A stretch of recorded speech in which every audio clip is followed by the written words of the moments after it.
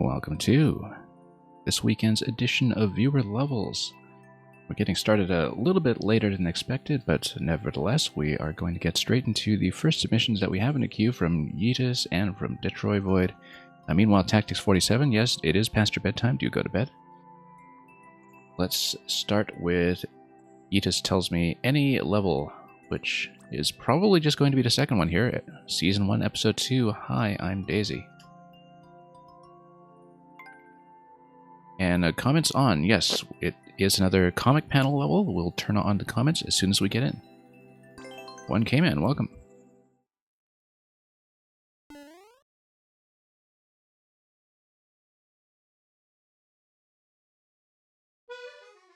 Okay, let's display. Episode 2. What's Daisy up to this time? She's saying hello. And expressing love to Luigi, it seems. And they're having a sweet little candlelight dinner with a flower on the table. The mysterious Murasame Castle has installed a new sushi restaurant by the looks of it. And, oh, what's happened here? Oh, nowhere to go but down.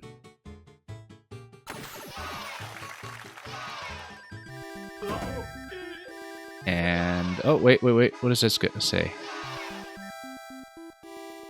She said something. Oh no, let's go, it's raining, okay. Oh, I see, okay, no, we skipped right past some of the creator comments here. Let's actually make sure we read the boxes. How to put oil on yourself. How to put oil on yourself, really? Okay. That's one way to do it. Step 1, okay. I see. Let's go, it's raining. Time for the next step. Step 2. Daisy's eating somebody, that's for sure. And let's jump around the dialogue bubbles until we can see new dialogue. Rexter, welcome. Hope to get to you fairly soon. Oh, I did. Whatever you say, narrator. Yeah, the comment boxes are appearing a little bit late for me. But something is going on with Daisy applying oil to herself. And it burns. Yes, it does. Step 3. Wait, okay, let's see this box here. If it will kindly appear. There are a lot of other comment boxes from this very popular level that's kind of interfering with the sequence here, but which is always... Become a skeleton since you put fried oil on yourself. Okay, I see. Always made me wish for a creator comments only setting, specifically for levels like this one. So we can see the actual design as intended without quite as much user noise. Put oil on this sussy imposter. These are very expressive faces, as usual. Don't worry, Mario, you can do what? Let's see. You can follow these same steps with... And Rexter, I'm doing fine. I haven't been streaming as often as I'd like lately, but we're getting in what we can. And that's a KO. Okay. I guess that oil experiment didn't work out. Chai latte. Well, this level started out innocently enough, and now everybody's just oiling everybody else, so... It's a me, Luigi.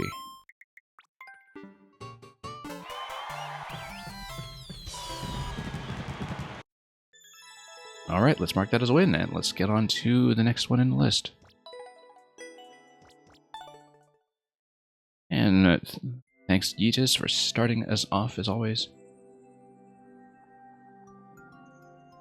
Detroit Void, you just came in. I assume you're still here to see what you submitted this time, which may or may not be another version of what we've been testing in the past few weeks, but either way, we'll play it. One came in. The covered yourself in oil meme, that would make sense. That would make things make a lot of sense, actually, because I don't think I was aware of that. I don't think I'd seen that. So I might have to look that up to get a reference. Interspersed with Among Us related topics. Okay, so that's why I didn't seem to understand any of it, because I am not aware of either of those things, either covering yourself in oil or throwing your friends out of the airlock, from what I hear. Okay, so this is something new, very new in fact, from this week. Hammers, spikes. and death. And this is going to be a troll. Embarking on a journey, Mario ventures out to yet another troll. Good luck.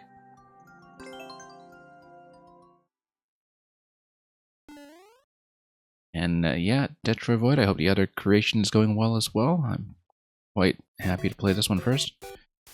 Anyway, Hammer's going to come down. Spike Balls will also come down and get rid of nothing. Okay. SMB2 Mushroom is going to do what for me? It'll get me up here. Another Hammer is going to get triggered. And then that's... no, but we can probably go up higher. The Spike Ball, okay. Possibly there's something to jump into around here, but until we see some evidence of that, I guess we'll just head down and see what else we can do. I can jump to the left of this one-way panel here, but that's right within hammer range. Okay, that's going to strike something. I think the idea is that I need to punch through the bricks in the middle and hit the on-off switch and then drop below. Nope, that's not it. The bomb will partly take care of that. And then down we go. Now, something is already broken down below, so I think we should be fine. We can kind of damage boost through here as well, maybe, but I think maybe this was a bad idea. Let's spam our way across and see. Whoa. Okay.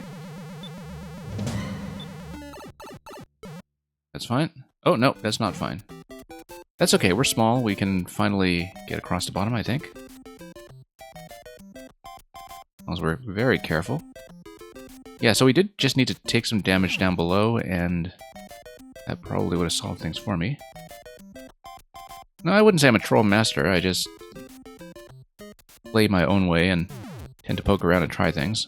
And so yeah, I have accidentally skipped entire main paths and troll levels before just by accident.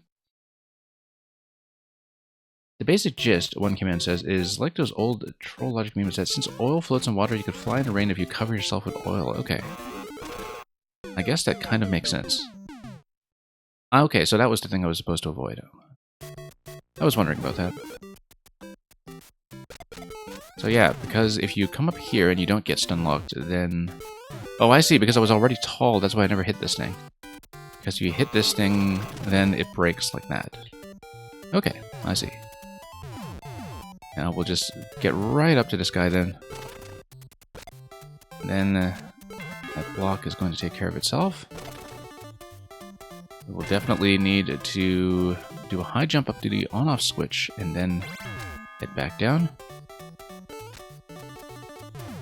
I think I will want to take damage here and become small to enter the door until I see some evidence that a power-up is required. Oh, whoops. Stun lock there plus hammer was not the most fruitful combination, but if we just stick around here, we'll be able to grab the SMB2 mushroom, which does look required because of the very long reach up to the on-off switch that was seen here. And, oh yeah, we got comboed. I will want to try that again.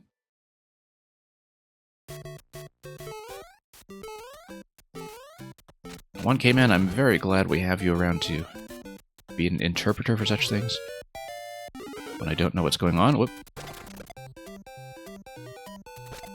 Okay.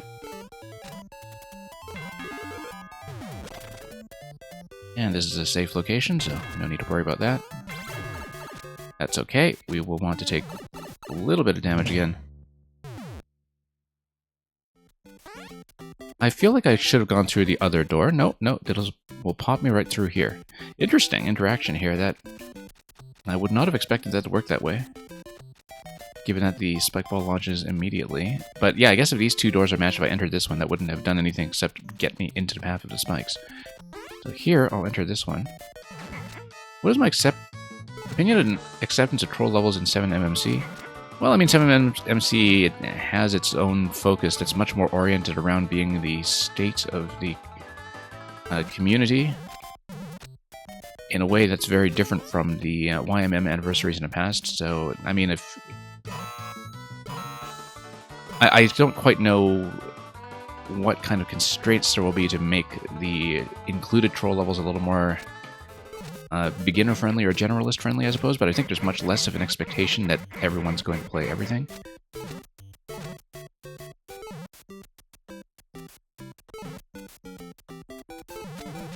Let's see. This looks like it is supposed to be just a depth location, and that we just have gone through somewhere that I'm not supposed to go through. Oh, it's just an anti-soft lock challenge to get to the spike. Okay. You just want to go to the bottom layer here and hit the anti-soft lock. Now, the thing is, because we're not actually at a checkpoint yet, there's no reason why I would want to do the anti-soft lock if I really didn't feel like grinding it out. Because we haven't hit a checkpoint, there's no reason not to just restart. So, that's the thing. If you're going to include an anti-soft lock, which I find are only really fun once at most, they are the kind of thing that people will just choose to exit if you don't actually lose any progress by bailing out right away. Now, I did get my way through that once just to test it out and show it to you properly, but just for reference in the future, that's really how players are going to behave. You'll find out why I did that soon. Yeah, Detroit Void, that's kind of my opinion on it. I mean, some other troll players will probably feel differently, but I find that anti-soft locks are the kind of thing where usually a good troll level is one where if you figure out the clues in a maze, it's fairly easy to execute the moves to get back to where you were. So, in a troll level that functions like that, where there isn't too much room for execution-based mistakes, once you see an anti-soft lock once, it's best if it's fairly easy to avoid. So, oh yeah, so previously when we bounced on top of the block at the beginning of the door drop there, we held right, and that's what allowed me to get on top of the clouds. So we'll keep that in mind as we try to navigate forward.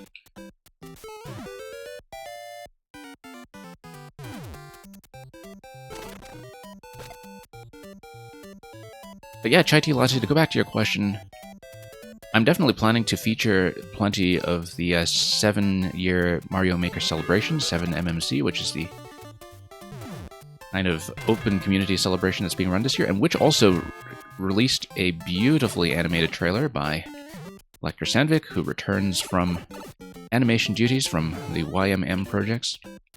That trailer was just released a few days ago. I'm definitely planning to feature the levels, but given the somewhat broader and state of the current community-based focus in that, I wonder if this is kind of a twice, actually, this thing here. It might be. In which case I should go through the right side door. We'll see. I'm certainly not expecting to like everything, and I don't think players will expect to like everything in 7MMC. I think there's going to be a broad range of things that they respond well to, and some things that they decide are not so much to their liking, which is totally reflective of the standard Mario Maker experience. But of course, we'll see the levels, and who knows, maybe I will find all of them to be very appealing in their own way. So, Detroit Void 7MMC, as I was saying, is the 7-year Mario Maker celebration. I don't have a link handy to the Discord, which is the kind of public hangout for it, where people are polishing off some of their levels. But it's a judged selection of levels that is going to be rolled out starting in early September, on the 10th of September, I believe, because the anniversary of Mario Maker is actually the 11th. If you go by Mario Maker 1's release on the 11th, back in 2015. Okay, so yeah, it is the same door, it's just that you bought the hammer immediately. Okay. Then we'll see where we have to go then, because obviously it's not that first door, so we'll explore a little bit. Yeah, Rexter, you're definitely in the queue. Let me just check quickly. I saw you put your level in the queue, so you're definitely still in. And whoops, missed the SMP2 mushroom.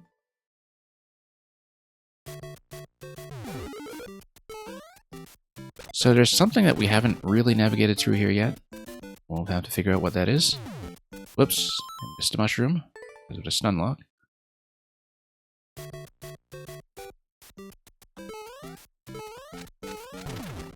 Now, Detroit Void, the other thing you should know about troll levels when I play viewer levels is that I sometimes have to do them in multiple segments if they're taking me a while to get through.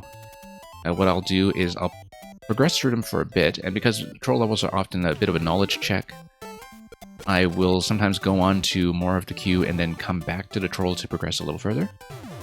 So just so you know, if I am running a little bit long on this, I will cut it short, but I would be willing to finish it up on a further submission. Sometimes we can get through them in one sitting though, so we'll see. It really depends on the kind of troll we're dealing with. So we know that the conveyor belt is also going to be switched by the on-off here. I feel like maybe I was supposed to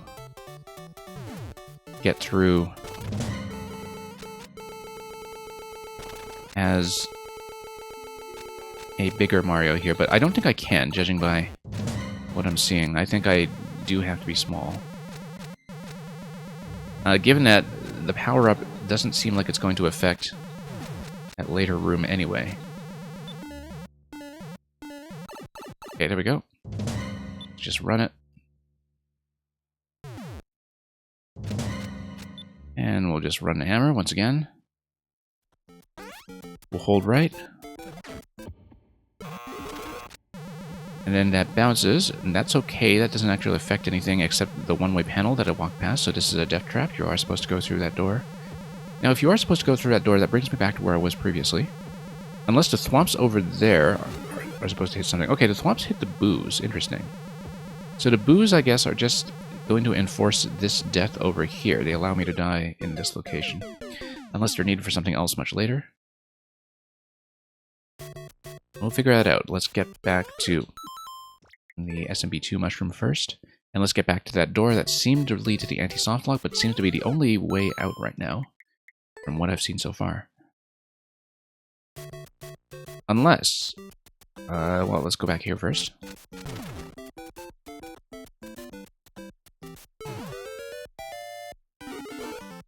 Okay, if we pop this... Oh, whoops. Yeah, I feel like if we hit some of that... Maybe with the SMB2 mushroom I could have reached even higher, so... Except it's just a spike ball up top, so perhaps not. But if you hit the on-off switch and you go back out, then you can go through this middle section here. And that's probably what we need to do, is just hit the on-off switch and then go back upstairs. I think that's actually the obvious thing. Now that I look at it, it seems like it's the clear path. So, let's go back. Let's grab SMB2 and let's do that route instead. That was actually staring me right in the face. We should have seen it much, much earlier.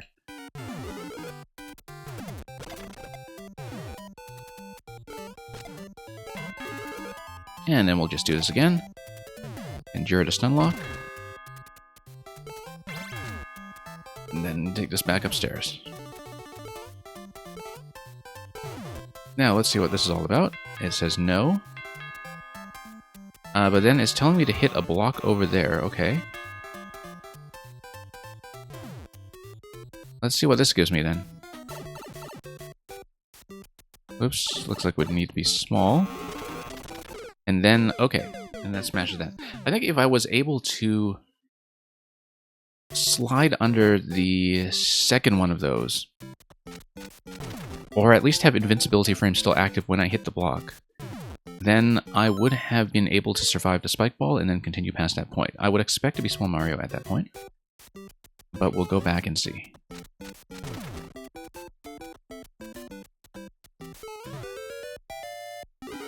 Okay, once again, we'll do all that. And we'll just wait this out.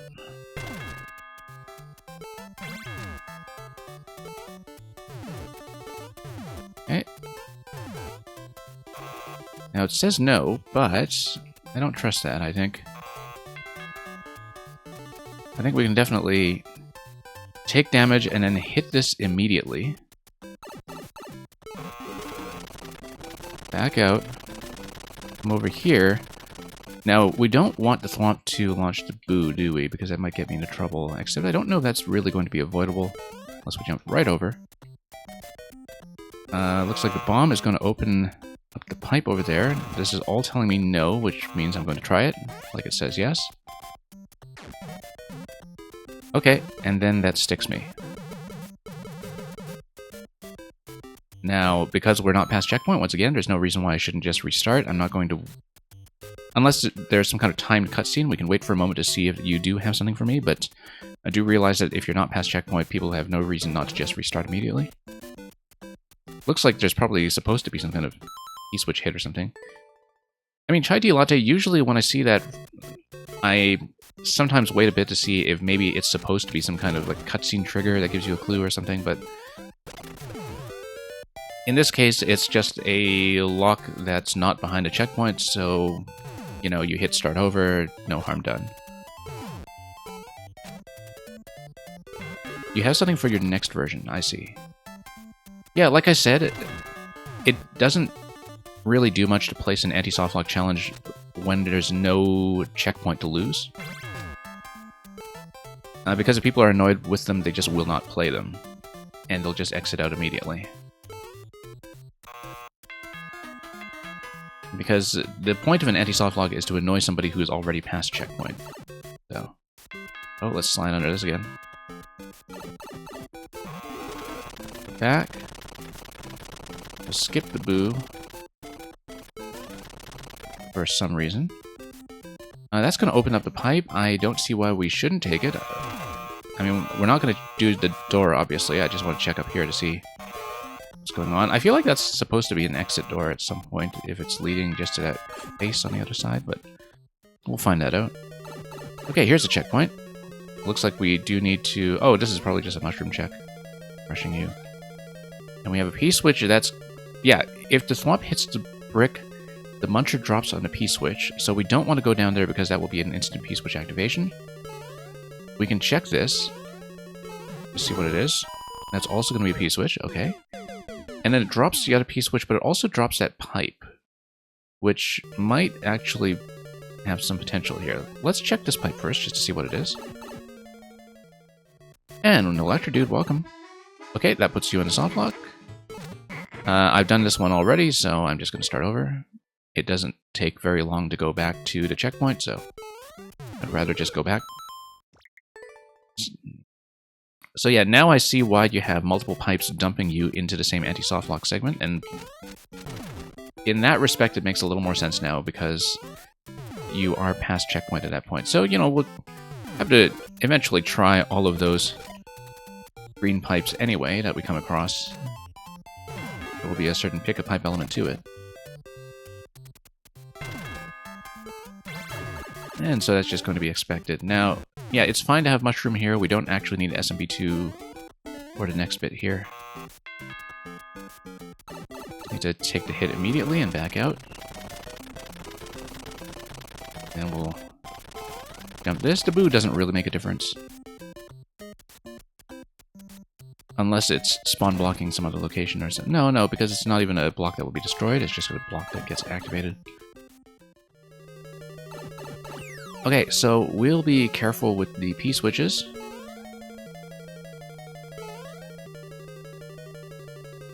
Including this one, we know that if you go down to center column, there's another green pipe. Oh, also, it doesn't drop the muncher on the P-switch. That's actually a surprise. But maybe there's another trigger that's going to be over here.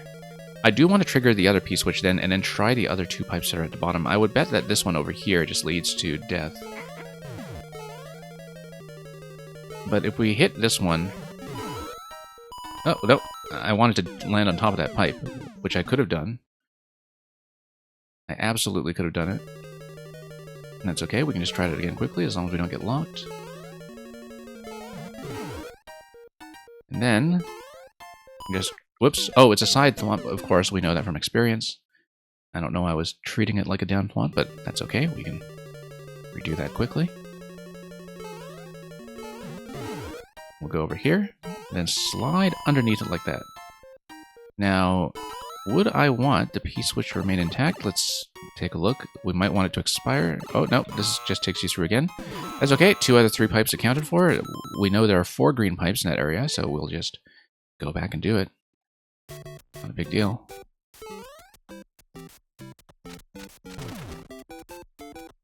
We'll wait.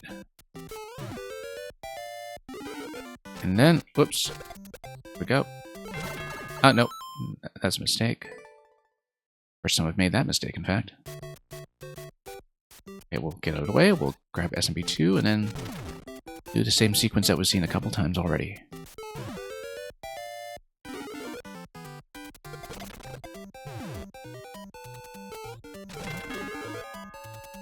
Anyway, let's pop this.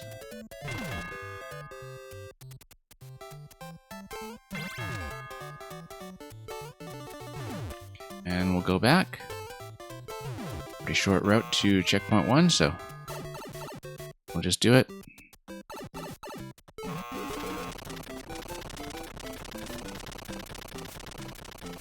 And yeah, like I was saying, with trolls, you actually do want things to be reliably executable.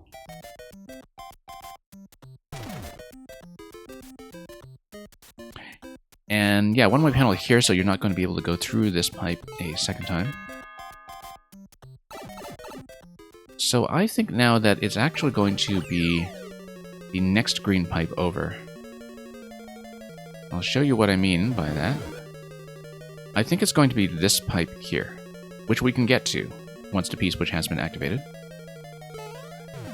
The question is whether to leave the P-switch or to let it expire.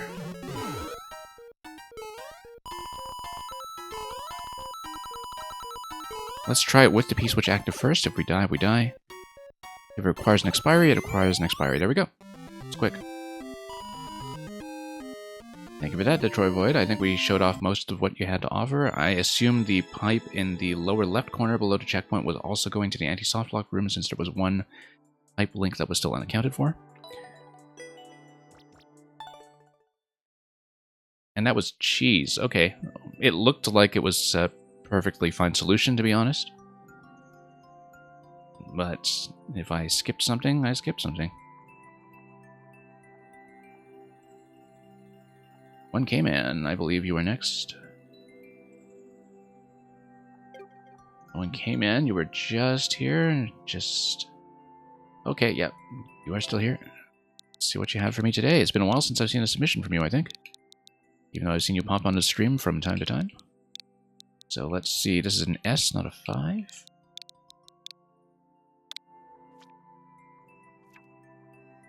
Wait, this isn't generic. Ground pound that brick block safely to get to the axe. This is from 2020. I'm sure it's aged well. And as you see, I have not played it. Yeah, Detroit Void, I think... Oh, did I not mark yours as a win? I did. No, I did. Okay. So I wonder why it wasn't letting you into queue. Oh, because the bot read you twice.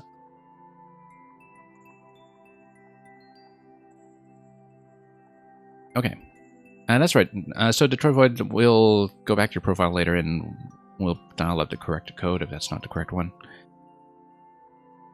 Anyway, ground pound that brick block safely to get to the axe. Let's do that. And let's see what this is all about.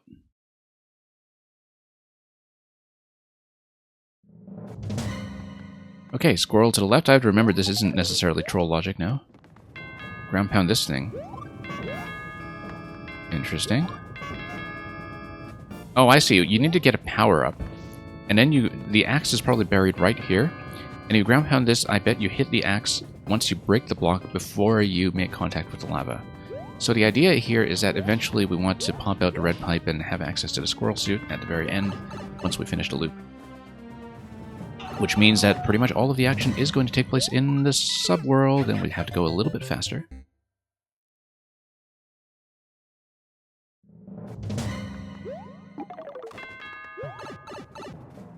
So the Koopas don't sink quite that low. Oh no, because this is Maker 2 logic, and Maker 2 is going to enforce that as soon as enemies are in the sinking state, they are no longer going to block you from the lava, unlike Maker 1, which works differently. So this is actually just a little cutscene where they burn to death.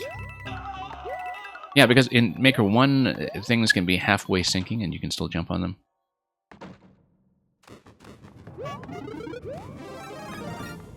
And one came in, you're going to get back into making levels again? Yeah. It's always a fine ambition to have. People are certainly still around to play the levels, so no harm in doing that. After a bit of a breakaway. We probably can get up there. Let me think about that, because we have to lower the thwomp first, and then do I have enough room to follow it up or get on top of it? Yeah. I have to take damage from it. Okay, I see. I wonder if there's a way I can do that while keeping the mushroom. It seems like it's a little bit tight since there's only one space available for me there. Checkpoint's gonna say hi. Why, hello, Checkpoint. How do you do? Red pipe over here. Now, why would that be? Ah, okay, so that's buried under the lava. So that just tells you it's the wrong red pipe, but thanks for trying. Once again, the Koopas are going to have their skin boiled off. I always wonder when I see the missile Koopas whether I can move them to a location that would break them somewhere else, or break the level somewhere else, but aiming missiles manually, however, is not my strong suit. But that always comes to mind as soon as I see red and blue mechas, is that they can be used as a movable form of block destruction if there's anything they can destroy. Not really relevant to this level, but you never know when it comes to levels that depend on very fragile contraptions. But you might be able to smash up with that. Adam, welcome. Oh, here's a checkpoint. We can grab a flower and stomp this guy down here too. Once the lava has been released, there's an on-off switch directly under the skull, I see. Now, why would that imply that I'm supposed to hit it from above rather than below? There's a little coin segment over here too that we're going to rather dangerously attempt to obtain. And luckily, the blue mecha is pretty low on that seesaw. Won't be an issue.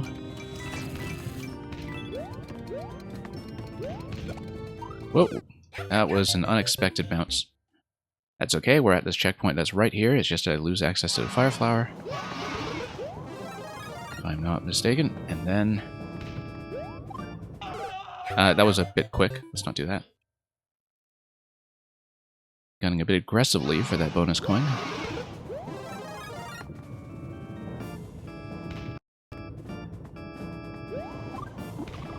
Whoop. Oh yeah, you can't pound those. Okay.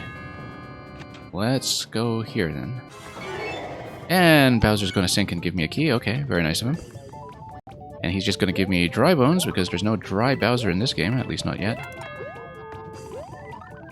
I mean, there won't be in Maker 2, but who knows in future whether dry Bowser will somehow make it in. Okay, let's not die to Bowser Fire RNG here.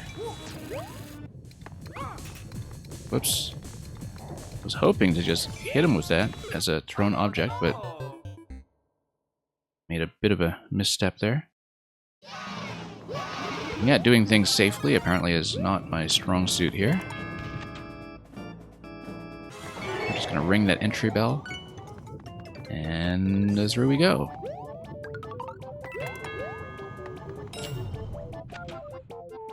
It's not like the Koopas themselves are respecting local safety protocols, so... Anyway, he's going to spin around a little bit while we totally messed that up. Whoop!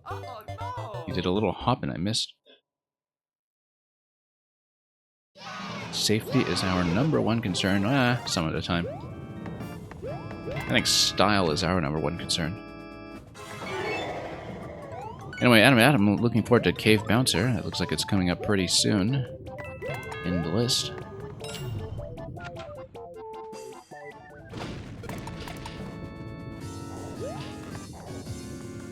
Alright, we'll have the cat's paw effect here.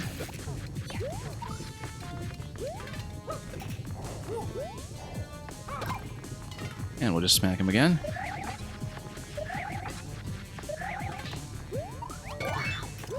Or as they say in a certain other game I've been playing, we'll hit him and then we'll hit him again.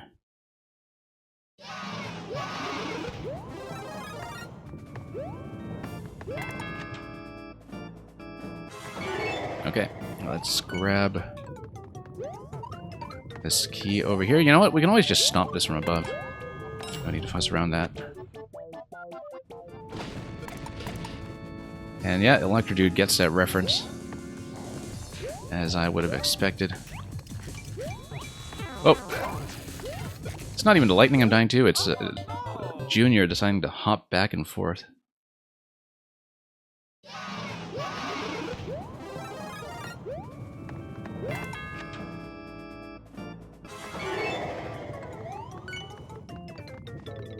And he's just out-dancing me on this particular floor. It's a neat little boss concept. Had to deal with his rolling state as well as all the zapping going on from either side. I mean, it's only 3 hits. It's not really that big a deal, you would think, but blue mechas do have their way of creating some nuisances to play with, so... Luckily, when the lava is high, you don't need to deal with the pipe spawns. So, that's going to be fairly simple. It's going to remove the projectile as well. The Electrodude, you were a bit stuck yesterday, but you found out how to activate the last remaining quest. I'm nowhere near you. I'm still in the middle of Chapter 4. But I haven't been playing too much in the last few days, so... I probably shouldn't have done that so impulsively. I assumed that that would be the way to do it, but I think I actually needed to let the lava... I mean, I needed to break and then cancel. I think. And what was going on with that mushroom up high? Let's figure it out. Ground pound it safely, exactly. You have to release it first and run into it so you don't overshoot it. That's an interesting little bit of lava hitbox logic there, that you can't ground pound into it, but that you can probably drop into it once you have opened up that option. Anyway, we want to spend much of the shell phase here like that, and then... Whoop, watch this. We're just going to take this guy with me. For no good reason. Except style. And to make things difficult for myself. And... do we just drop in from here? I think we do. Sure. There we are. Yeah, so you have to touch it from a drop, but not from a ground pound, because that overshoots you, which is, once again, a neat little edge case of collision logic that leads to a bit of a tricksy little ending there.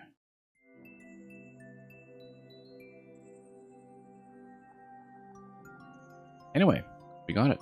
Safely.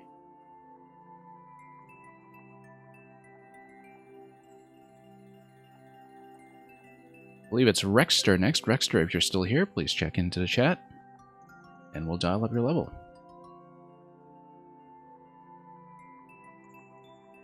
And I believe Rexter is still in the chat list, but we'll just wait for a moment. Otherwise, we'll just rotate Rexter back one spot and look at Detrovoid's next submission. We'll just give him a minute to speak up. If not, we're not going to do a full removal yet. We'll just rotate to Detrovoid first.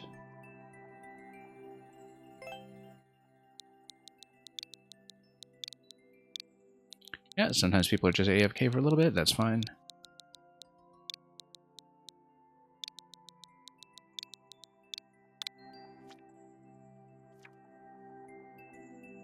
So yeah, you wanted me to look at something else in your profile, I believe? Snowy Outback, I see. Snowy Outback? Ah, okay. It was entitled something else differently, I think. Previously, rather, I think. And then you have been, of course, working on this and iterating over it a few times. So let's see how it works now. Yes. The one I've been playtesting.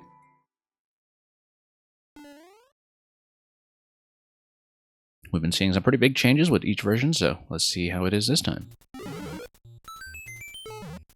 Okay, empty coin over here, which we're not going to reach yet.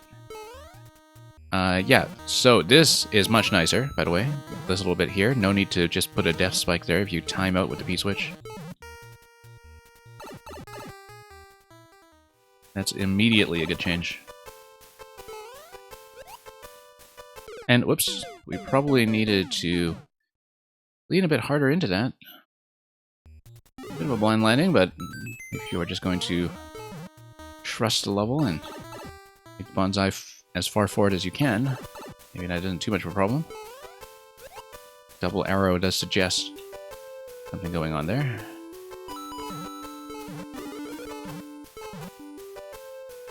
I mean, it is blind, but it's not unreasonably so. Okay, let's dive in here. Let the Thwomp do its business and then punch it out. Okay, interesting hard blocks over here. That will be relevant later on. Oh, right, because that's supposed to be a link spot, isn't it? It's supposed to be a link check later. That's all I can imagine it being. This thing here...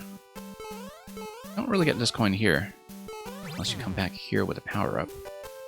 Notice that in the off state, you can't drop back into this location. I'm not going to do it yet, of course. Just going to let the Thwomp do its thing. And it's going to come all the way over here, and we'll want to go back and check for that key. Now, of course, I do know this solution already. I see you finished up all the hard blocks down below. So yeah, these coins to the right, I don't know what you're expecting to have happen with these, but the Thwomps are not going to go in that reverse direction and ever break those spots. So I think you would have to break those open with the Master Sword if you do eventually get a chance to carry that over. Thwomp can be activated above or below. We're going to do it below. And we'll just repeat this interaction until something happens. Notice that the big Thwomp didn't come all the way back here because I believe we despawned it. And notice that you can pop those open as well.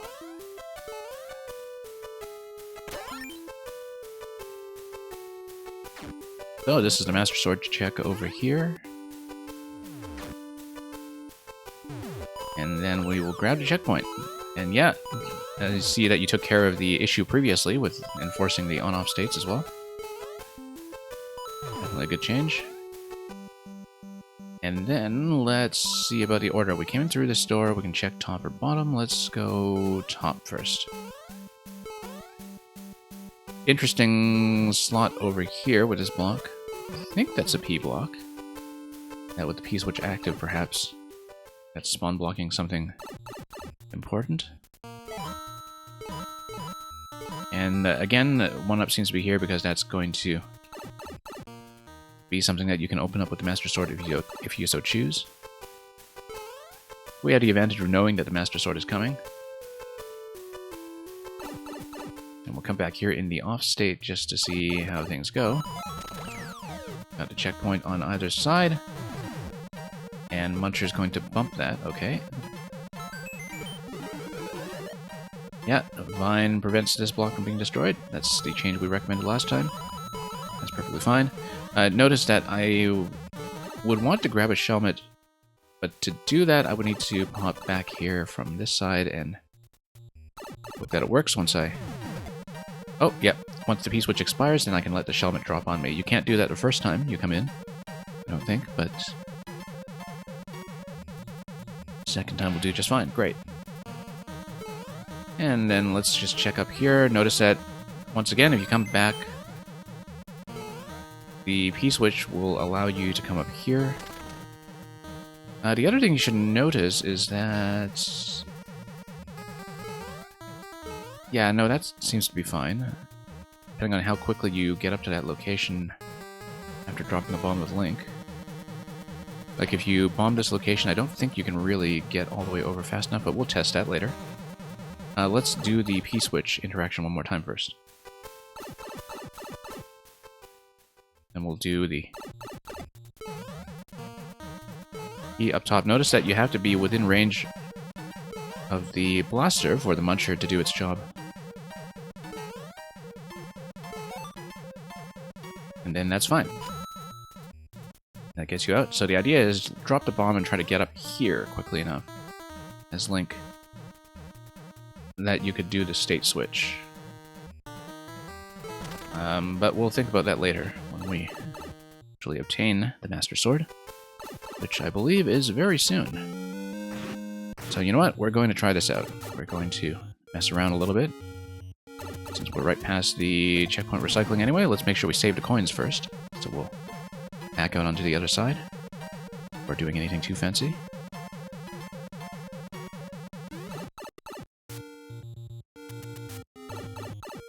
And we'll just rotate these again.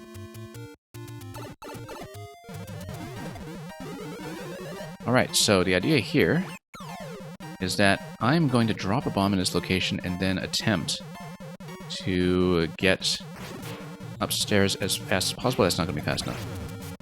Hang on, let's try it again. No.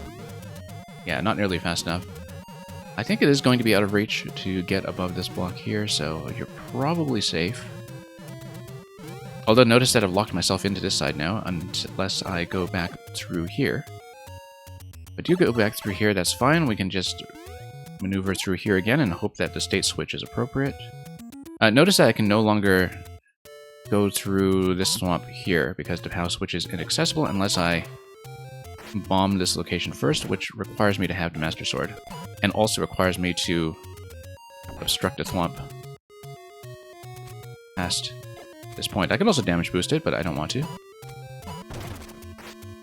Okay, that works. And then, yeah, if you take Link back here, it actually looks like it might be intentional, because Link does allow you to get to some of these bonus locations that we were talking about previously. Especially because we've done the checkpoint reset, so... let's just make it all the way back. Notice that if you are respawning past a checkpoint, you can obtain a second key. Except we haven't died yet, have we? Yeah, no, we haven't, because the key has already been obtained. But if you are respawning past checkpoint, you can get a second key, and then can you get out of there? I don't think you can, so I think you're all right, in fact. But, you know, that's a little bit of checkpoint logic we'll look out for. Anyway, let's wrap back around and see what we're able to finish.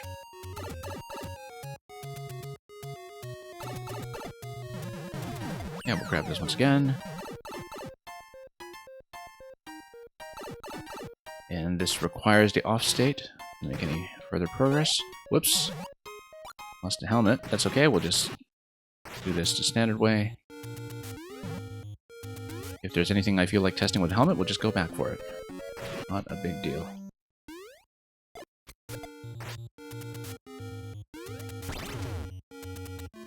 And we'll check up here. And since the Master Sword does spawn in this room, if we lose it, it's not a big deal. But we could have just done the Pegasus dash through that, but that's okay. We'll do things my way instead.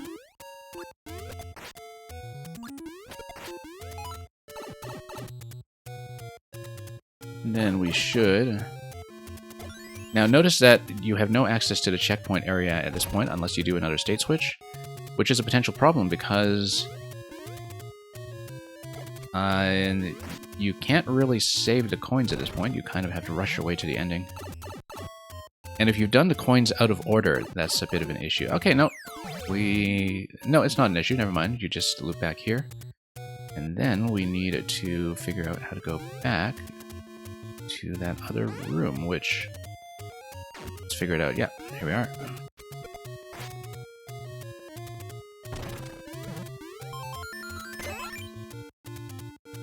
Okay, I think it's fine in terms of anything too breakable. And yeah, if you shield into that, I guess Link is defended.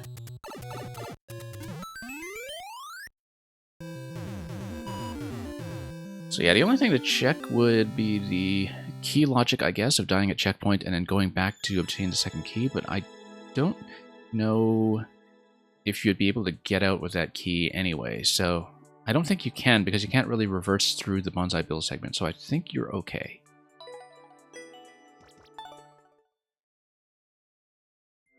But logic-wise, I don't think we really smashed anything up. Obviously, time-wise, it helped that I had already routed through the earlier parts of the solution, but I think the changes that you made that we had discussed previously did work out, so... Yeah, you can't get out because of the one-way nature of the bonsai segment, as well as the on-off switches around the first set of thwomps. So the thing to look out for is looping back to the thwomps and being able to get through them safely, because if I had lost a Master Sword at that point, that would have been a problem. Where if I did an on-off state switch and I went back to the original segment, I would die there, but then I would just get ejected back to checkpoint. So, but you would kind of get locked out by the thwomp, by the first thwomp, if you could no longer access the POW block. And I was only able to access the POW block because I still had the Master Sword. So that would be the only thing I'd be slightly concerned with, is that that might lead you into an unwinnable situation. But it's not far past the previous checkpoint, so not the worst thing in the world. That would be an SD lock, though, technically.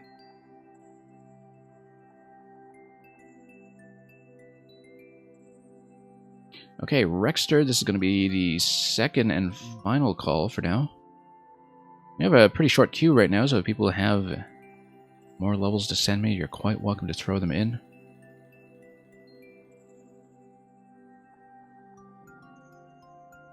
Rexter might have left us, so...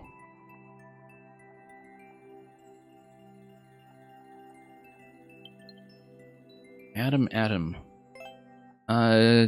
Detroit Void, what did I think of the troll level? Hang on, I do have to kind of think back to my comments about it previously.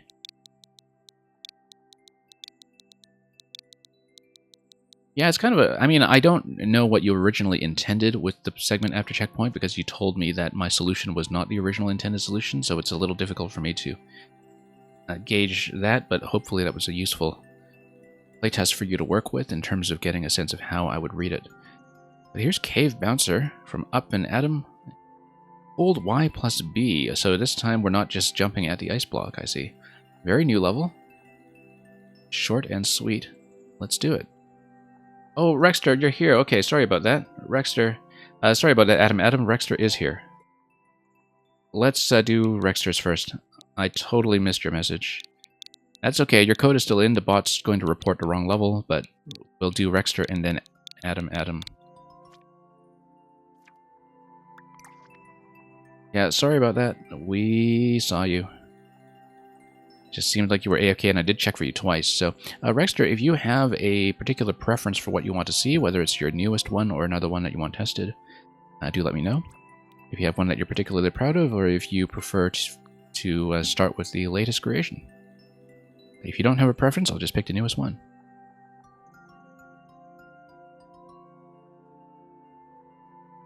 Yeah, no worries, Rexter. We're fairly lenient about people having to dip out and go AFK for a bit, because I do take long sometimes.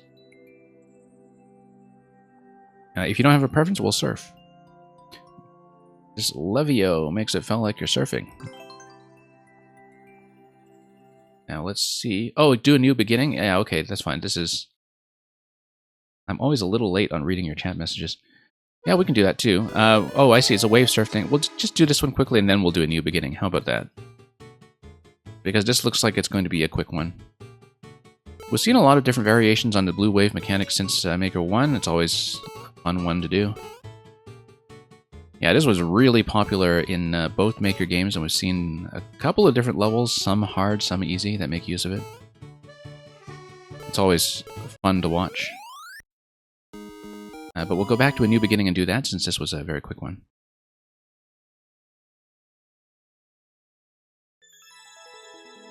And you think your chat is delayed by like a whole minute? That's fine. We'll try to accommodate you. Yeah, because the chat connection is a little bit separate from the video connection. It's its own thing on IRC, so... Hope you enjoy my first level. Let's take a look and see a new beginning.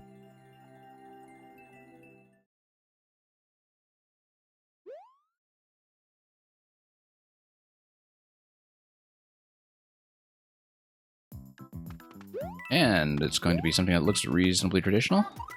We'll just watch out for the camera here as we hit the ground early on. And here we are. Don't know if we can do anything special with a shell. We'll make sure it doesn't wake up on me. Looks like there's going to be a secret area that we should look out for that eventually ejects me to the red pipe. We should, of course, hunt for that. It might not be anywhere yet, though. I'm trying to see where it could be hidden, potentially, given that there aren't many locations here for me to elevate myself. There are these coins here. There's this pipe, of course. It's probably just this pipe, yeah. In the underground cavern.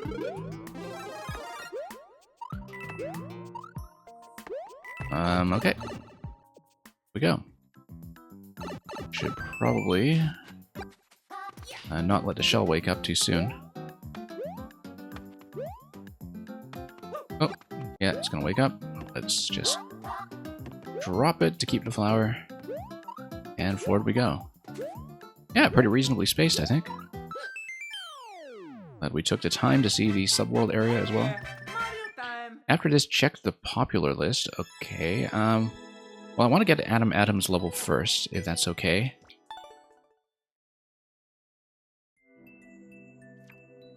But, you know, Rexter, the queue is really short right now. I think Adam Adams is the only one who's actually in it. So, if you want to suggest a level, just toss me the code, and I will gladly play it. It doesn't need to be a level of your own creation if you have a suggestion that you want me to see. Just punch it in and we'll do it. Anyway, let me recover this other code first.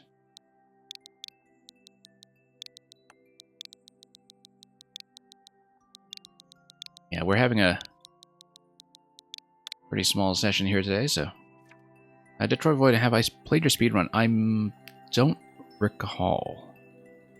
Because I play enough levels that I have to keep yours straight. Also because I've just been playtesting your back and forth level for the last few weeks. Anyway, let's play this one. So, Detroit Void, if you're not sure, I will look at your profile and I'll pick something that I haven't played. But I will look for the speedrun that you've described. Okay, no, you need to spin jump, obviously. It's, no you don't. You just need to jump over the spinies. It's telling you to do a standard jump, so we'll do it. Eventually. Because, of course, I'm looking at the spike tops and just thinking, huh, maybe I should have done a spin, and then that's not the case. The spin would not get me high enough for this first segment here, so... Okay, I probably shouldn't have stalled that long because of the spike tops coming over. Should have maybe taken that on faith. And Detroit Void, you have to go eat dinner? Yeah, we'll have a good dinner. Yeah, so the thing about these red pipes is that they spawn things quickly enough that I can just sit on them for as long as I want. But then if I do that, then the spinies get into a position where I can't actually progress forward, so I do need to take the first spawn every time from what I'm gathering from how this is designed.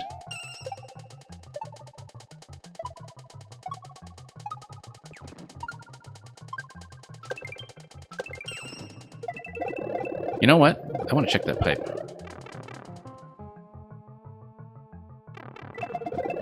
And we'll just hold forward here.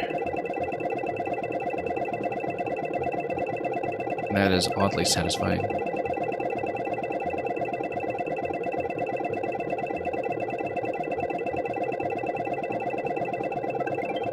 And that is less satisfying.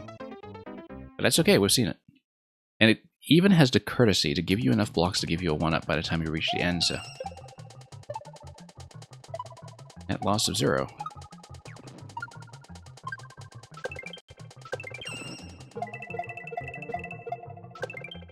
Whoops. Okay, have to rethink our positioning there. You may have retired the ice blocks, but you'll always keep doing the party pipe. Yeah, the party pipe is the kind of thing that makes you want to stay at the party. Just bounce around all night. Whoops. Maybe I should have gone over directly instead of going for this low one. Let's see. I feel like there are ways to get my timing in trouble there, which I'm not totally considering, but we'll do this. Notice that if you stay at the green pipe, you can actually switch from standard jumps to spin jumps, by the way. If you wanted to do that, you probably shouldn't because you would run into some other problems, but now because the green pipe works as a stopping point, you can actually do that, I think. No, you can't because it's too low. Okay. Well, now we know. It's always worthwhile to check these things.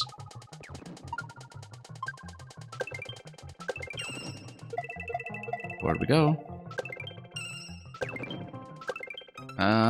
Yeah, we still need to rethink this one a little bit, just so we have enough of a reach to the next Goomba.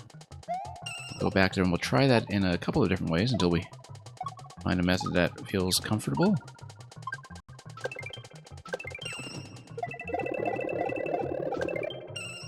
Yeah, we can definitely go straight for the 10 coin and straight for that Goomba. We shouldn't be distracted by the bottom one from what I'm seeing here. Looks like it is a bit of a red herring. Or at least a red Goomba. Red pipe Goomba.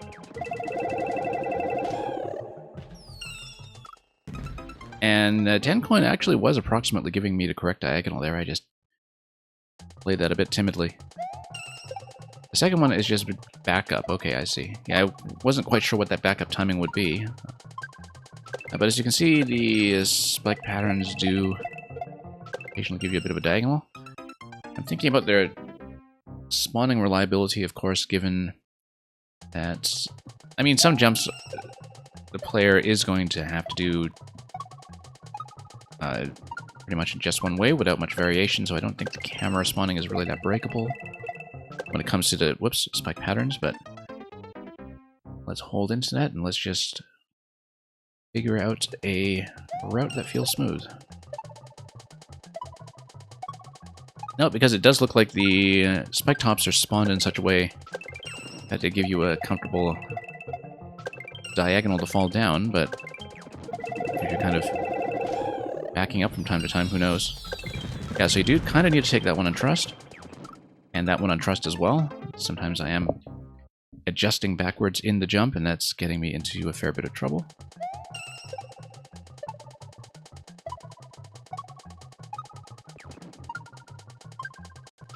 But that's just my habit as a player to not really commit to jumps all that much. Whoops. As you can see, always backing up just a little too much.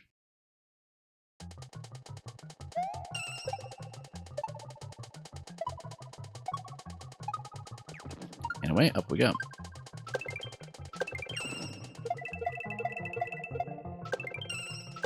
And over here.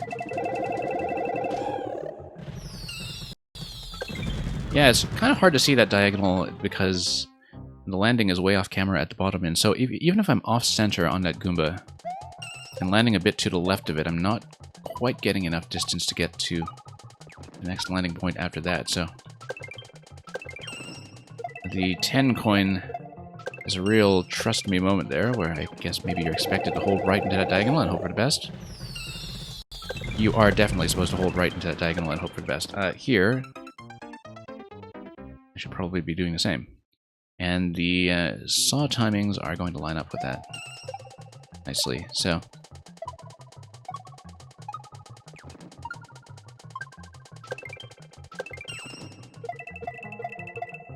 Whoop. Yeah, a couple of things here where my flexibility that I usually wouldn't have in one of your 30-second speedruns is getting me into a bit of hot water from time to time, but... that's just how I play, and we will manage to make all of these jumps in the end, I'm sure. Oh, whoops. Didn't get a good bounce off the wiggle at the end. I know the suggestion on the main screen was to hold Y and B and hold into that jump, but it's always satisfying on a wiggle to just short bounce all the way over and do the whole chain quickly. So that's how we've been doing it. often at my own peril. There we go. Yeah, hold right. Hold and hold. Oh, oops, that's maybe a little higher than expected. The real Starlight, the queue is pretty clear at this point, so you're quite welcome to submit, and we'll get to you pretty soon, actually. Sometimes it's a bit of a long wait on my stream, but today things are pretty open. Whoops. And Rexter, yeah, thanks for the additional submission as well.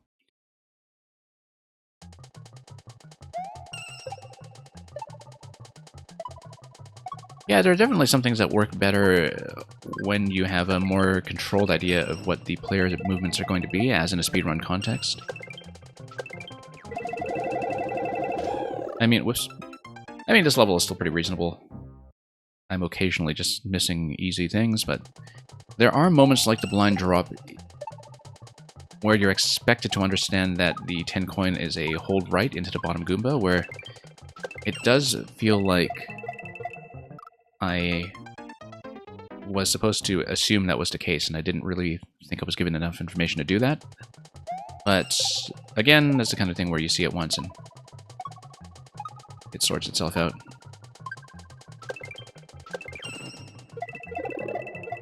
Whoops.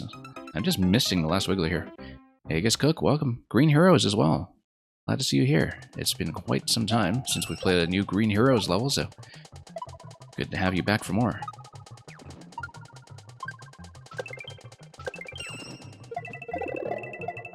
Okay, here we go.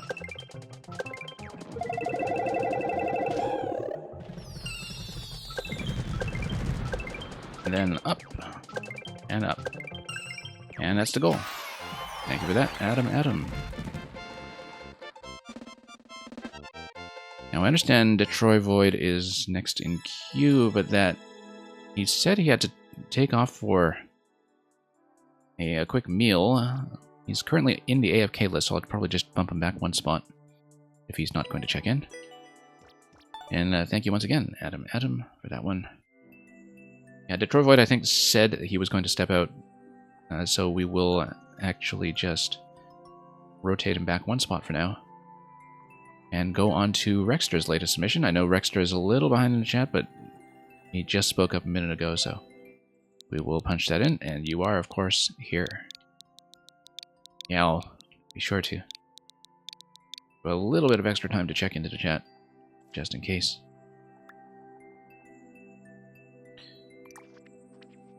Okay, do let me know whether I should proceed in order, or if you have another suggestion.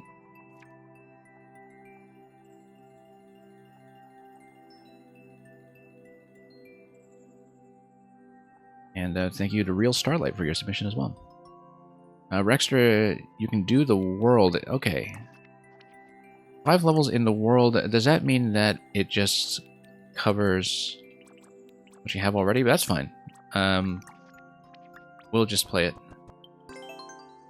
When I do Super Worlds, I tend to keep piling levels on in 15 to 20 minute chunks, so if the levels turn out to be short, we'll do a bunch of them together in one set. And for those new here, that is just how we do things. So, 69 lives for a new beginning. Now, we've done this one previously, so we'll just speed through it without fussing around too much with the bonus pipe or anything.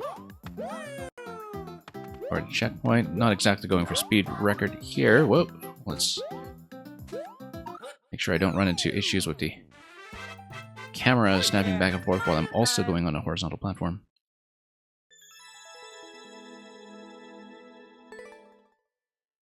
And yeah, I knew that wasn't going to be the record, but it's okay. That was reasonably clean. Let's take our 69 lives over to level 2, which is going to be Peaceful Waterfall Basin.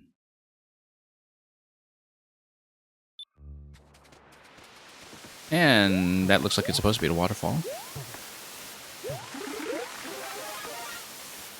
That makes me wish for all those logs in SMP2. Okay, so notice the first issue that we have here, which is that it is possible to lose the Fire Flower and take damage if you have the Koopa alive at the beginning and you go back for it, or if you go back for this one. if you take damage with the Fire Flower before you open this up, that is a forced reset. So that is a slight problem. But it's such a quick little thing that perhaps that's the expectation. Mr. Greggy Spike, welcome. Pretty short queue so far today, so we'll hopefully get to you reasonably soon.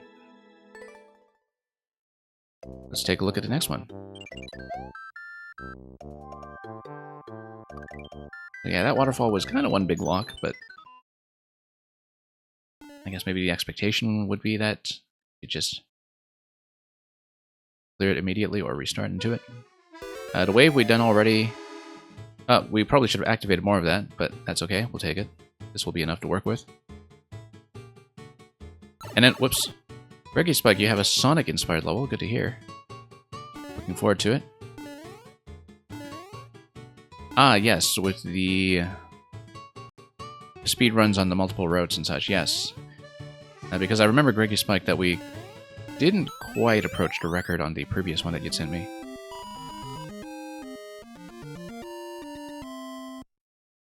And yeah, Green Hero is what he's describing as kind of a self-imposed ninja in some ways.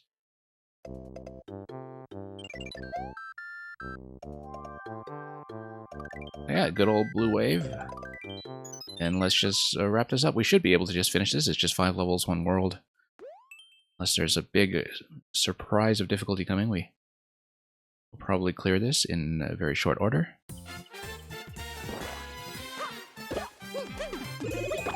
Anyway, cat fell over here. And we will totally go for that. Against my better judgment. There we are. And then we will see what's happening on this side. And yeah, we'll just jump up and dive to the checkpoint. And then remember to climb on the semi-solids. Sometimes I'm away from this game for so long that I forget about looking for semi-solids to climb on as the cat. I think this is going to go all the way to the top of the screen, but I am going to check it. Yeah, it's all the way to the top. I don't think there's anything else that you would have been able to build on top of this, so we will just exit.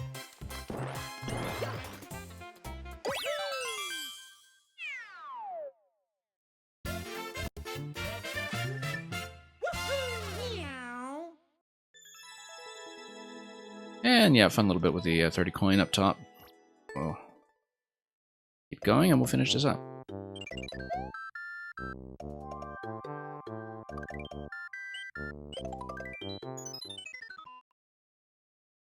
And you got top 200. Top 200. Okay. Oh, you mean in terms of the popularity list, perhaps? For one of your levels? Looks like all of these were pretty recent uploads from... I want to say this week, but I didn't actually read the dates properly. Whoa, whoa, whoa, let's not do that. I should have been paying attention. Yeah, congratulations on the leaderboards then. Yeah, oh, I see, because I was too busy assuming that everything was braced by these bridges. And that was not the way it was working the second time around, so we'll just go back up. Also, I'm going to play around the clouds because I can.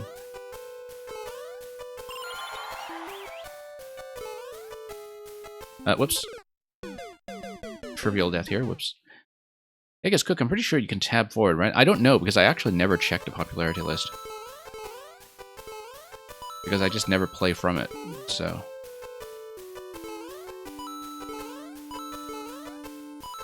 Anyway, enough of the trivial deaths there. We'll take some blue platforms and some clouds. I'm moving a bit cautiously because we can't really see ahead that far in the camera, but here at least we can see this is bound to the track, and then we'll take the exit. I was kind of tempted... Okay, no, we have to check this, because I want to see where that door is matched. Because you can totally go over the flag, I think, and if you can, then... I wonder if that door just drops you in the middle of nowhere, or it was matched elsewhere. I am going to check the last level again. Oh, it sends you back to the beginning. Okay. Never mind then. Yeah, because if I had seen that door earlier, usually that's the kind of thing I do check in case there is any secret.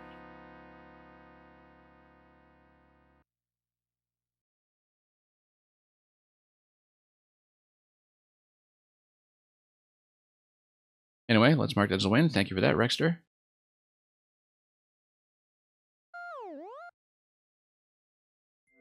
Detroit Void, this is the second and final call. I think he, once again, said that he was out for a meal, so...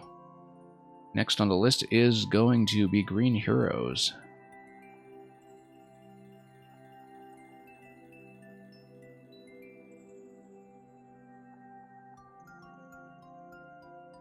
Green Heroes, I believe, is definitely here and hasn't fallen asleep already.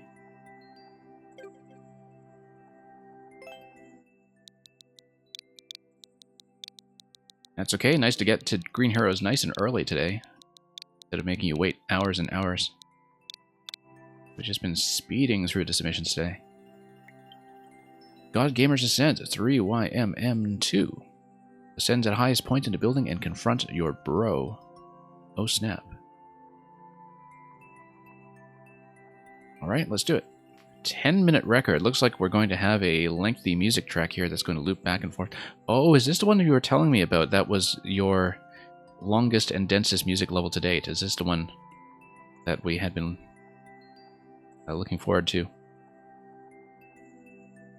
Regardless, I hope my audio setup holds up for the next 10 minutes then.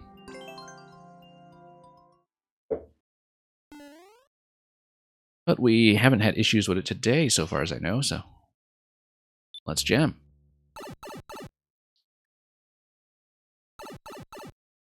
Okay, going to be, well, a God Gamers Ascent, so the globally loaded music track is going to come in with the vertical drop, and let's give it a listen. And the donut block preventing you from interfering with this load in. Ah, okay, and then there's going to be a rhythmic state switch as well. Once you get out of the music loading area.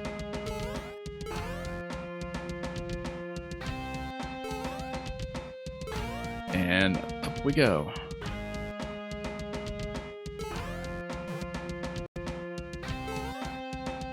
I mean, obviously 10 minutes can't be the actual record because you would have had to clear check this. So it's not actually a huge, lengthy looping level because it's the music that's looping, not the level, at least from what we've seen so far. Let's work this conveyor, though, and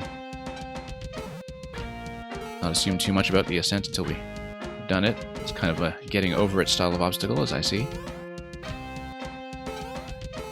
It is kind of a mix between a getting over it level and a music level, isn't it, from what I see here? Because you would have to go down, and then... yeah, that's exactly what it is, in fact.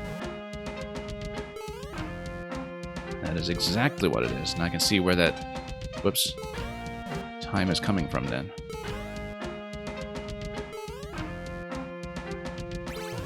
You're one of two people, I think, who have sent me global looping music getting over it levels.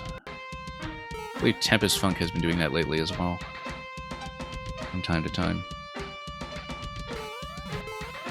I mean, it is a good format for it if you just want to keep music loaded anyway.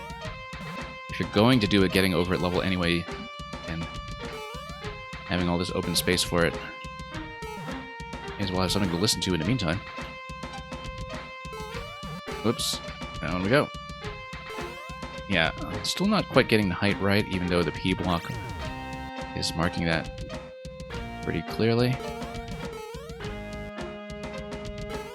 Yeah, it's funny that Tempest Funk has kind of found a bit of a groove in that stuff, because I still associate him with that masterful set of escape rooms that he made about 2 years ago. His Escape Room Quintet, which is still some of the craziest stuff I've seen on Mario Maker.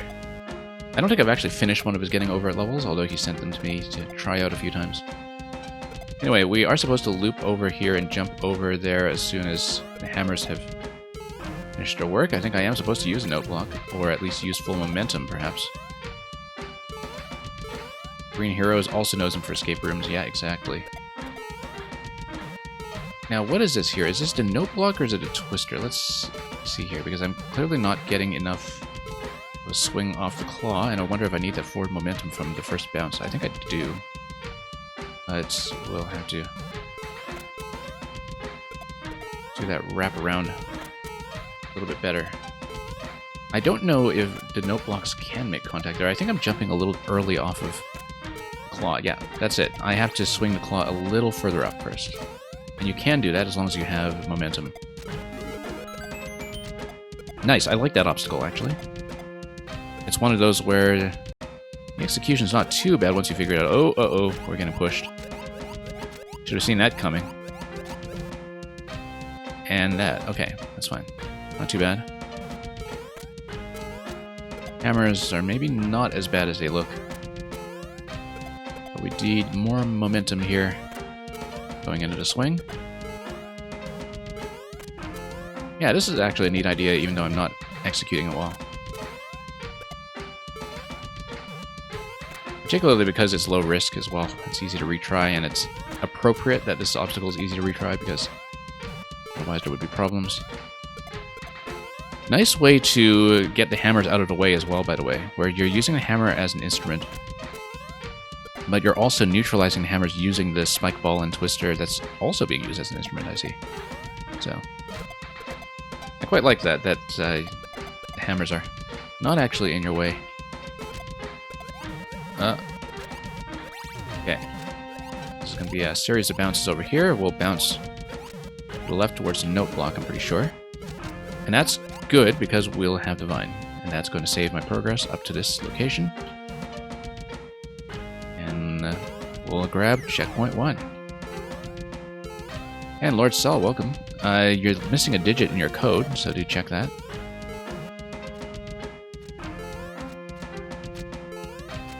Anyway, let's go back up here. I believe that was a donut block. We'll try to get back up to that once again without bumping my head too badly. Then we'll make it up the series of donuts as we go. Except I think I need to lower myself in this one so we can run it. But I have to not accidentally do an up diagonal, because I would cling onto the vine unnecessarily. It's a little bit low. So Aegis Cook, the getting over it level is basically one where you're not outright dying. You're trying to make an ascent where it's possible to lose tons of progress by falling down a pit.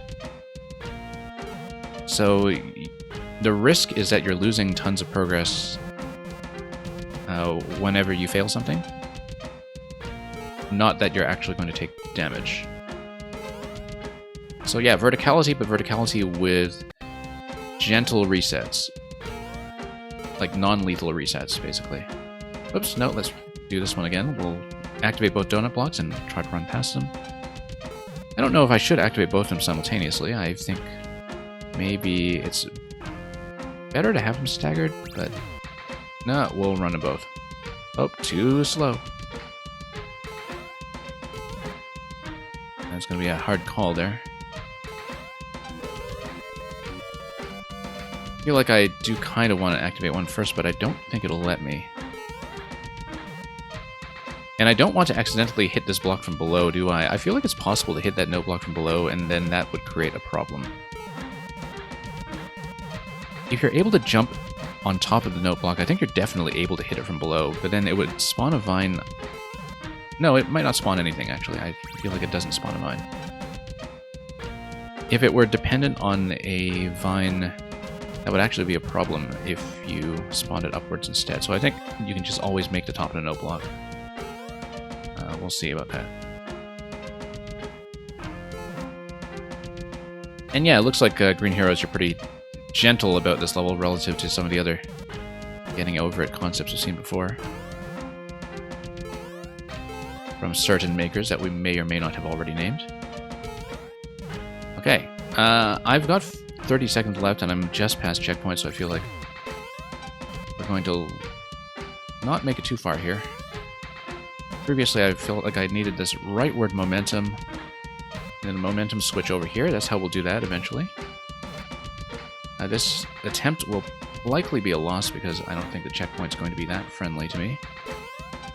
And that's going to be a lot of donut blocks to eventually get to that question block that we see on the other side. We've got 11 seconds to figure out where to go next. And yeah, it's a series of donut blocks, and then we need to not get pushed by that spring as well. So, looks like this is going to be a vine. And we'll be sure to activate it on the next reset, but at least we've scouted out that segment. And yeah, it looks like the purpose of this is to make sure the music gets loaded in, but with something to give you a midpoint that gets you back to where you were.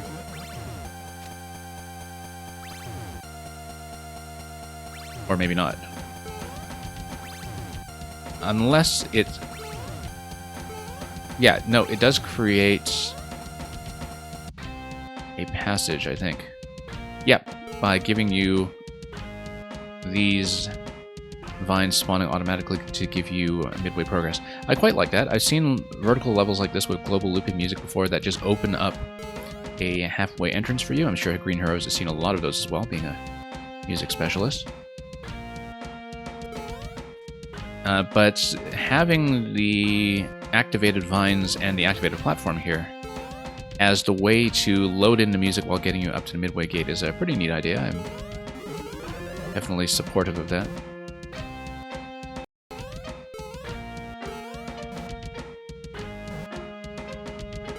And yeah, we'll go up this way.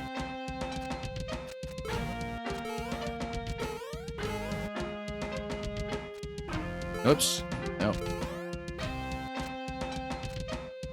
Luca, welcome. Happy belated birthday again, I suppose.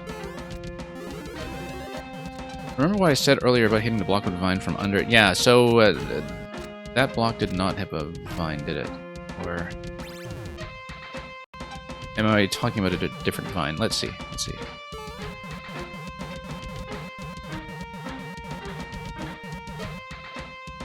Anyway, it doesn't appear to be an issue since we needed to get on top of that block anyway.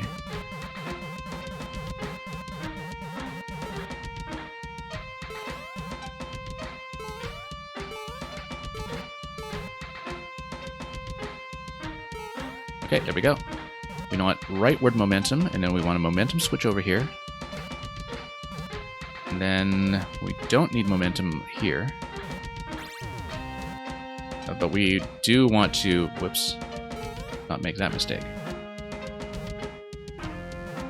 We don't really need to drop to this block on the left. We can always just reverse this way, but whatever works. Whoops. Still kind of coming in late with the directional reversal that I'm doing with this top block. There we go. And then we want to hit the question block to drop a vine from it to save progress. And then it's just a matter of riding donuts from this point. No, I knew that was going to be a problem, but I didn't really have an option. We really just need to time that obstacle, I think, until it works. I'd hate to be a speedrunner of this kind of level.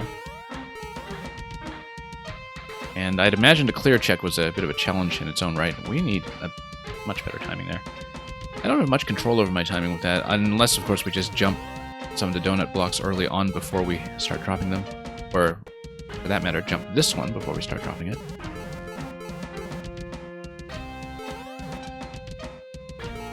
Okay, that's correct. We'll hug the wall for this part here. Hug the wall on this part here. And then we should be able to drop this guy. And then we'll jump over here. On-off switch over here. Looks like that's part of the activation mechanism for the halfway point. And what do we have up here?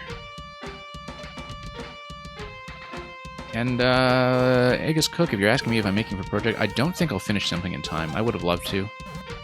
But I've just been much too swamped in and out of video games to get a new level in a presentable state. So I'm not expecting that I will finish something in time for September. But I'm looking forward to new levels from all of you who are going to be in 7 MMC, which had that beautiful new trailer by Lecter, released this week. I need to ride this donut block, I'm pretty sure. So let's ride it. Whoops. It's definitely reachable.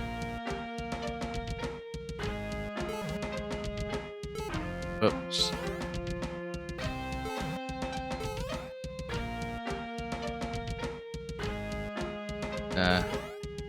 Whoops. Come on, let's go. And yeah, you've heard that from me already, as you said, so... Okay, we'd better drop this from above. No, never mind, doesn't make a difference. Ah, yes, no, this is what affects the P blocks that were marked way down below. We need to launch that one and then synchronize it with the other one by holding right as soon as we land on top of the first donut block. Hold right, drop the other one. Drop left immediately. Oh, and then you needed to... Wait a minute. Okay, no, I need to run on top of the donut block and jump to the other side. I get it. I get it. Now, we will have to do this pretty soon if we don't make it past in the next 140 seconds, but we'll figure that out, I'm sure. And Luca, you have the level basically ready. Yeah, looking forward to it.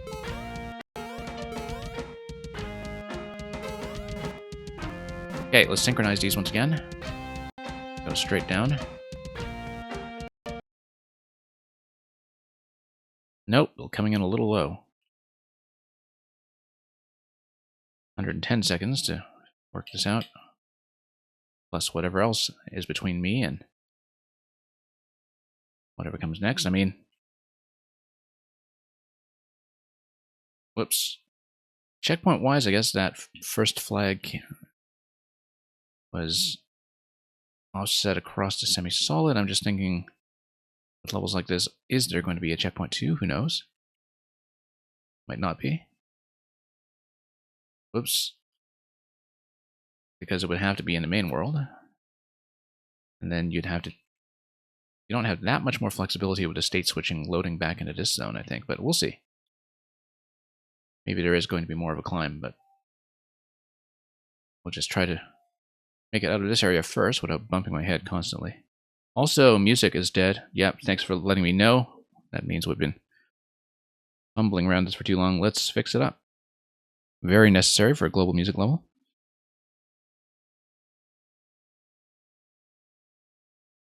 The problem will hopefully not persist, given that it's been pretty cooperative on the stream so far up to this point.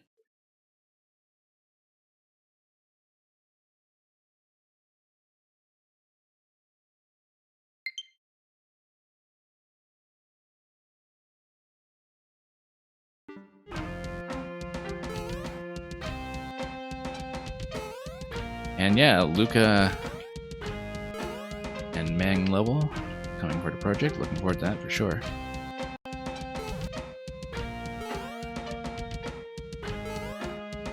Whoops.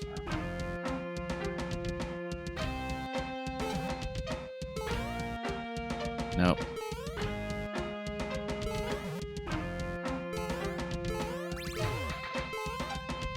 And here we are. Let's load these in. And we need to do that jump without hitting an up diagonal by mistake, so I don't cling onto the vine. Whoops, that's going to be too slow. Too much of a delay between the first and second donut. We need to rethink that. Also, we need to just climb our way back up here because we have 12 seconds and this attempt is going to be blown. And yeah, Egg is Cook, I've definitely heard about that other collab. I also heard Kavik say something about how that was not his only contribution, and I'm wondering if he contributed anything to the trailer art, actually. Given that Kavik did draw the... what is it? Princess Girl Squad. Homestar Runner. Epilogue. Last year for 6YMM. Yeah, I thought he meant the pizza too, originally. Fortunately, we didn't all get to partake in that. Anyway, well, let's get back up into position without too much of a delay, so we can get back to where we were.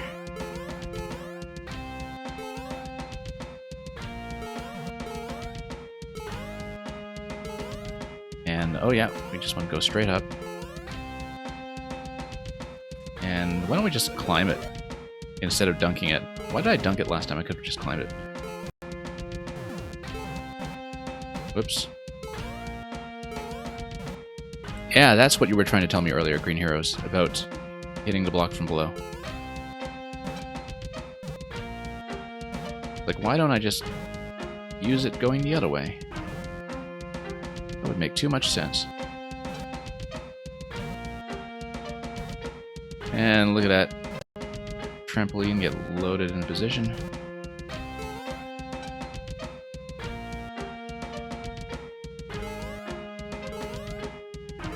And Luca, maybe to film something as well, yeah. On 4G Satellite Mountain. Or wherever else they went to Norway.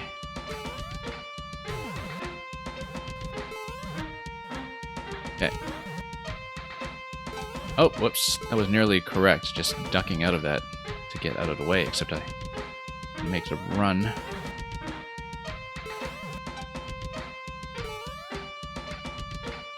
Nope. No, no, no. We need to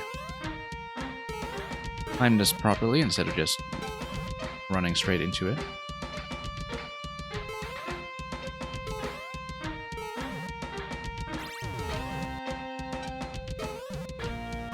Okay, we need to stop doing that. Always going a bit impulsively on this donut block, even though I am supposed to time my way through it. Whoops. Bumping my head on everything along the way.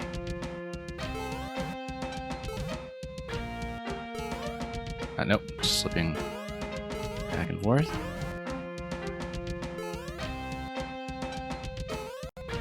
Nope.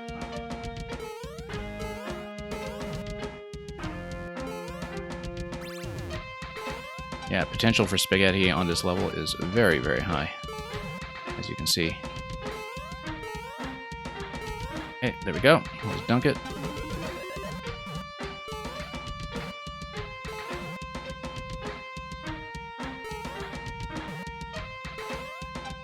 And let's go back to this segment where we'll eventually have to avoid clinging onto the vines.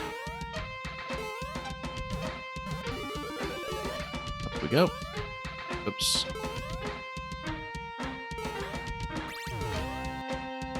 A little bit higher than that. Come on. Work with me here. Nope.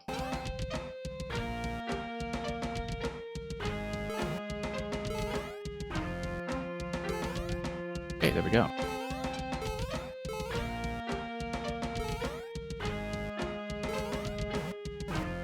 And we need to hold right into this, otherwise the synchronization isn't going to work quite as well as I'd like. Nope. A little bit delayed. Once again. You really wonder how you could have had another CP in a sub world without using the overworld CP. Yeah, no. The issue, as I said before, is that you only really have one on-off state switch. I guess you're doing that plus the repeated load-in to get the second half going, but that's why I think with levels like these we generally only see two halves, is because it's not just a checkpoint you're expending, but also the state. No, still too much of a gap and delay between these two. I think I'm still coming in a bit late on holding right when I land on top of the first donut. Or perhaps I'm not holding it continuously as I think.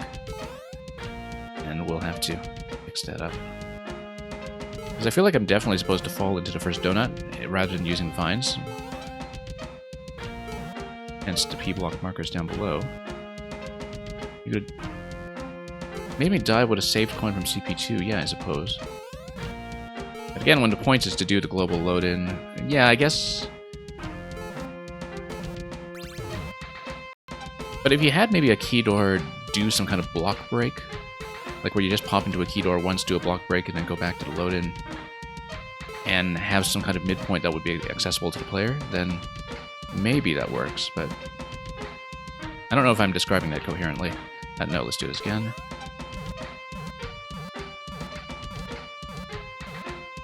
I guess you only have another Link course on the shelf, yeah. Well, the last one worked out pretty well, I'd say. Oh, no, too early.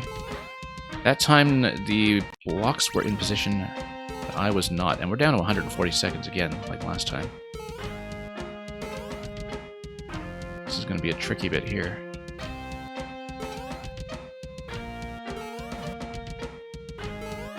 Oh, still too late.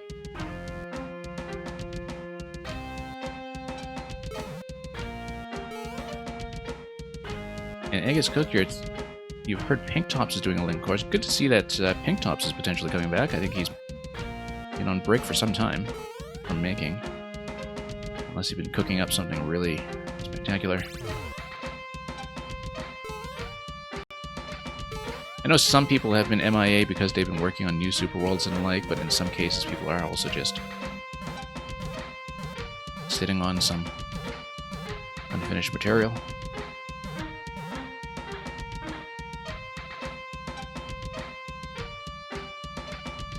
Whoops.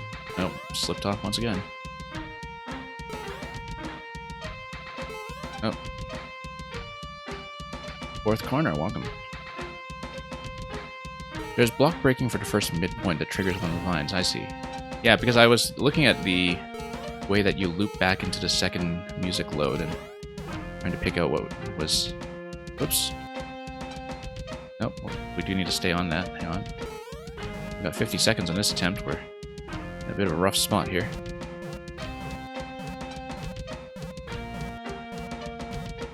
And thank you for the submission, fourth corner.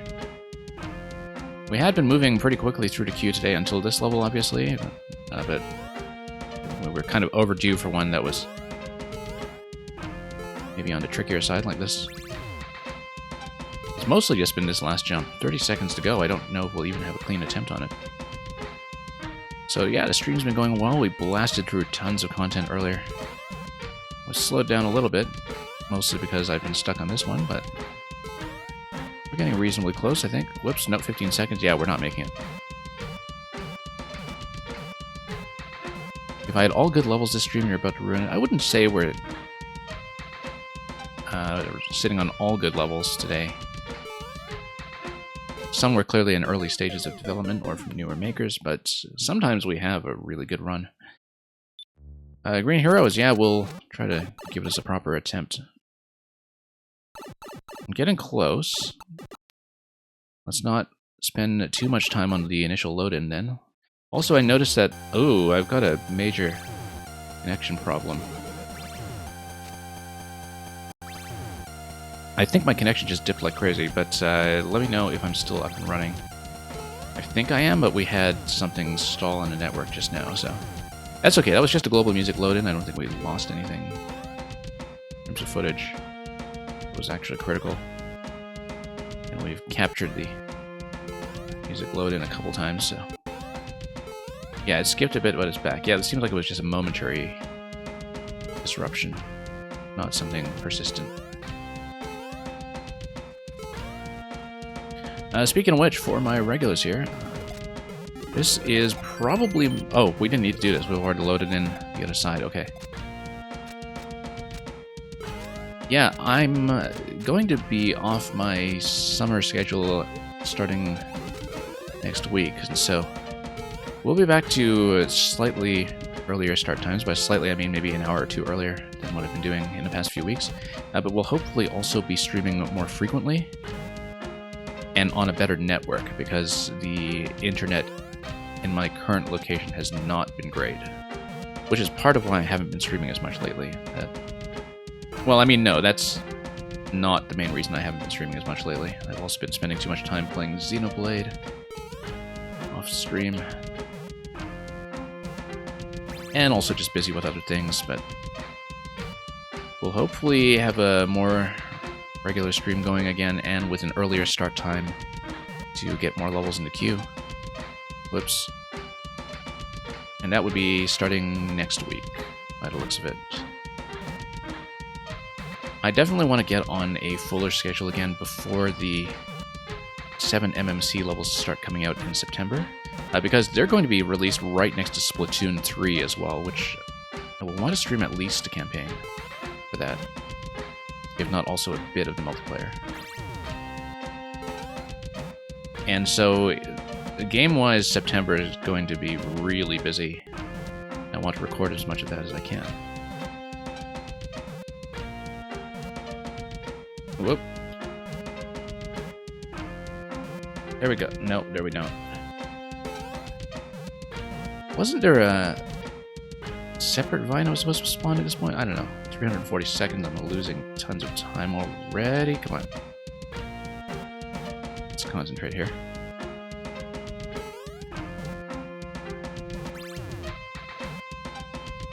And I'll catch up on the chat in just a moment. I'm trying to concentrate on this jump right now. There we go.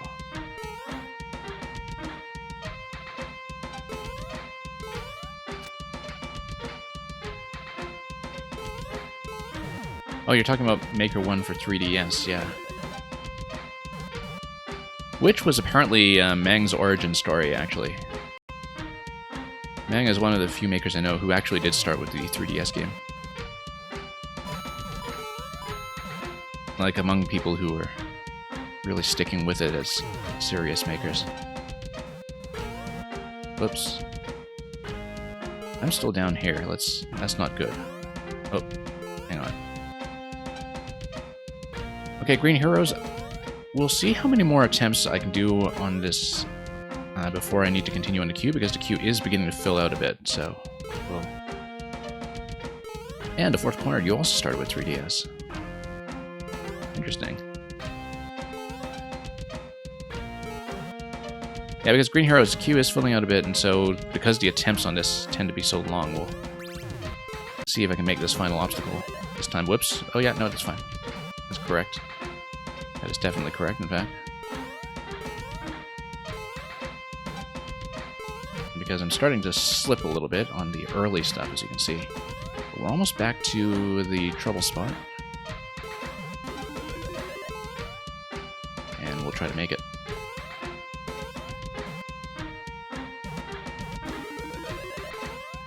Okay. It's pretty gentle up until this point, and then we have a whole sequence of donut blocks that gets me into trouble. Mostly because I'm bumping my head all over the place. Whoops. Mang finally found a Maker 1 cartridge, but the charger is missing. Yeah, I heard that in Europe that, for the most part, the 3DS actually did not come with a charger in the box, and you'd have to buy one separately. Oh, nope. See, you do need momentum from that block in order to jump over, but the thing is, it's very easy to accidentally do a vine climb. Or just not spot that timing properly, so it's a really tricky obstacle. And so, Green Heroes, depending on the queue, this might be my last full attempt on this section for now, but I don't mind returning to this at a later point, of course. So you're supposed to drop off the vine, I think, and then run across it. You don't actually need to care so much about the left side block, perhaps. Except as a safety buffer. And fourth corner, yours came with a charger. Okay. I think it was maybe one of the 3DS revisions, perhaps. Like, if you bought in around the XL or the new 3DS or something, then they expected you might have a charger sitting around already. I know at some point that Nintendo, in some regions, started cutting corners with that, but this was years and years ago, so my memory may be a little faulty.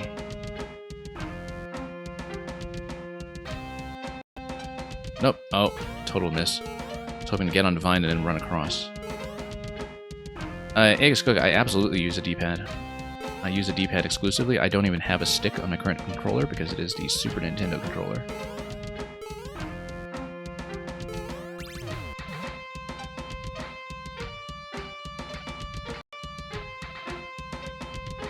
Oh, nope. Probably should have dropped on it.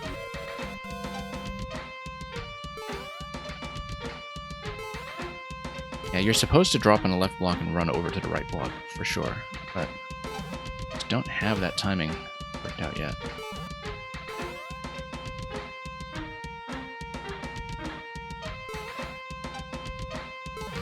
Oops. It's a bit tricky to get up to that spot in the first place. Whoops. Yeah, Q will probably also be closing in a level or two, just so we can keep things manageable. But we'll see. This might be the last attempt on this one for now. Like I said, Green Heroes, I do not mind returning to it future attempts. But today may not be it. Oops. Used to do Kaizo with half a Joy-Con, yeah. That sounds challenging. I know a lot of Kaizo players actually do play stick. Especially the younger ones who kind of grew up more with the Kaizo scene than they did with 2D platformers in their original form. That is actually how you uploaded the level that you made for me today. I see. So, yeah, the fourth corner. Hopefully we'll see that soon enough. I don't plan to take this long on every level. It's just that this one, of course, by its very nature, tends to be one that's a bit padded out. And of course, we're finally going to make it with 8 seconds remaining on the clock.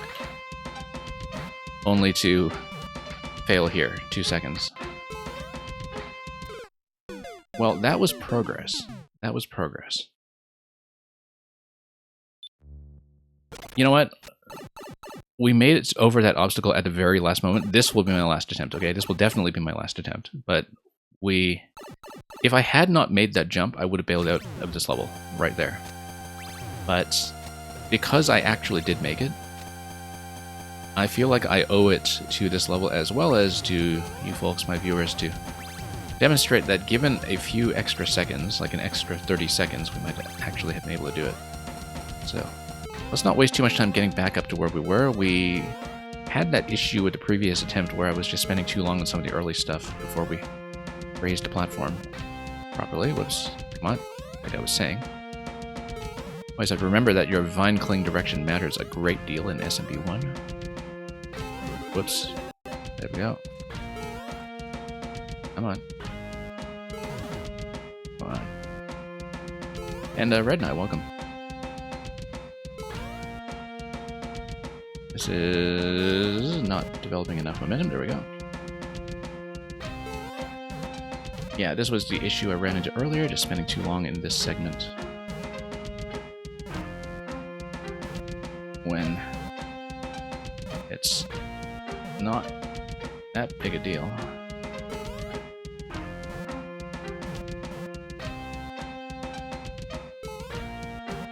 Super Beaver, yeah, my queue's still open, but it won't be open for that much longer.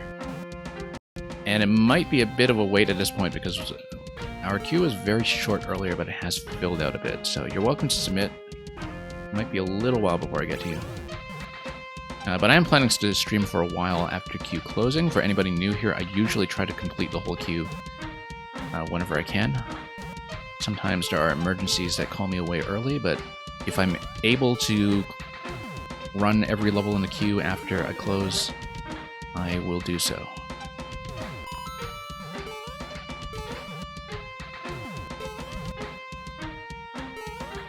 Hey, the timing actually miraculously worked out on these donut blocks this time. Let's not blow it. Actually got that first try for once, without really even planning on it.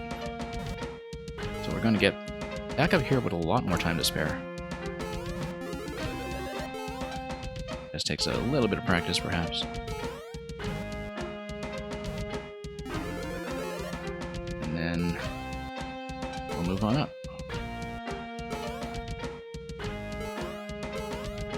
There we go.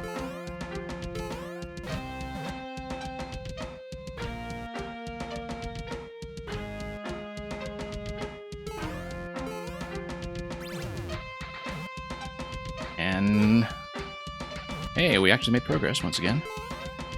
Let's try this without reversing through this section. You see, just needed a good clean attempt. Now let's not get thrown off too much by the music loading tracks.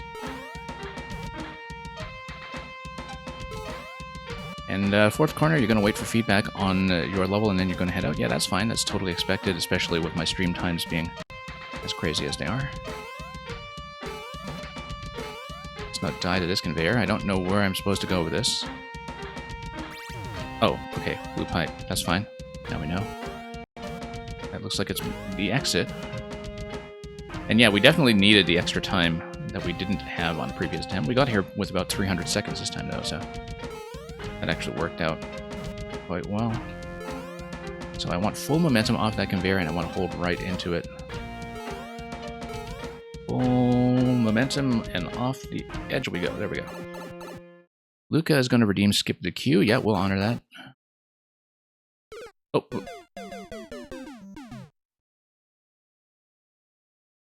Aegis, weren't we... Or not Aegis, Green Heroes, weren't we just talking about Checkpoint 2? And whether you could find a use for Checkpoint 2. The thing is, I saw that checkpoint load in my first time through the level. And I thought, oh, that's an interesting stepladder with a checkpoint underneath it.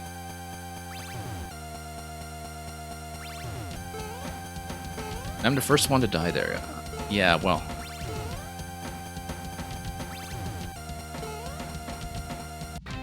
This will be the last attempt. That one cannot count. No way. We'll hopefully not spend too long on this one. But the thing is, that last attempt, I got really lucky in several locations, and so I'm not really expecting this to go that well twice. Come on.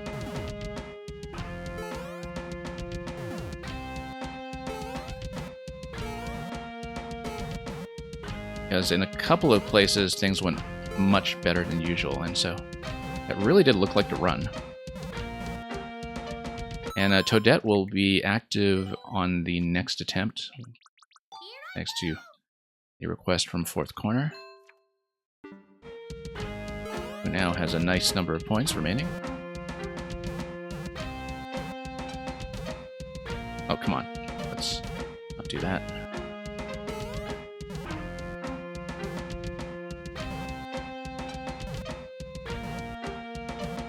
Never quite see where I'm going up here. Let's do this once again.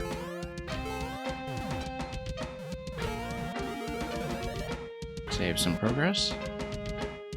And let's try not to die to this thing here.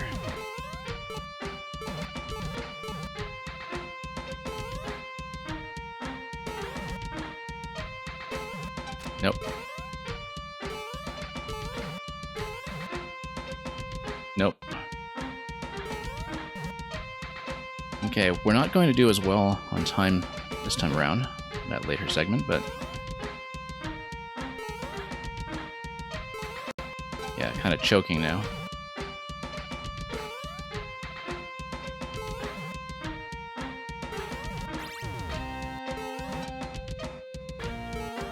Wasn't I just saying earlier in this level, too, Green Heroes, just how safely tucked away all the hammers were? So you could just see them do their thing on screen as musical instruments, and you just wouldn't have to worry about them.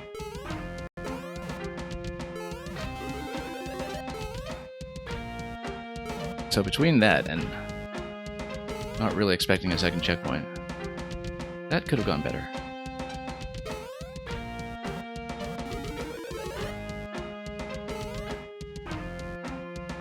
Nope.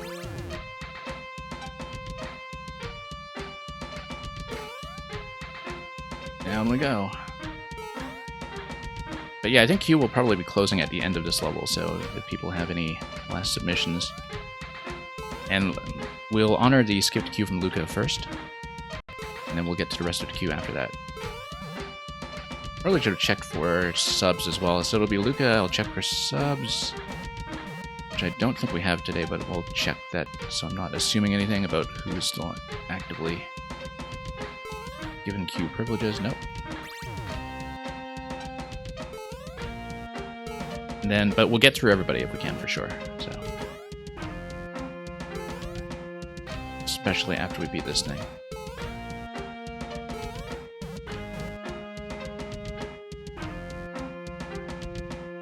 That seems like way too much of a gap. Too much of a gap. I am holding right into that. I don't know why that conveyor timing isn't working as well as it should.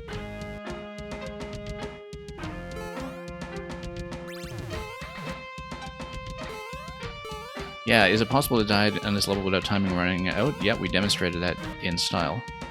Try this again. Also, the spring can kill you when you get back into the note block. Okay. Good to know. I feel like there's still too much of a delay between these two jumps. You see, yeah, I feel like they shouldn't be falling that far out of synchronization. I don't know why they worked so well the last time. Because I'm definitely getting trapped on that conveyor for much longer than I should be. Hang on. Let's do this again. Base right, perhaps. And hold right immediately into the landing. That might be better. There we go. No.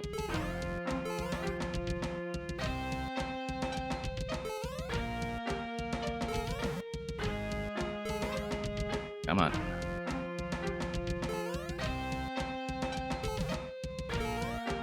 And I am going to have much less time to work with this time. I mean, the next segment after this is not too bad, so... It's a matter of holding right in the right locations. I wonder why sometimes there's such a difference in positioning between the two donut blocks. I can't quite get them to behave consistently, even when I'm holding right into that jump into the conveyor. And every attempt on this takes about 20 seconds to cycle through, I think. It's because of all the donut resets. No. And bumping my head.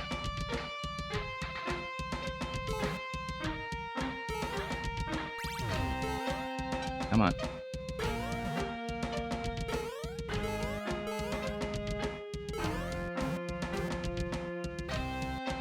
Yeah, it feels like I'm slipping quite a bit there before I activate this guy. No.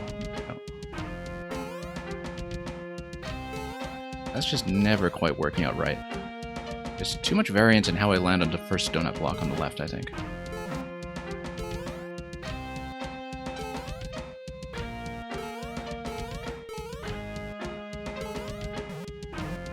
No, let's lower this again.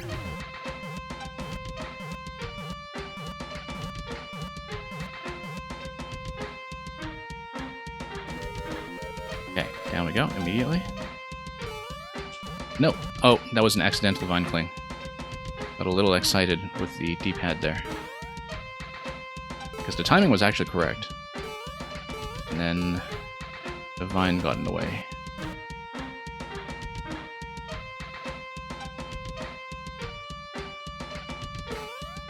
Nope, once again the vine got in the way. I have a pretty bad habit of hitting up diagonal sometimes. So the vine is actually doing more harm than good there in some ways.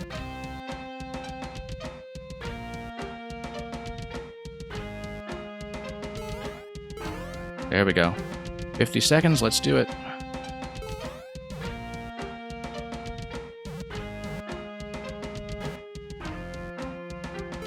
A little bit of time pressure here is going to make this interesting. Okay. Just need to hang right on this jump, all the way to the right. All the way off the edge. Now we're going to rush the checkpoint. There we go. Then we use a link. Do nothing. Don't want to deal with them. We're going to time out here anyway with the finale. Obviously, we will reload from checkpoint and do the finale because we're here anyway. And you'll get to hear this a little bit twice and also see what it looks like when you respawn from checkpoint.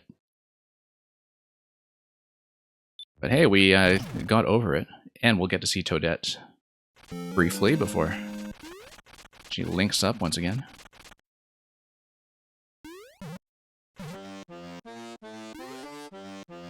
And there we are.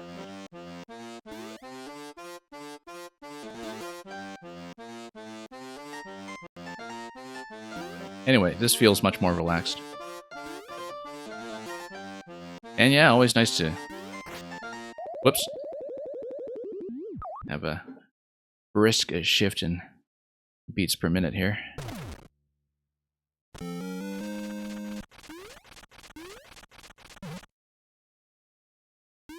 Okay, I'm glad we didn't take too long to get back to this location. Although it was a pretty close call, getting here with about 30 seconds on the clock.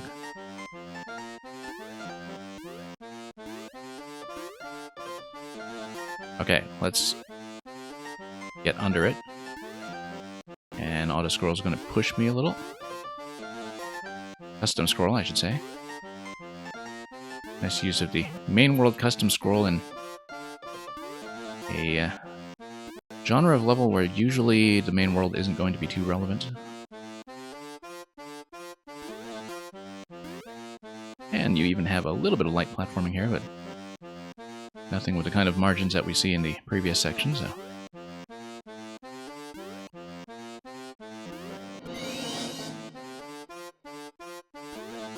Okay. Ludwig and Roy are going to do their thing. I guess we do need to get rid of Roy.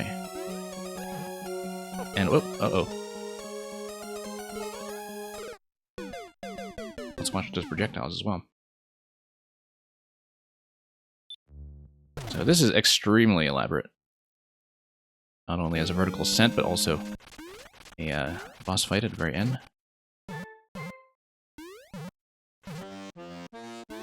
That's okay, platform is pretty gentle up to that point, so I think we can get back there quickly.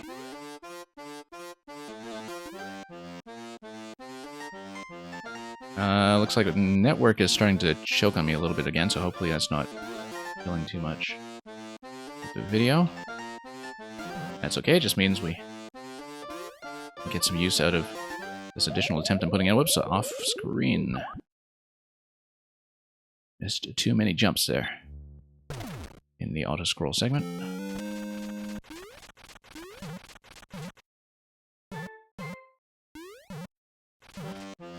We're almost there.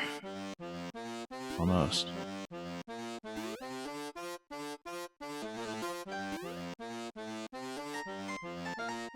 Goes from 107 to 134, something like that. Oh, BPM.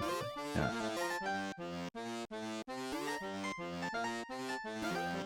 Yeah, I do quite like the syncopation and bass line here. Whoa, okay. I thought I had a little more time than that. The camera was dipping. Yeah, Aegis Cook, we had a bit of a network choke a few minutes ago.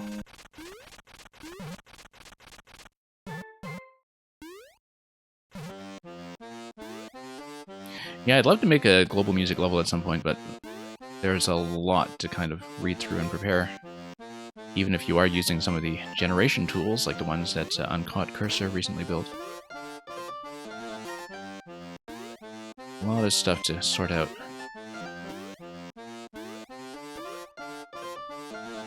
I've played enough of them that I kind of understand the principles on which they're built, and I've seen building streams before with people like General BB doing global music building live, but it is a fairly big undertaking, and I know some makers have learned it fairly quickly in the past, but it's one of those things that, despite being ever more popular, is still impressive, I think, from a player's perspective. And it's still pleasurable to sit through, even if you kind of understand how things are put together. Oh, no. Okay, we're having a little bit of trouble. Let's just mind the projectiles on the bottom, and then of course Roy is just going to take a sweet time running around and being deceptive. Whoops. It's also Big Roy on the top half of the camera, so... Okay. We have a bit of a lag spike here, and that's okay. We will hopefully... Oh, no, losing Link already. Let's die. Let's die. We definitely want to keep Link all the way to the boss. And... probably use some other weapons to my advantage. Probably should have used a bow and arrow from time to time if I had the presence of mind to do so. And we'll try to close this out. Oh, wait, why did I go that quickly? No. Hang on. 134 isn't one that the Music Level Studio likes to give results for, so you came up with those setups yourself. Okay. Yeah, these always look like they must be an absolute pain to test, but... You know, like if you just need to make a tiny tweak somewhere for something that feels off.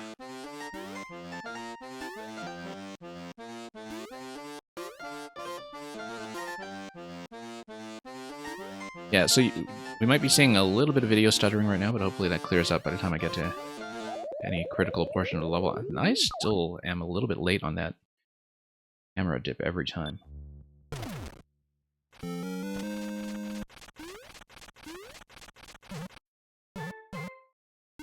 Okay, almost there. This is a big adventure. For the people remaining in queue, I cannot promise that I will spend as long on other levels later as I did on this one.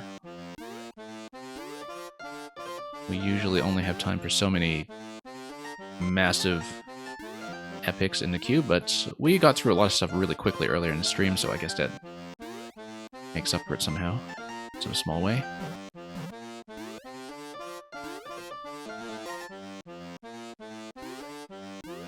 So yeah, we might not be able to clear everything today, depending on how we're doing for time, but we will try. And Mario, what happened the last try? That's a story, so to speak. No, on the last try, I timed out after clearing the obstacle that had been blocking me all that time. And then on the next attempt, I died at the checkpoint 2 flag. And of course, I didn't expect that after checkpoint 2, you actually have a pretty sizable sequence here, so... I do some arrow chip damage from time to time, who knows? Oh, we can shield out of it. There we go, we'll tap him. Get out of here quickly. And hopefully not die to anything here.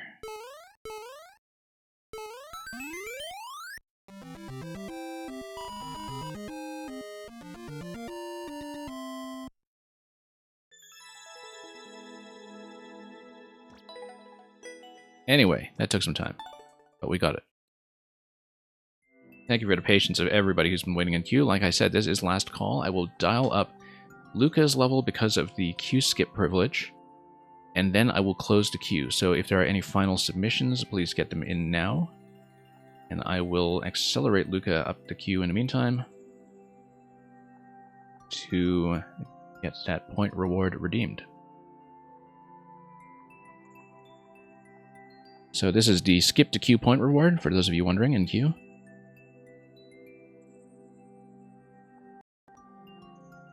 And I will make sure I also list the stream as closed.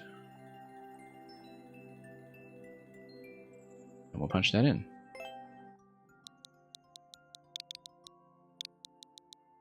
So thank you to the patience of anybody who is still sitting in queue past that level. I know sometimes it's a bit of a long wait. Your clear time speaks for itself. Oh, I should have checked that, Green Heroes. You'll just have to tell me because I... Well, or I could check it again later, but I do want to do Lucca's level first. Let me close the queue. The bot is displaying things properly, and then... Okay, so we playtested an early version of this, an incomplete version of this the previous week, so we'll hopefully not spend too long trying to redo it in its current form. But here's a Butter Bottom Birthday.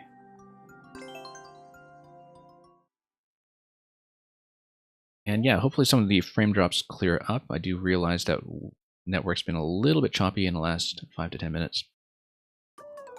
Which would be really annoying for this level because it's a pretty dynamic experience. And the egg is cooked. Yeah, this is alternately a Coin 69 level, as you can see. Oh. Oh, asking for a spin jump this time. Whoop. Nope, missed that one. That's okay. We'll navigate this a little ahead just so I can see what I'm in for, because I'm a little behind on the auto-scroll anyway, I think. And then, yeah, this is the wall jump circuit over there, and that's fine. We'll just redo it. A couple of new things to adjust to in this version.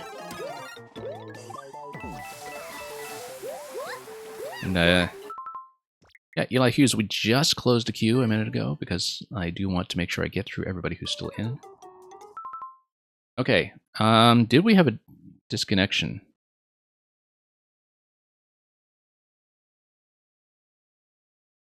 Do let me know, because I think we just had a drop. Okay, no, we're fine? Okay, good, good, because my network stats seemed to tell me that we had dropped and reconnected, so if you didn't notice anything, that's great. Yeah, we just had a bunch of choppiness all at once, so probably just some local interference.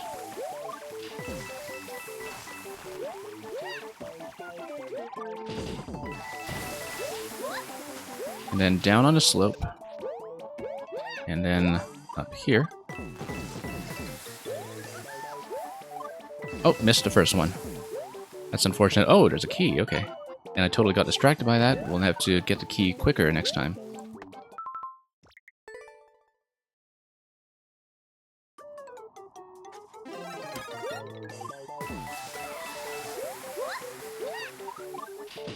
Yeah,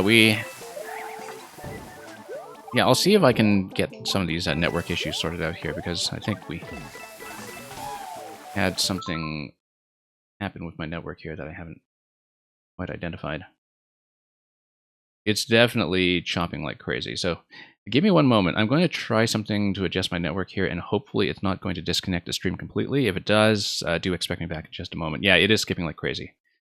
We've got tons of interference, so let me check what's up. I will need to be right back.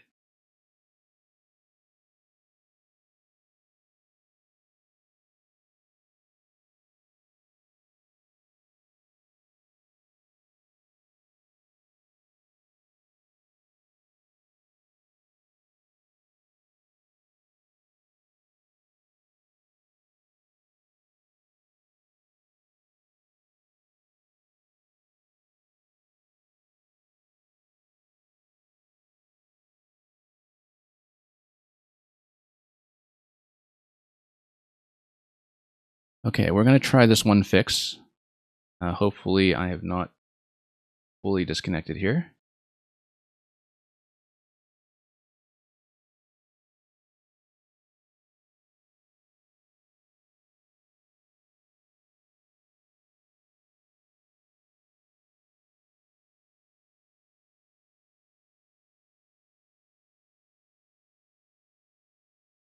But we will try it again. We'll try to play through this a bit and see if it holds up. I think it's fine for the moment. Just had a bit of an adjustment.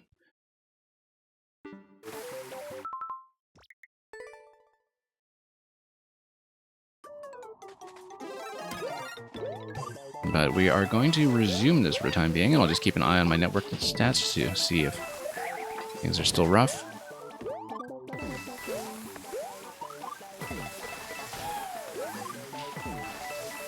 And we'll stomp on everything along the way.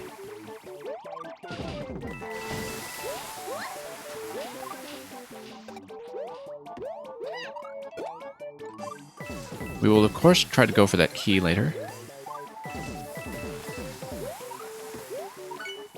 Oh, nope. I feel like I'm supposed to jump up towards that key directly, and that's... doing it the way I'm currently doing it is maybe not going to work out.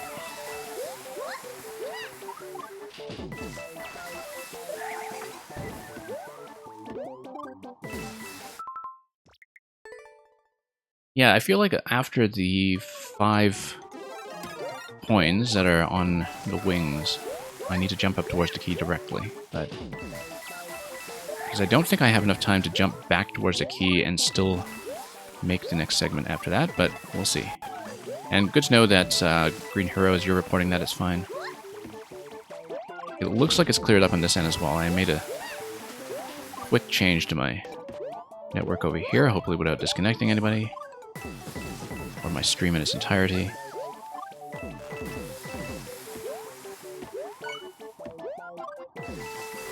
Nope. Okay, we made it. We got the key. Oh, we did not make it. No, I was supposed to go over the bones and then ground pound over here and then continue from there. I do know that from previous experience, we're at about 50-something coins already, so that was close to the end, and I proved that I can get the key and do it by backing up into it and continuing, which is important to show because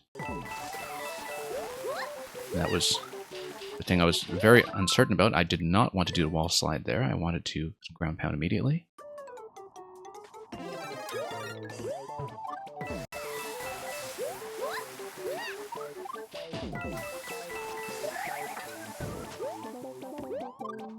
And we'll see what we can do here. And there's more content in this version. I should not look over at chat while I'm in the middle of trying to spring back and forth. There is more content in this version.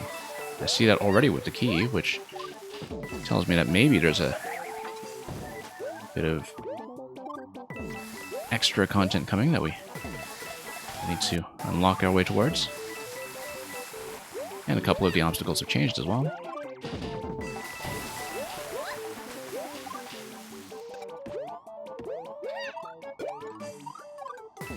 And then down we go. To anticipate this by block due to wind. Nope, missed that. Too late. We did have it previously, but it was maybe a bit of a slow reaction.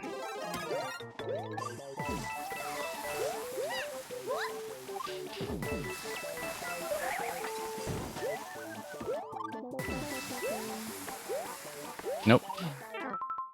Want to go top side first.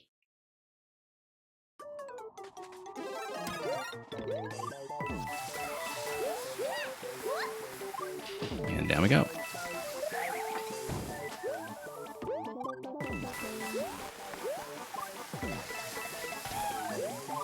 And going to try to buy as much time on the auto scroll as we can, as usual.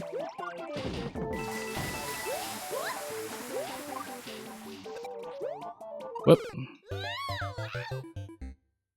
DLC Ultra Deluxe Edition, Ultra Deluxe version, rather, with a bucket, collectibles, more endings. Yeah, but what about my skins? Green Heroes, it's funny that you say that, because I think Meng actually just uploaded some kind of Sonic theme level that does in fact have a second course that's the DLC. The delicious last course. We won't get to it today, though. But perhaps on a later stream.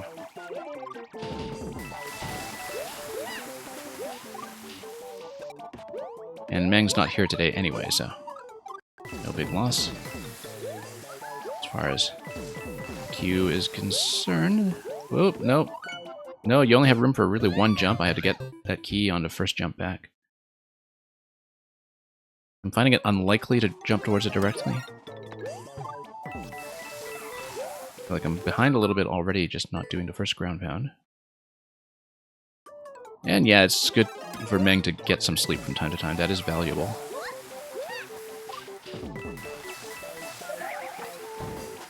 That doesn't seem to happen very often, so... At least that's my impression. Oop. Missing the ground pound.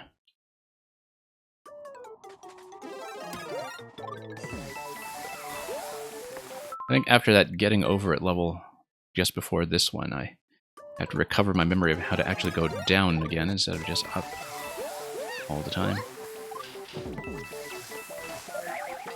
But we'll figure it out. Nope, missed that. Yeah, obviously I do want to do this with the key, though. That seems to be the point of playing this new version, so we'll absolutely do that. Also because if I do occasionally skip bonus content, I always forget to go back to it afterwards. So that is unfortunate. It's difficult to track when I have already marked the course as cleared. I used to keep notes about this sort of thing, but lately not so much, perhaps. Oh, nope. Way late on that one.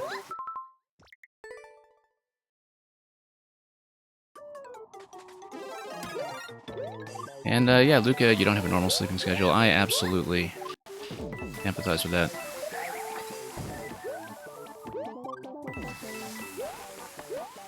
My sleeping schedule is not as flexible as it used to be, and I miss it. Because I used to be even more irregular than I am now. Especially before I started streaming.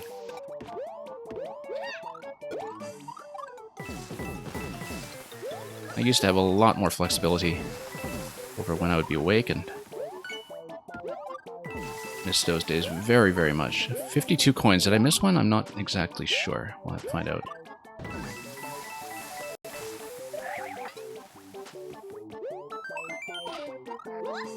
Nope. Missed that one completely. Supposed to ground pound while hugging the blaster on the left side. We just missed that completely, given that I was trying to react to that muncher positioning there. Whoops. Also just slipping with some of the wall jumps. What happens if you forget a candle? You don't get a 69, yeah. And that would not be very nice. It would be an unbirthday.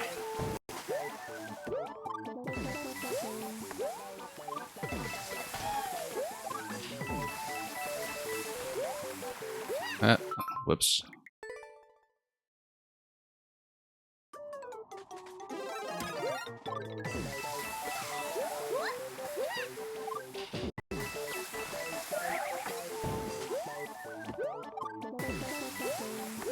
Okay. Let's go back like this.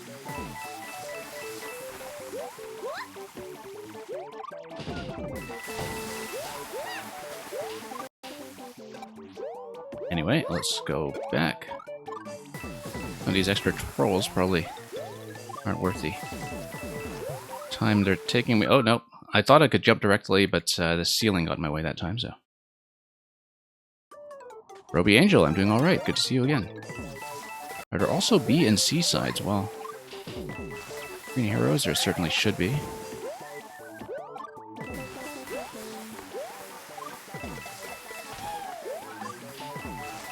And let's go down here.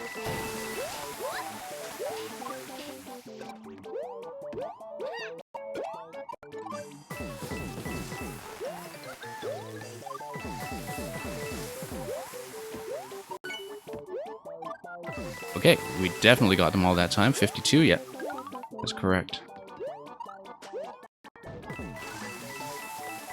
Still on pace over here. Let's not mess up on the... Whoop.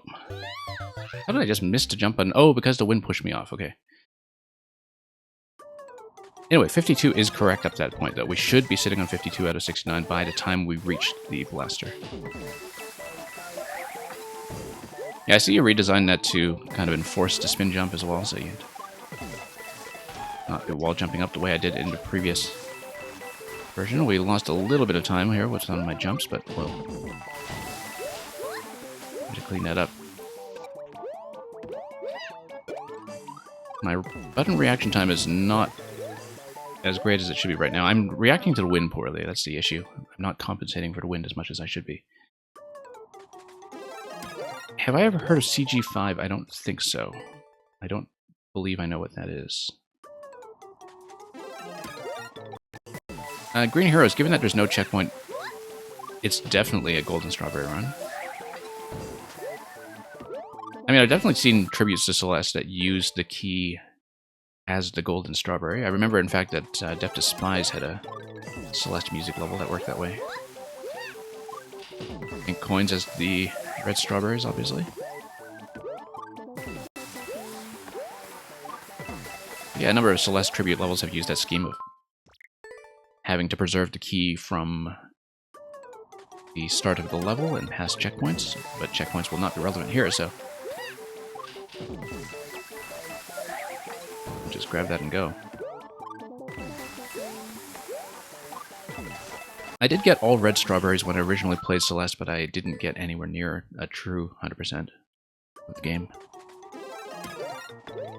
Because I was actually juggling it with Xenoblade 2 at the time. Celeste came out in January 2018, I want to say, and that was when it was right in the middle of Xenoblade 2, which took me about 3 months to get through. And I'm taking even longer with Xenoblade 3 by the looks of it. I mean, Xenoblade 3 has only been out for about 3 weeks, but at my current pace, I feel like I'll still be playing it in November or something. Because I'm going through it pretty slowly.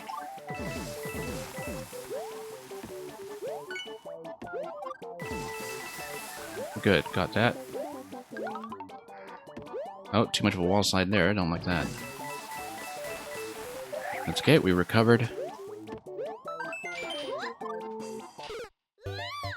That was maybe a little bit ambitious. I should have done a wall slide first. I was trying to beat the only panel. CG5 makes good music on YouTube, I see. Yeah, I spend very little time on YouTube these days, so I'm not up to speed with what's interesting there.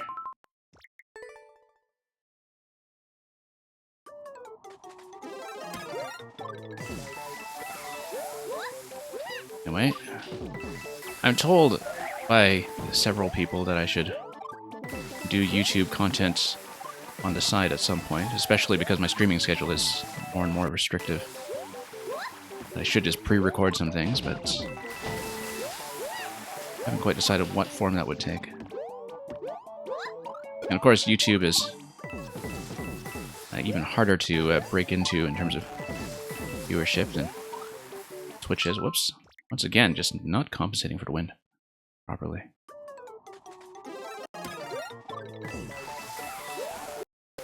Here's a bucket, but wait, there's more. I suppose so.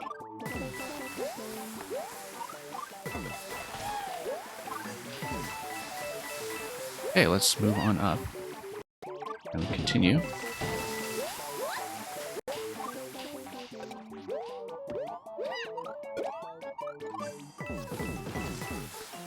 And down we go. Yeah, just have to attempt that nice and early. Go down here nice and early. We're on 52, we're on pace. Nope. Just straight up missed the dry bones. And yeah, the fourth corner, I have the bot block links in chat, in fact. Because I don't check links when I'm streaming anyway, I'm not really in a position to do so. So.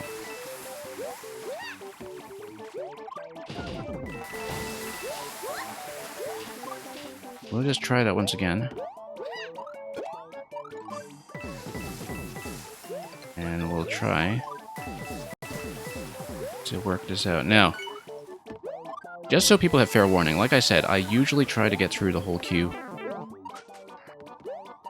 No, I can't lose the mushroom because I do need a ground pound for some other things.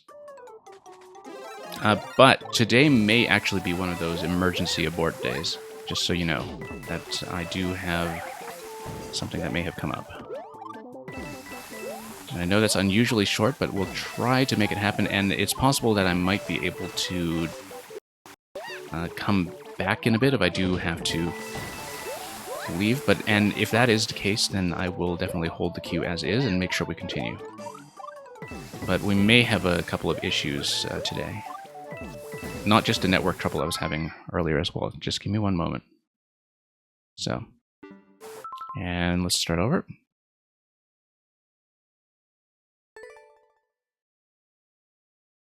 So, just so you know, we may have an interruption, but it will hopefully not be extreme, and if I do need to disconnect, then we will resume in a separate segment without too much delay, I hope.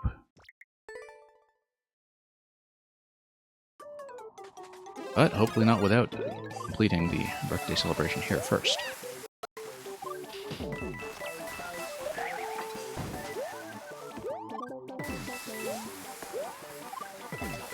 And we'll try to make that work.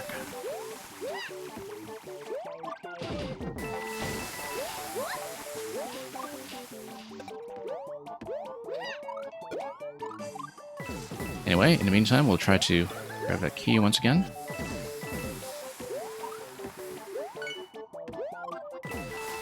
Our method for this is getting more reliable. It's just a matter of activating the thwomp promptly not failing this ground pound. And then we have not gotten past a Muncher Blaster today, so we will want to... Nope, do that without getting squished. Last time I was too fast, this time I was too slow. The blaster does need to be moving to the right and pushing me, ideally, at the time that I make that ground pound, so I just need to fix up that timing. Yeah, so the fourth corner, the only thing I know about Five Nights at Freddy's is when people send me music levels that are based on it. I've actually never played any of the games myself. So... it's one of those things that I know entirely through Mario Maker music levels, and that goes for a couple of different things, actually. I think I only know Touhou through Mario Maker music, for instance. But always kind of interesting to see where the communities intersect. Same with Among Us. Like, I see Among Us levels, but I've never actually played it myself. It was, of course, all the rage for a while. Early pandemic, and killed off quite a few other Mario Maker streamers along the way. You're glad that last bit is readable now. It went through a bunch of versions, I see. Yeah, we'll see. I mean, I don't know if it's just kind of residual memory from my previous attempts as well, but try to make it work. I didn't remember having this tough a time with some of this last time, but I think it's also because I'm trying to make the key go consistently. And we are getting pretty far. It's mostly just a Muncher Blaster that's been the main issue for me today.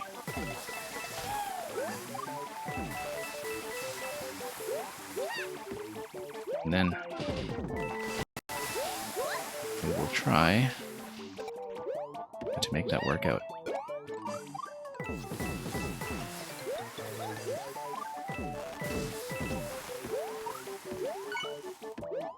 Okay, down as soon as we can. 52, that's correct. Activate the swamp. Ground pound as soon as possible, and let's make sure we... Nope. Yeah, that's the thing. I think I have to wall jump towards the upper blaster and then ground pound, because the problem is I think I'm avoiding that muncher when, if I'm clinging to the blasters, it should not be an issue.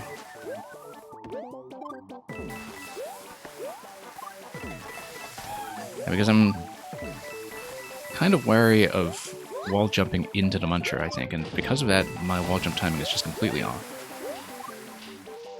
Off those one-way panels on the right side.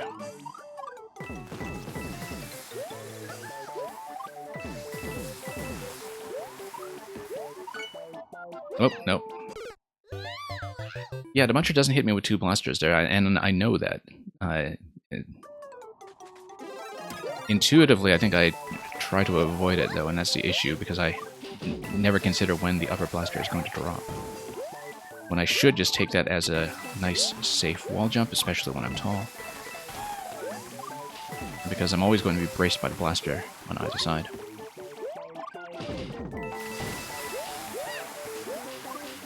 So, we should make that adjustment.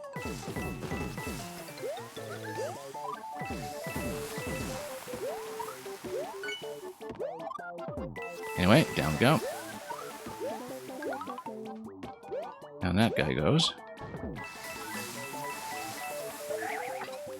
And back up. There we go.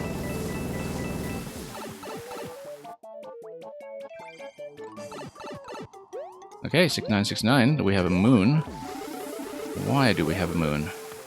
What is it possibly getting me? Do we have something dropping in from up top, is what I'm wondering. The moon is here. This looks like it's something breakable. I feel like that might be relevant to something that we'll see on the other side. Perhaps. Yeah, key door first, 90 seconds remaining. Let's do it key door first, and then... That's going to send me back, okay. But if that's sending me back, then what is this doing? Hang on.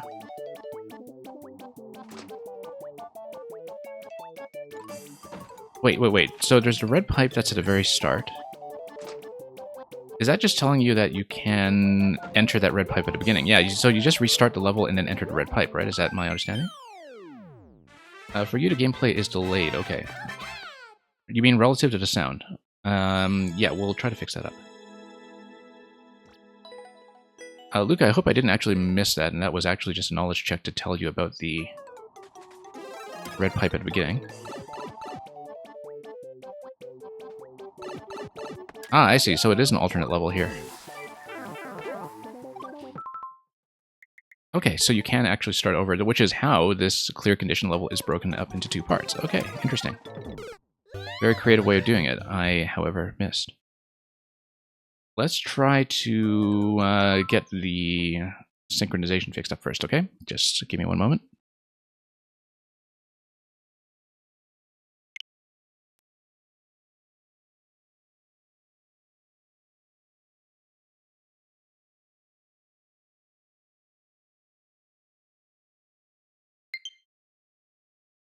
And yeah, Real Starlight, you are next. Sorry about the delay because we did have the skip the queue redemption from Luca here to get through first. But you've been waiting for quite a while, and we'll hopefully... Oh, whoop, get to you in no time. Hang on. So that bounces you, and I've been trying to jump out of that. Oh, I see, I see. So this is an alternate route. No, hang on. Interesting, because that gives you basically 2 paths to satisfy the 69 clear condition. And so you basically have 2 different levels going on here. Now, Luca, because this is basically like a second level in one, I may bypass it after a few attempts and go on with the queue instead, just so you know. We may have to do this as a separate level, especially because we can start it from the beginning. I will definitely make note of this, because this is one alternate sequence I should not forget. Whoops. Because I'll also have to figure out how to bounce on top of that thing.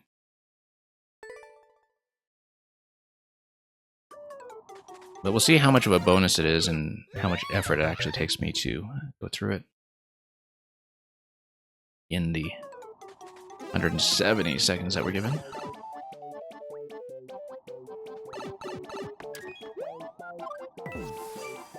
Okay.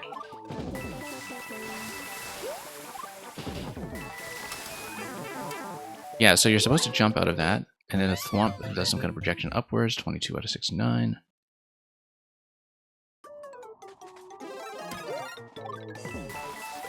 No, wrong way. Want to go down. And you get a free mushroom even if you skip the first one, so it's just a matter of entering the pipe accurately.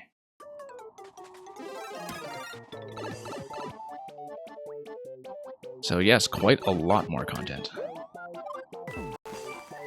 Good way of making a 2-part level in the clear condition level, though. Oh, whoops. That was an interesting triple jump.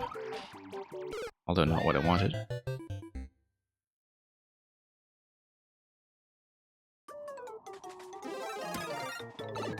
Yeah, we need to back into the wind a little bit at the very start here.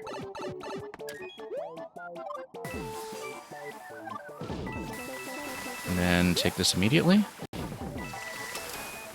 I was trying to jump out of the claw that time, but unfortunately that was just a drop because I was still holding down. I dropped out of the claw when I meant to jump outside. We'll just need to adjust to that. That is about a third of the way, though, coin-wise. It's 22 out of 69 coins. So almost a third. We'll try it again.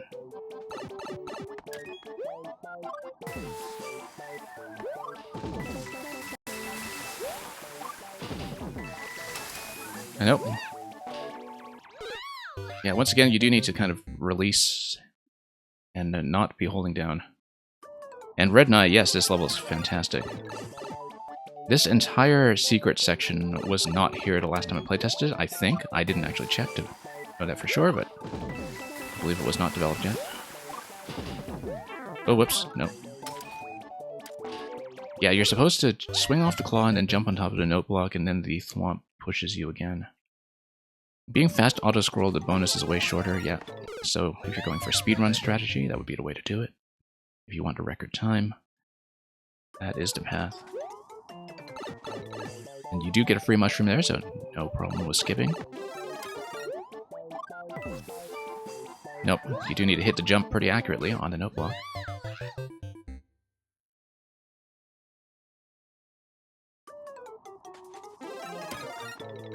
And yeah, Green Heroes, I really should not have been so surprised at that drop, perhaps. For exactly the reason stated.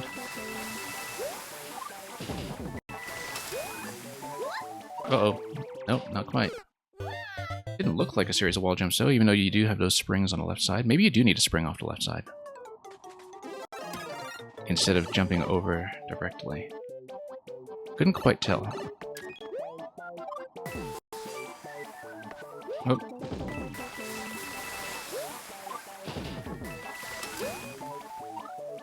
So you have springs on the left side, but I can't seem to jump towards them. I feel like I am supposed to bounce on the left side, though. Would be the thing that, whoops, makes sense.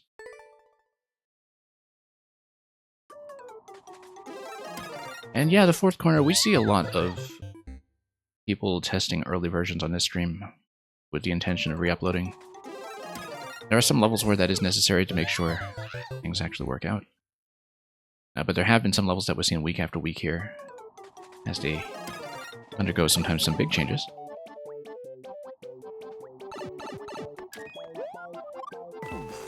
No, nope. Once again, missing that jump. I need to wait for the claw to swing closer to the spring, so I am right that I'm supposed to jump left and spring off of that then.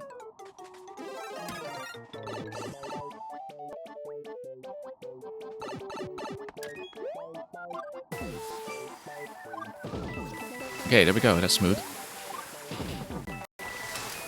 Nope, too soon. Once again, I dropped 2. Yeah, I basically needed the claw to swing up horizontally and then jump left. I think that's the idea. I'm not quite managing to execute here, because I just naturally assumed I'd be jumping right, and that's definitely not the case. Oh, and you jump into that because it's one-way panels. Okay, I see. And then you ground pound here. And then that's already most of the way through. I see. Yeah, the one-way panels threw me off. I should have realized that was just a standard Mang bounce, really. Or you jump vertically into the springs. Okay, so no directional manipulation needed. Just jump directly upwards. Yeah, much better. And then it's the same thwomp that pushes you, which is a nice little bit of reuse there. I completely missed that. I was supposed to perhaps hit that column on the way down, which is interesting. That's not the interaction I would have expected. Actually, yeah, I don't quite know how that wall is going to work yet, so we'll figure it out as we go.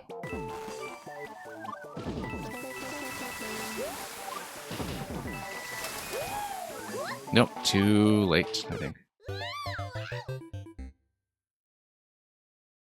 And yeah, Green Hero is just the level standing in your way.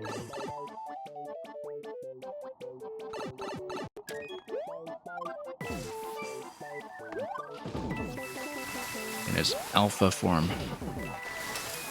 Whoops. Once again, doing the drop by mistake. This is happening a little often. Yeah, like I said, Luca, we'll see how well we do with this, because it might make sense for me to save it for an overflow stream.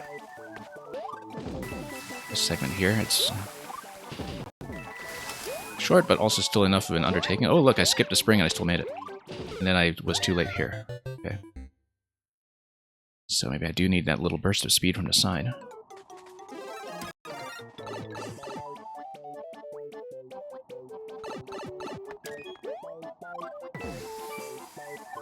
Okay, down we go. Okay, no, I'm doing too soon. I'm going too soon. It probably needed to swing back, perhaps. Oh, I don't know. I'm not reading my position accurately. Luca, I'm planning to do an overflow stream at some point anyway, because I have a couple of leftover levels from previous streams to tidy up anyway. And if we miss that, you can definitely resubmit in the next stream.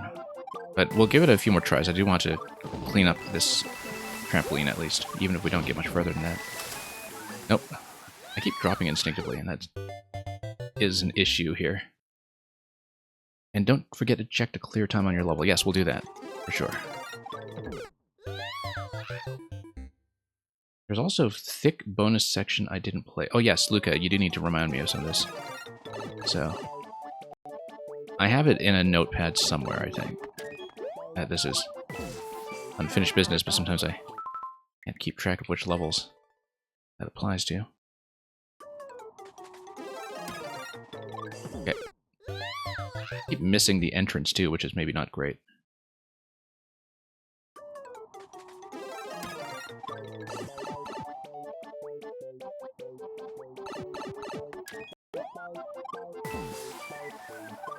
Yeah, with the Desert Wind, you kind of need to anticipate your landings. Nope, too late that time. Everything else was fine, but I was actually too late getting up into the trampoline. It is tricky. It is very tricky. And Luca, no, if I'm doing it on an overflow stream, I don't mind redoing the thick level. That would be a fun one to review anyway, just to get the mechanics back in my system if I am pushing through the bonus route. I absolutely don't mind replaying it.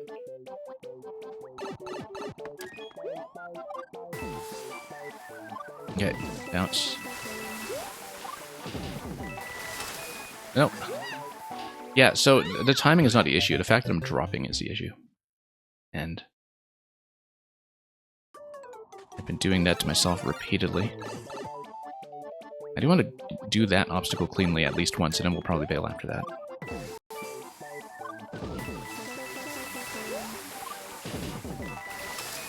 Nope. Okay. I think I need to give my D-pad a break from here. Okay, Luca, we will continue this either on a further submission or on an overflow stream. I'll definitely prioritize both this and the other secret route. I will need to jot that down afterwards. Green Heroes, I will check the clear time on your level. In the meantime, I'm just going to... It is technically a win. We will make sure, first of all, that I check for subs, and then we will make sure I grabbed a Real Starlight. So the Real Starlight, thank you for waiting so patiently if you are still here. Give you a moment to check in while I check the Green Heroes clear time that we were talking about. So, let's take a look at this. 6 minute 55, okay. Sounds like it will take a while for somebody to put in the effort to match it. Even though you were telling me that your own run was full of spaghetti.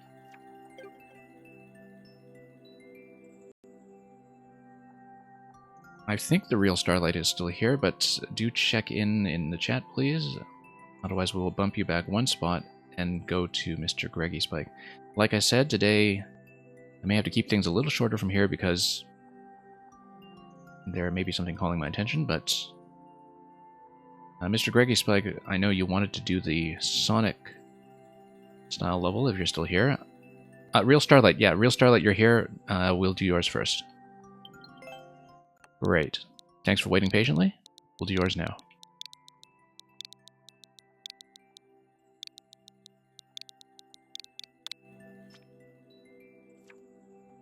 Largest guacamole. Luigi has had enough for one night, don't you think? 7 minute 49 world record, but there's only one clear, so nobody cares. It is a clear condition level, though. We'll see how that goes. Reached the goal after defeating all one Bowser Jr.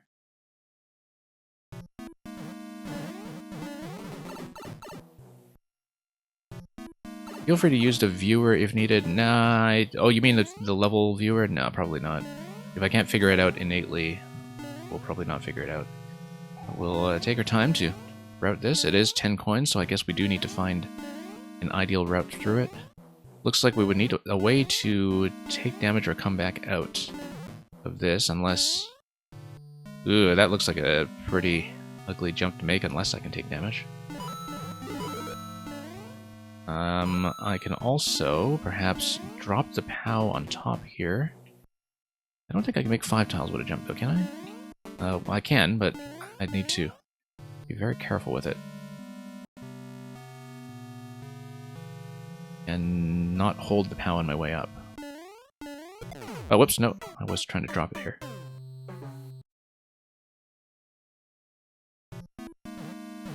So we'll see. If I mean, it is a clear condition level, so I won't lose checkpoint progress. We'll try to get as far as I can. There is an on-off state switch at the very beginning, as well as the key door, which is probably attached to the coins. On-off would only be pressed there with something like the Tanuki leaf. That's an important thing to keep in mind.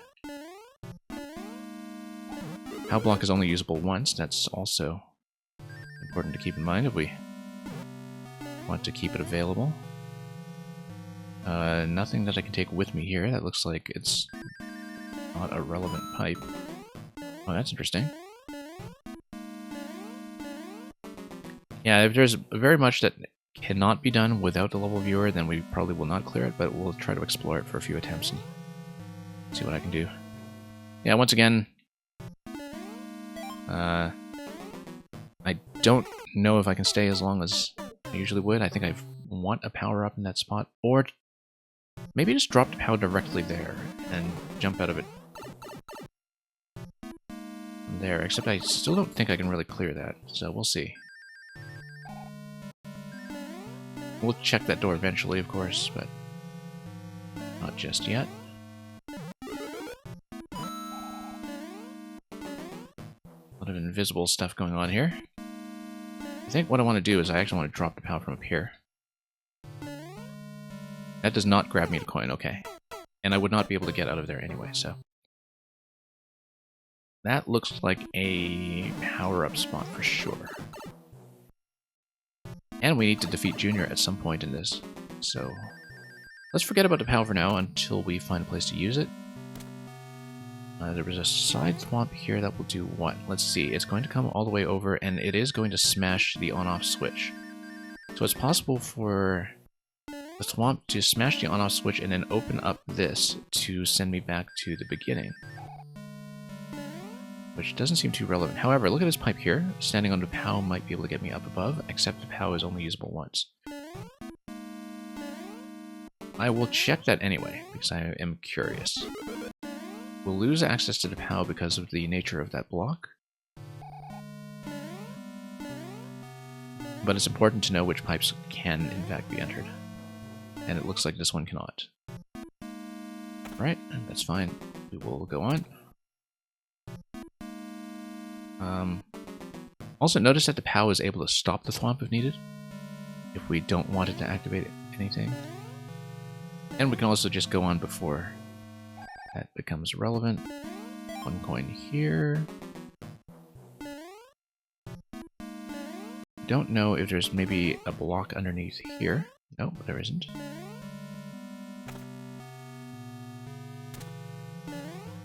Skewers, I sometimes wonder, of course, if skewers are hiding a pipe entrance, as they often may. This should be reachable for me. It's 2 coins. Let's just go back up here and see what else we can do.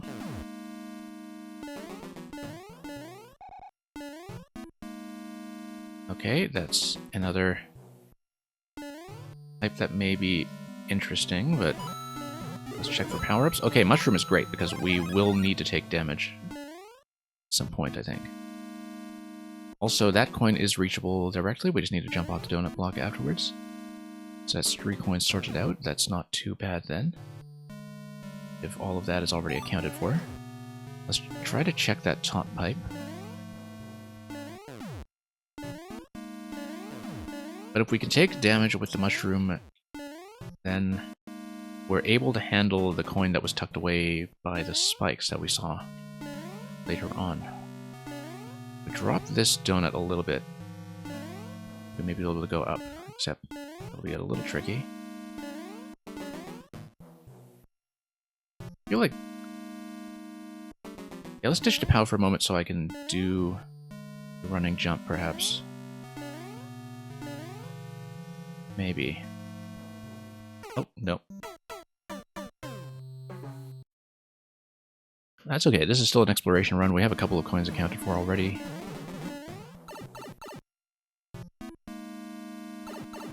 will just take a little bit more exploring.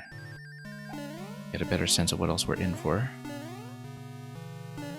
Oh, actually, let's check the entrance again, because we know that with the on-off switch toggle, it is possible to go back into the initial section. That is not going to be relevant to anything, though. So, going back through this pipe does nothing for me. Skewer action right here, smashing their elongated attributes wildly. Yeah, that's what they do. That is what they do. Okay, hidden staircase of sorts. Looks like we would need to brace something here and then move up to that upper pipe.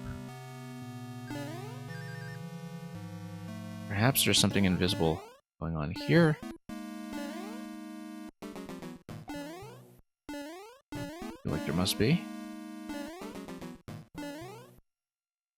Because there's no other way we're going to make that unless we have some flight.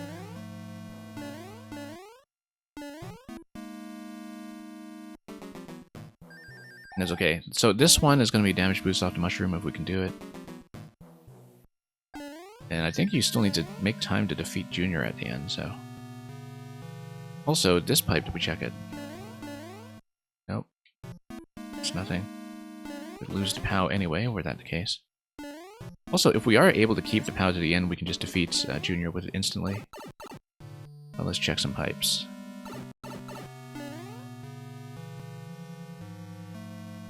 Oh, this looks like the early section, or at least some... Oh, notice that there's no on-off switch here. So this is actually a... Twice. It's a bit of fakery. Let me see here.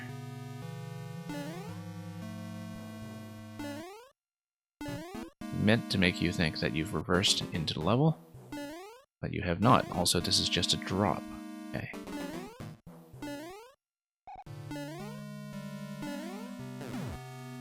Yeah, we'll check the second pipe as well. Not sure if this is relevant. It's not. And then, yeah, we have coins over here.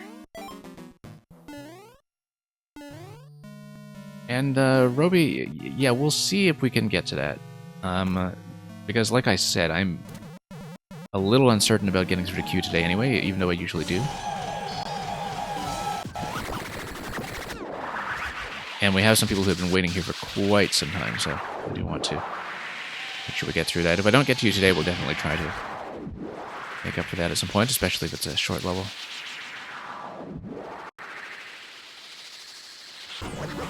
Seems like an onion of a level. What, in that you keep peeling back its layers and then it sends twisters at you, like onions usually do? Well, there's no coin in this section. There is a P-door in this section. But I feel like the P-door might best be another way of leading you here. So... we'll see. Like I said, I don't necessarily expect to complete this today, but we'll explore it and we'll take out what we can. We have probably at least 5 coins or so accounted for at this point. This is new, and this is relevant to the on-off switch. And yeah, you would need the on-off switch from the thwomp in order to grab this, which you can do.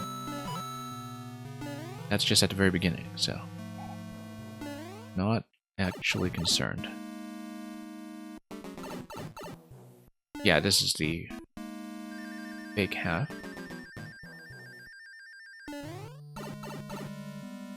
So of course, eventually we'll need to string this route together and understand how to put it together.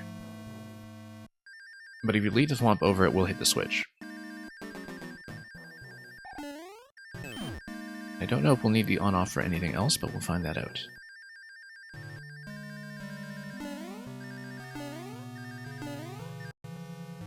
And what was that? Through the door or through the pipe? I think it was through the door, right?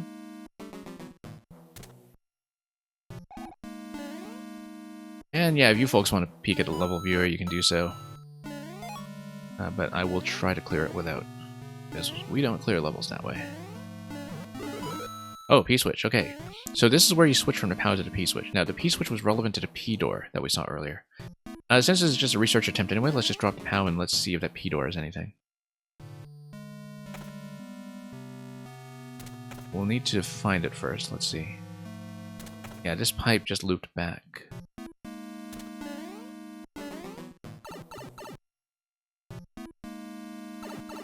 And then, if we take this other door, I believe that's what leads to the P-switch segment.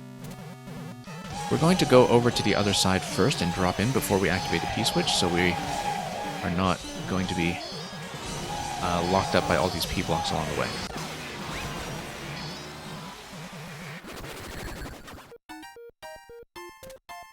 Okay, got some booze here.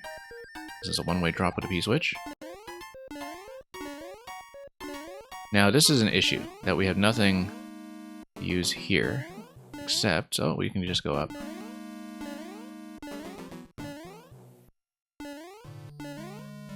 What is this? Boo, okay, so that's nothing.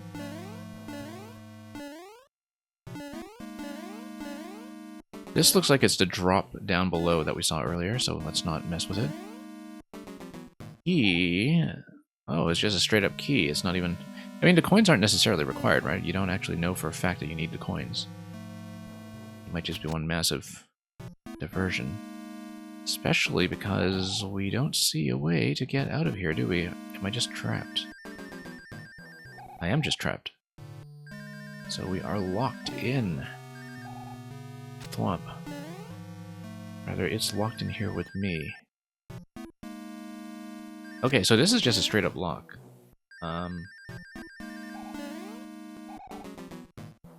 And that's curious because I kind of wonder how the key doors are matched now.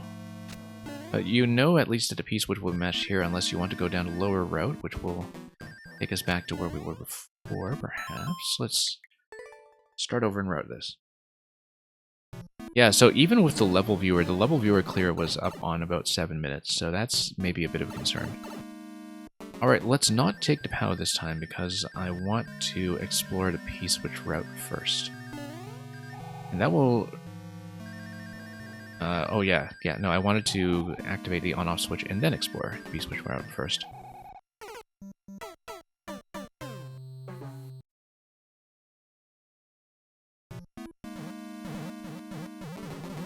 Alright, let's rethink that. Also notice that up above in the main screen here, in the first screen rather, is where the bouncy twister segment was located.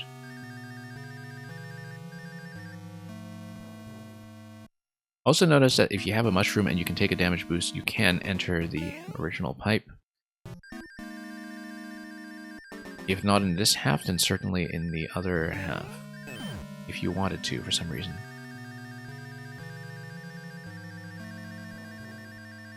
But let's move out of here first. Let's see if I can remember where that P-switch was. You have to do a lot by memory here. It was somewhere around here, wasn't it? Yes, it was one of these blocks here. Wait a minute. I thought the P-switch was... oh, no, it's here, okay. Wish you could set key doors to be lockable so you could get back the key and spend it somewhere else. That would be interesting when it comes to Phanto keys, in fact. In Real Starlight, you love how inquisitive I sound. Well, it's a level that's kind of built to be played that way, right? It's a puzzle house. Gradually going to pick apart.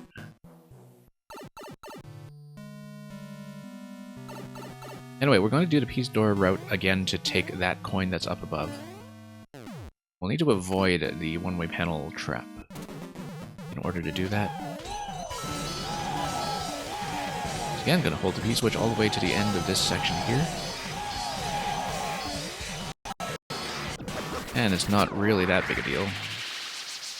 Twisters do push you around a little bit. You don't have that much control over it, but ultimately, you're able to get through. With Phanto, it would be neat, actually. Kind of a risk-reward thing where you plug the key back in when you're ready for it. Boo is over there. We're not going to deal with it. That's just a trap. There's a thwomp here as well, I believe. Yep. And We do not want to go up through the one-way panels. We want to explore a bit more over here. Good.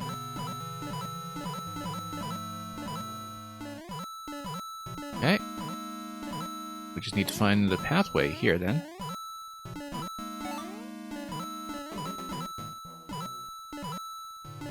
And we'll navigate this eventually. See why somebody reached for the level viewer for this part. But it is really just a block maze, it's not the end of the world. Unless, of course, the end of the world is itself signaled by a block maze, which would be bad news.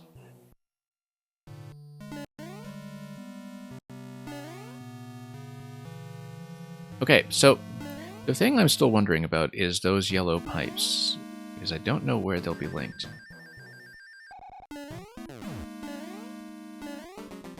Because there are a lot of pipes we have not checked, which might require the POW block for me to check. I already forgot where we got the mushroom, to be honest.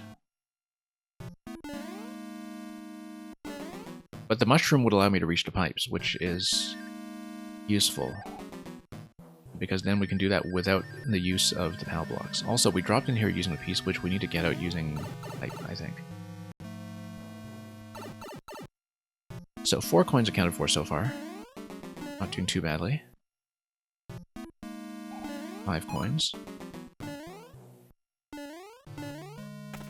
Check this already?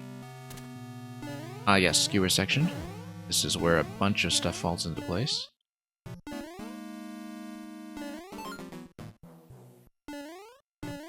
Including myself. I'm gonna try to take the top route. So, remarkably, I don't think the clock is going to be an issue, but we are going to be looking for a yellow pipe that is matched to one of those coins. Or just to that key. We need to not fall into the lava here, and the camera is going to make that a little tricky. It might even be this pipe. We never did check this successfully, did we? Nothing.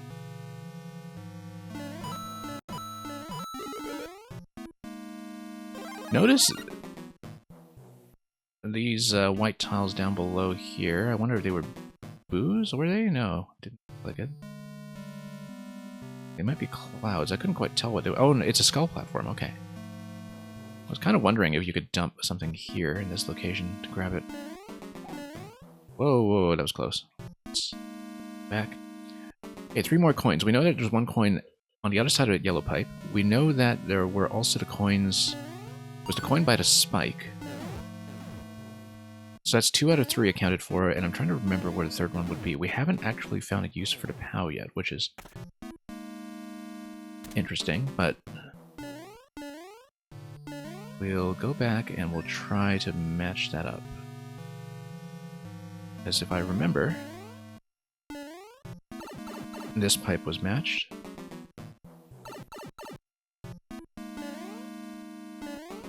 Let's check this side, because I don't remember if there was an additional coin on this end. Yes, there is. Okay, so all coins are now accounted for. The main thing we're missing is a yellow pipe.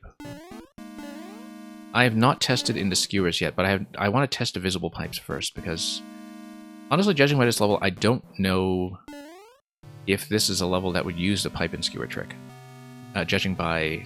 this is just my sense, given the feel of the clues that I've seen so far. That there's nothing that makes me think this is a level that would rely on that, which is not to say we won't try it.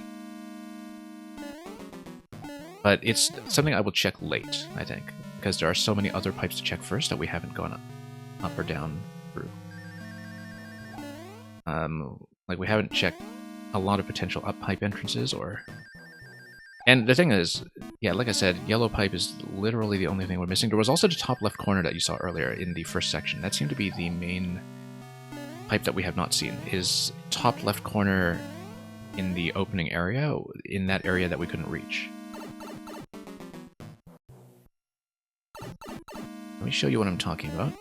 We don't want to burn the mushroom just yet on the damage boost area, but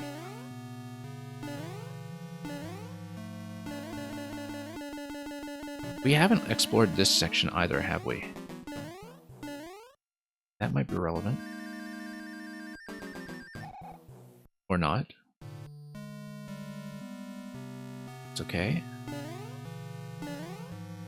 So yeah, it's this coin plus the pipe coin. And we don't know what the POW is useful for yet, other than perhaps killing Junior. Unless some kind of POW drop jump or something. So I need to get on top of this left side here. Over to that pipe. Also, what do I break this? Is this breakable? Yes, it is. Okay, that's not good. But that wasn't doing anything for me anyway.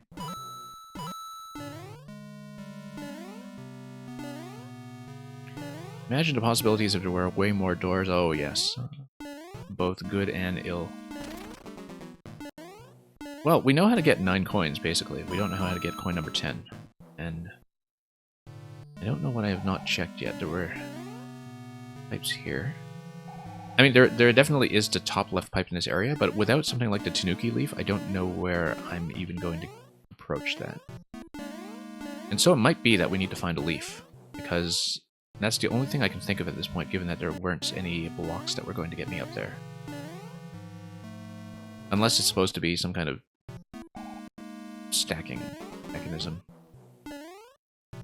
24 seconds, okay, so this is the main thing that we need to figure out. We've figured out everything in the level except this. If we figure this out, so we'll prioritize this on the next attempt. And if we figure out this specific thing, then we're set. Because, as I was saying, here, it's no big deal if you take damage and come back out. And so I'm willing to spend the mushroom on that, assuming that we know what else the mushroom is for. So we need to figure out what we haven't seen and prioritize the top left. I suspect it's going to be a leaf, but I don't know where that would come from. And there's also that pipe that leads to the key that's standing by itself. We don't know what that's about either, because maybe it just allows you to skip the coins. Oh, I'm going to check one thing. I want to check the clear time. Clear time is 7:28. Okay, so it's not something cheesy. We might as well look at the screen. We're looking at it anyway. Although it won't tell me anything about what is connected to that pipe, because that pipe... no, that pipe is coming out of Subworld, so maybe there is something that we haven't seen. There is a pipe on the top right in that open area, and possibly there are invisible blocks that will lead up to that. So this is not quite a level viewer clear, obviously, but it is going to be a bit of a shortcut. So we'll try to keep track of whether we're in main world or subworld, and we'll try to make it up to that side. See what is possible.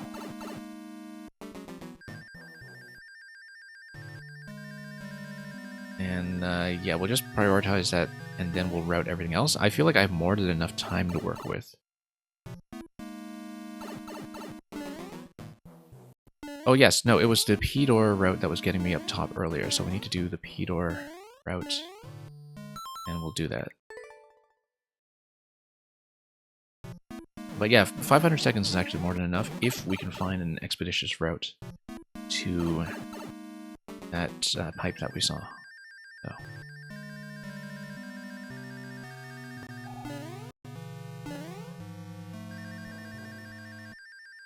The player has a checkpoint, they'll try to keep going more than if they time out before encountering any. Yeah, well, I feel like this kind of level, I mean, you know, the challenge is to kind of route it and find a path through, but recycling checkpoints would actually help quite a bit to space this out if the clear condition isn't strictly necessary with the Bowser at the end. This feels very much like a level that would be built for recycling checkpoints. If you know what I mean by that, the real Starlight. So the player has an infinite checkpoint to save their coin progress. Because the design of the individual obstacles is honestly pretty reasonable. Where was that P-switch? Already lost.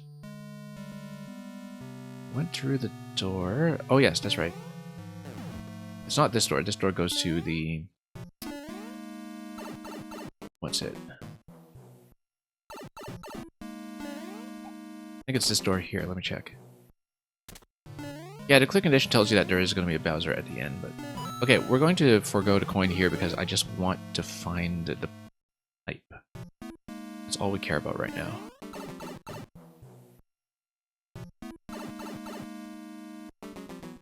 And yeah, so we're back in main world. And we're going to go through door here for the P-switch gate.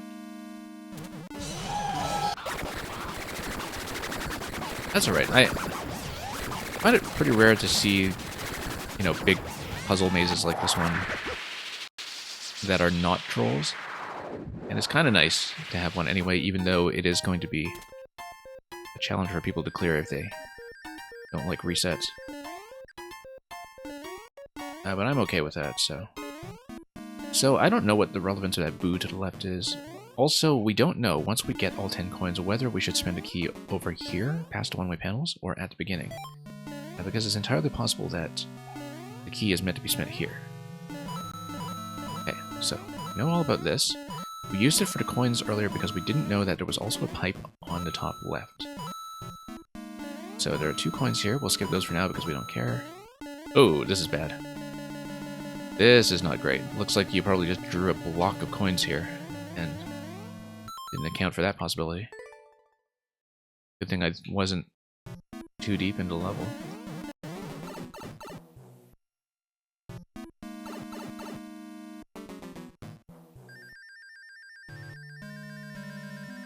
So we'll need to be careful about that. I might want to grab mushroom first to avoid situations like that. But let's just try to route it out so I can see where that pipe takes me, because I feel like that pipe is going to be relevant.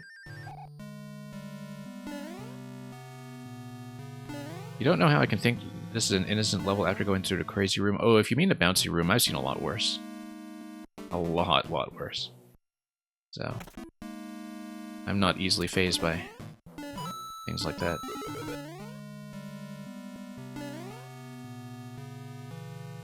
Like, the kind of interactions that I'm seeing and the kind of challenges navigationally are still relatively standard when it comes to what people try to pull off in Mario Maker with maze exploration, so I feel like it's been a fairly relaxed experience. See, because the room actually lets you through, it's not like one of those that keeps bouncing you backwards and makes it a real struggle to get to the end and preserve a checkpoint or something. Oh, I'm in the wrong half. Let's go back. Yeah, I should consider grabbing the mushroom first so I don't get boxed in. But we'll just be extra careful about not falling into my own traps. Oh, whoops. Speaking of which, we got crushed. Just as I was saying, this room is perfectly innocent.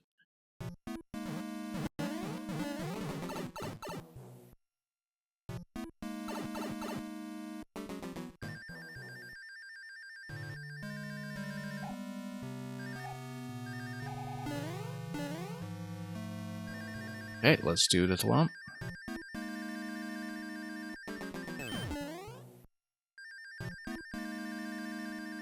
Now, if of course I could remember where that mushroom was, it would simplify things a little bit, but... Oh yeah, it was in one of the other multi-coin rooms, over the skewers, I think. So, that's okay. We'll do without it, and we'll hopefully not get trapped too often.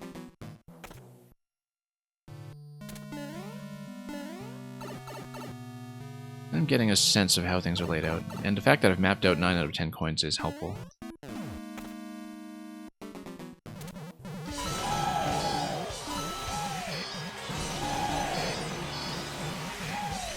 And trust me, with the sound effects especially, I think some people here can name some makers who have done a lot worse.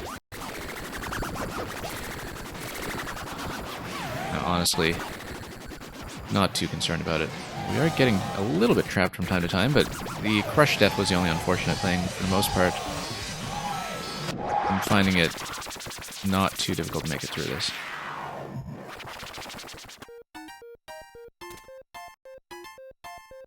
Okay, so we'll try not to get trapped. I feel like the one-way panel trap is unfortunate, especially if you already have a lot of progress up to that point. So, I know there's no checkpoint progress to lose in this level, but at the same time, I think if people have a lot of coin progress, they would be very reluctant to lose a ton of it.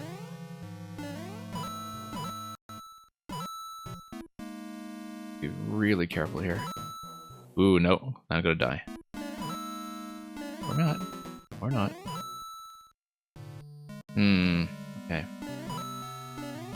I feel like there's a risk that there is an unwinnable state in this maze, where you can lock yourself up in such a way that there's actually no way to go up. But we'll test that first before we jump to any conclusions.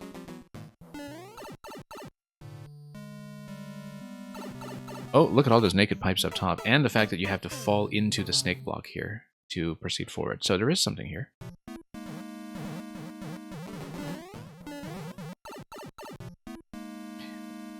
Yeah, Green Heroes, is that Royru's kind of worst level sweepstakes? Because I know people contrive stuff for him. And Roby Angel, yeah, no, I'm not taking that the wrong way.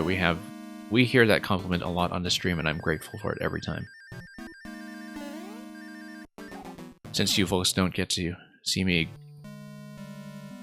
grace you with my presence on a webcam or something, the voice will have to do, and I do want to make the viewing experience as pleasant as is within reason. ASMR, another Super Metroid remake. That's just what I think of every time somebody mentions ASMR.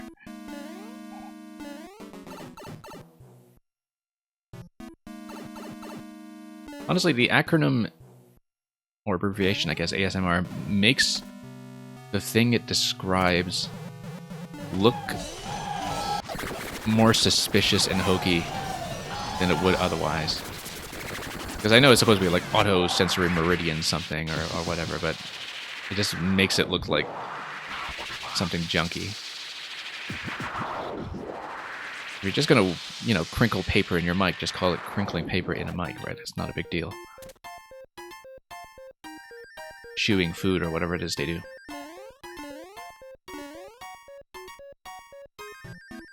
You don't need to make a whole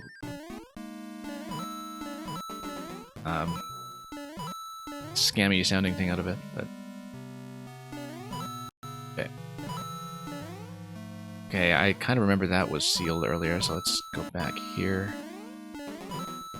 Yeah, a lot of trial and error in this section. Now we need to hold either left or right here. We'll hold right. Look at all those naked yellow pipes.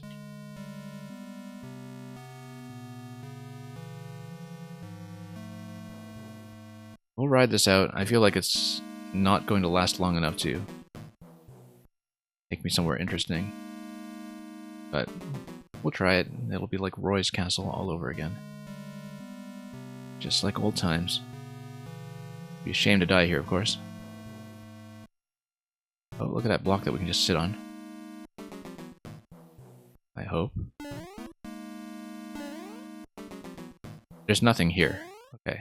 There's absolutely nothing here. I see. So that is just a troll pipe, I think. That's a dead end. So what haven't we checked? It's just a top left pipe. So we know now that that's not going to be it. But that's in the other half. So is there a matching section in this half? That's the next thing we'll check. Because there are some similarities between these two sections. Enough so that... Oh, no. Can't get up there. Okay. I can see why Level Viewer was used for sections like those. Because there are a few traps like that you can place throughout. Anyway, like I said, we've got 9 out of 10 coins, but we basically need to check every yellow pipe to get to the last one. And the fact that you have tons and tons of yellow pipes that are stacked on top level makes me think that the solution might potentially not be fair. So let's take a look at this. I would like to be able to figure out a solution here without any kind of additional assistance beyond the screen we're looking at here. But I don't know if that will happen, because we've looked at I mean, this is only the main world, but we've definitely checked every pipe that I see here, apart from the pipe that exits to the key and the pipe that exits to the pink coin, either of which would get me through a key door. We have never seen the stuff in the top right, or the kind of creamy semi-solid back segment that is below that. So there might be some kind of pipe linkage from the main world that we haven't checked yet. But I also don't see what that would be. Also, speaking of Maker 1 earlier, by the way, imagine what this would be like if you still had some of the pipe stacking mechanics in Maker 1 that allowed you to make one-way exits or many-to-one pipes. But yeah, the fact that you had that whole row of yellow pipes this level makes me suspect that this might not really be that organically discoverable. We might have to attempt it again at some point, because I think 9 out of 10 is good progress right now.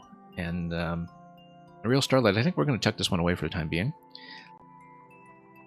Because it looks like the last coin is, especially with segments like the green snake block, going to require much more trial and error hunting than we may have time for right now with the remaining levels in the queue. So we'll mark that as lost for now. You're welcome to resubmit it at some point. We'll try to hunt some more, but I'll have to come back for that. Because in the meantime, we will get through a little more of the queue. Thank you for submitting once again. I feel like we actually did pretty reasonably in this. Finding as many coins as we did, given the information I was working with, so. Luigi has, apparently, had enough for one night. As to say nothing of Toadette, thank you for the follow. Fourth corner. Your position is 3, but we'll see who is ahead of you and whether we have any dropouts. Mr. Greggy Spike, if you'd like to check in, we will get you in first. Because, yeah, fourth corner, there may be some people who have bailed ahead of you anyway, so, or who have short levels. So we'll hopefully be able to get through this as quickly as we can. If Mr. Greggy Spike isn't checking in yet, I will check the online list here.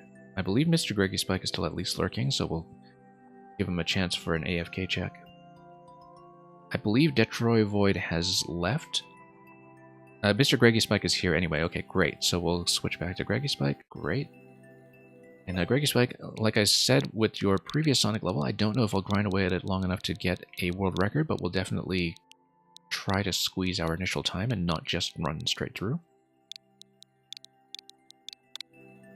We'll attempt to push it down a little bit, but like I said, I don't want to run too long today. Level inspired by the Sonic games. Can you get a world record? This is going to be, again, kind of like Green Hill Zone, in that you have dash pads in the jungle team. World record is 15 seconds. And your personal clear time is 16 seconds. So, let's try it out. And yeah, Greggy Spike, I'll try to give a reasonable number of attempts on this to try to find a good route. And yeah, again, we have dash pads everywhere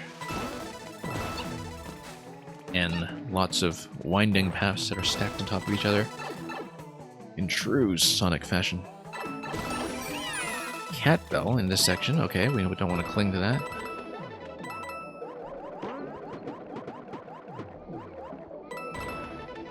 And we can, in fact, cling to this underwater.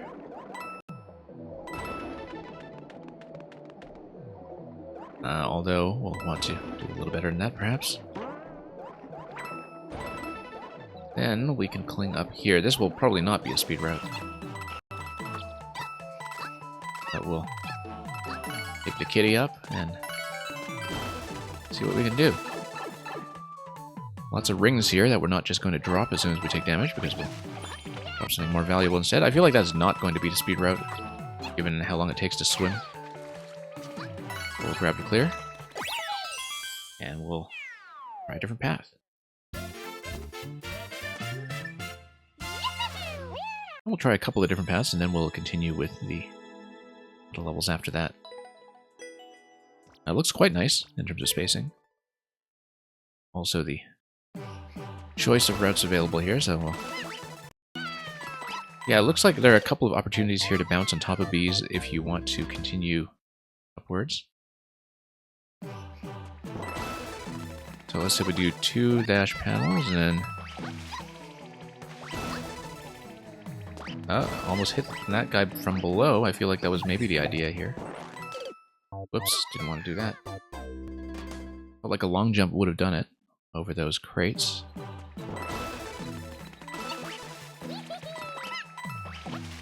Oops, didn't mean to cling on to that once again. Yeah, there probably is some kind of shortcut that involves dash panel followed by bouncing on a bee, but we'll have to figure that out as we go. Oop.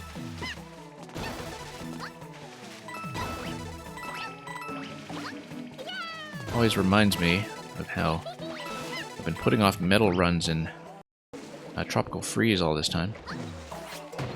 Whoops, oh no, that's bad. We do need to stack crates there in order to go through, and we need the water level to cooperate as well.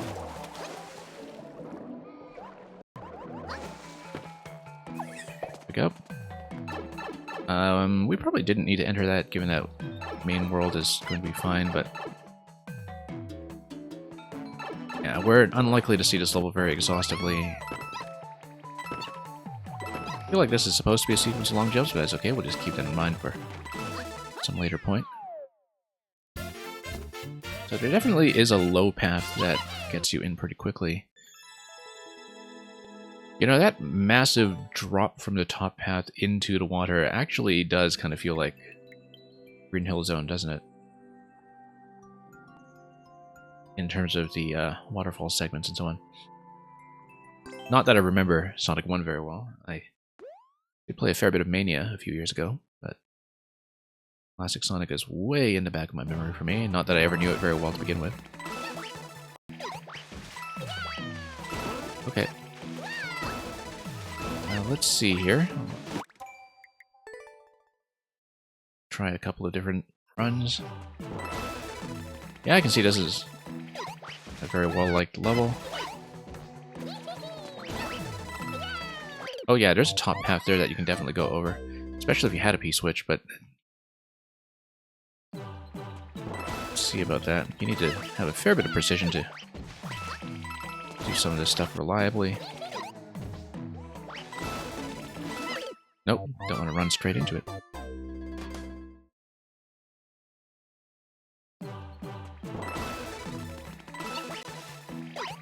Yeah, so we'll try to squeeze this time Greggy Spike over at least the next 15 minutes or so. I feel like going off the end of that dash panel would have gotten me over that B. We still haven't seen a top path in that section just yet, so that's one potential thing to aim for here. Like a twirl may have done some work there as well.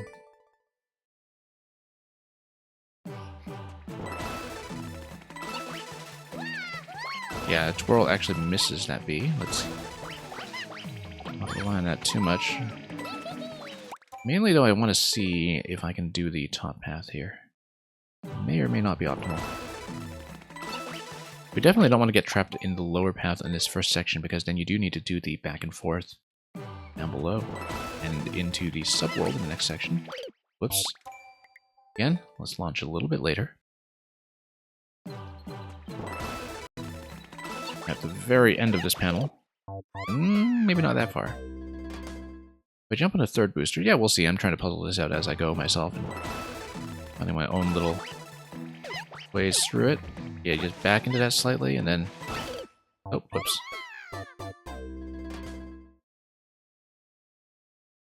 We'll try a couple of different things. I feel like it's important sometimes, if I'm finding my own route, to just pick something to try and stick with it for a while. So we can actually find some refinements before we move on to the next idea. Oop.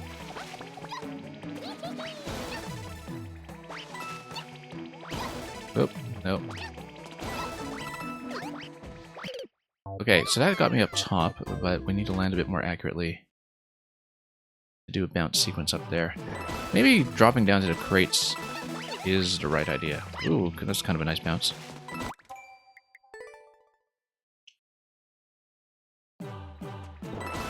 we'll try to squeeze this down to something lower, even if it's not going to approach the record. Definitely is a route to look for here. No, not quite. I kind of like the second panel better in terms of what I was trying to do, but we need to figure out what to do with that spike, of course.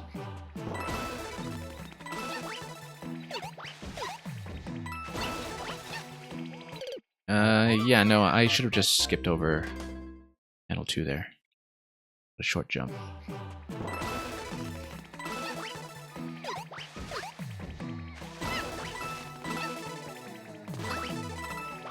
Okay, that was a little early on that one. I feel like that route had potential.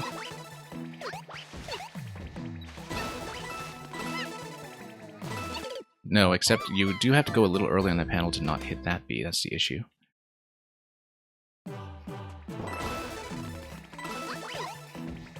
Okay, that was a nice bounce.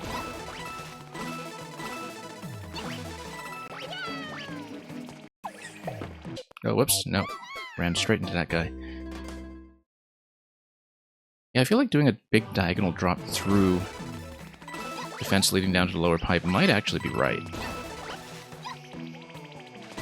I'll try to squeeze this a little further. Oh, no, and then you have to wait for this. So that's not gonna go. Unless you drop a crate there, of course. Whoa.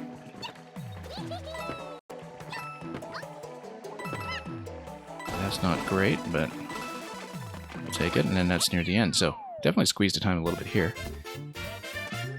I feel like what I was doing previously with doing the diagonal drop to the right clear pipe would actually have been a considerable savings, because then you could just long jump a little bit after that.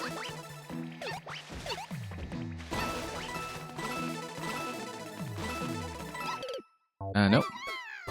Yeah, you'd probably need a spin jump out of some of that, I think. We'll just give this a few more attempts. I'm pretty satisfied with the progress so far. It's something that we'd want to push on with further attempts. But it's more in the interest of seeing how much more of the cube we can get through today. We'll see how many more attempts I can put in now.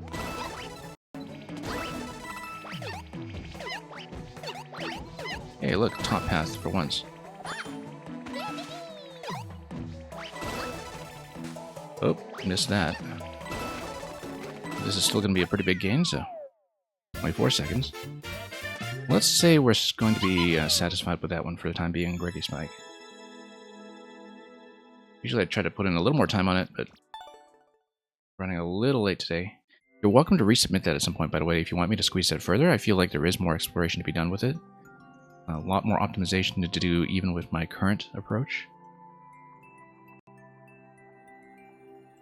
But I do want to make sure other people get a chance first. So if we wrap up a little earlier than expected today, I'll maybe go back to this one to push on it a little more. But for the time being, getting within 10 seconds is still a pretty big improvement over a short period of time. So a lot of different options here. I still think the idea I had, if you can get a really accurate bounce off that spiny or off of some of the bees above it, drop immediately down to the clear pipe with good timing that allows you to go through the crates instantly, then you long jump across. I think there are definitely some viable low routes.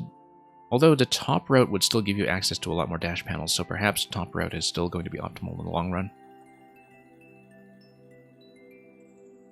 Second culvert to Troy Void, who I think is long gone.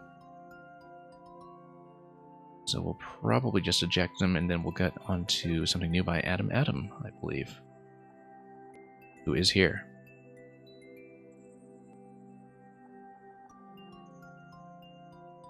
And then fourth corner, Super Biva and Awesome Lamp after that, so maybe it is possible to do everybody's. Maybe so.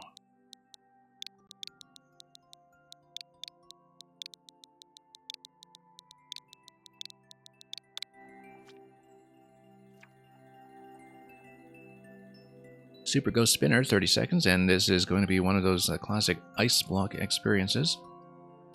See, the world record is being held by Cats, who was a contributor to some earlier YMMs, as well as a good daytime precision streamer from time to time. I haven't seen Cats stream in a long time, actually. I think just as a function of not being on Twitch myself too much. But we'll see how we do.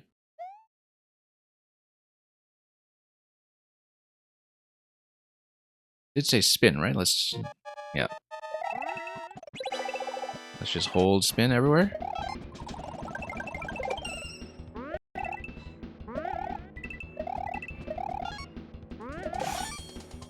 Very nice synchronization on that helmet there. Oh, whoops, missed that. That's an awe. I was too distracted by thinking about how we are going to loop through some of this a second time because of some of the coin placements. Because I saw a coin that was out of reach and I thought immediately, okay, that just means we're going to have a second pass through some of this stuff, like we do in many other Atom levels. And then I realized I forgot to actually watch where I was going, which is kind of important. Oh, whoops, no. Let's not jump when it's unmarked. We're just going to run into time issues here now. Yeah, ran into too many issues with not adjusting properly to the fact that I had a star. That's okay, we'll fix that quickly. We're already in the second half.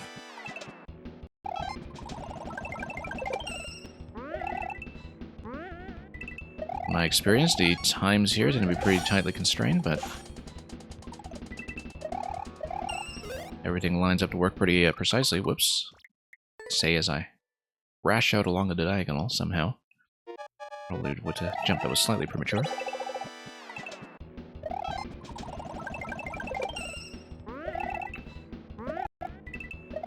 Need to trust the bounces sometimes.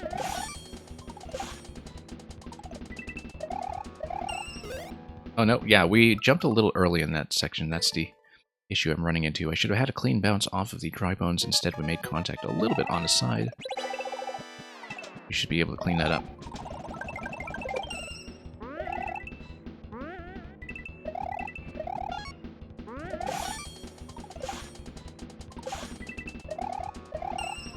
There we go. That's good. 11 seconds through the door.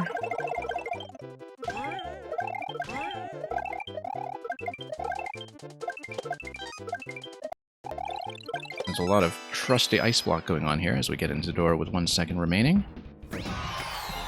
And we made it. Thank you for that, Atom.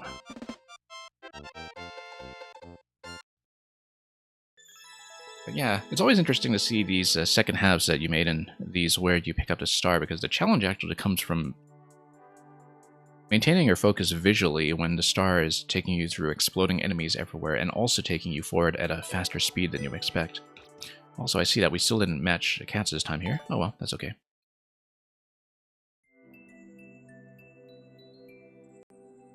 And thank you for all the GGs. The fourth corner, thank you for waiting for so long today. You've been here for what seems like hours. Do speak up in the chat briefly if you want me to test your level.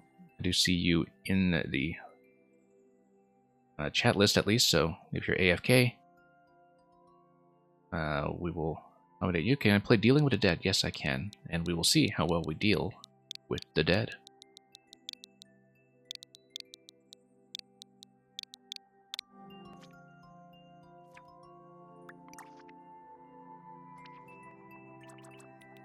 A lot of tests here, but Dealing with the Dead is from 2021. Dead Alive. Got a 14-second record on this one.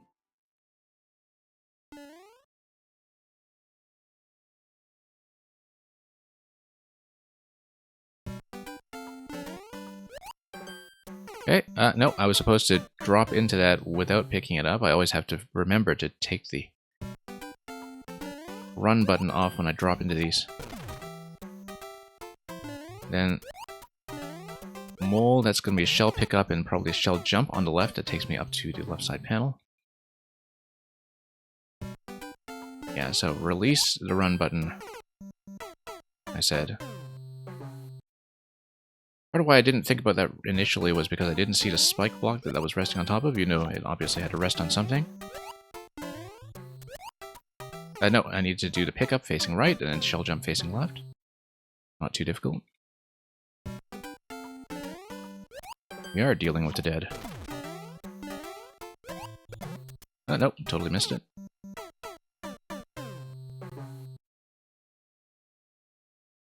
It is backwards. You'd be amazed at how much of a difference that makes just pointing a shell jump to the left instead of the right with the exact same spacing. In general, there's so much stuff in Mario, even really standard Mario, that you assume to be left to right, that you realize that your perception of the physics and the spacing is actually just completely off when you just flip the directions around. Which Nintendo did exploit at one point with a bonus mode added to, I think, one of the NES Remix releases. I want to say it was the NES Remix release on 3DS where they added like a backwards Mario mode where you play as Luigi. Yeah, short and sweet. I feel like we just need to make that shell jump and we're probably going to be home free not long after that. Perhaps even at the top of that yellow pipe, but we'll see.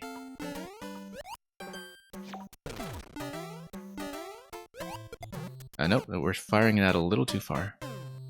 Let's get a little closer for the shell jump. Like I said, reading the shell jump position and going right to left is surprisingly tricky. Nope. Fall into it. GT Starter. My queue is currently closed because I'm trying to get through the rest of it currently. If we finish ahead of schedule, I'll see if I have time for one more, but right now I really can't guarantee that. But if you stick around, maybe we'll have time at the end. Nope. That's just a shell jump up, and then the bomb is going to clear the way to the checkpoint, so we're almost at checkpoint 1. Here we go. We need to not be too put off by some of the spikes here. The issue is that we need to short bounce off the second Koopa and then adjust immediately into the shell jump, which is one of the things I'm having a little bit of trouble with here. Whoops. As well as remembering to let go of the run button when we fall into the shell.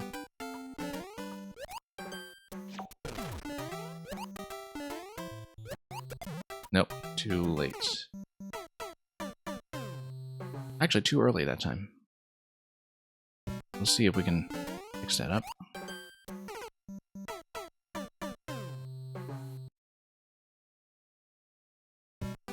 Yeah, I feel like there are some people who would definitely build this bone shell as being on a vertical track or something, so you could fall directly into the saw blade and get that bounce.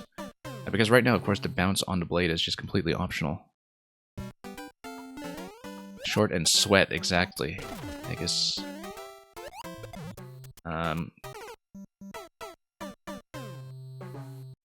yeah, it's really just the spikes in the second segment over the Koopas being a little claustrophobic for me. That's the main thing I'm worried about at the moment, not really so much the shell jump in itself.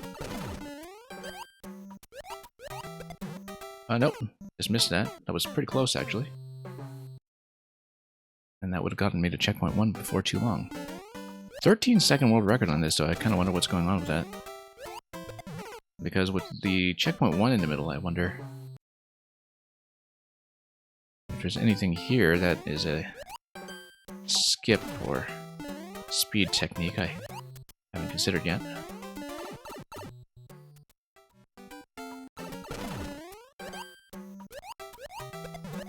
There we go. And bomb is going to give me checkpoint 1. It's going to take its sweet time. That's a THX already.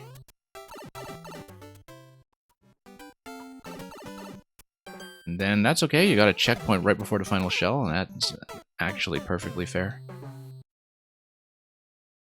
Fairly gentle, actually, instead of just making me work through that a long way.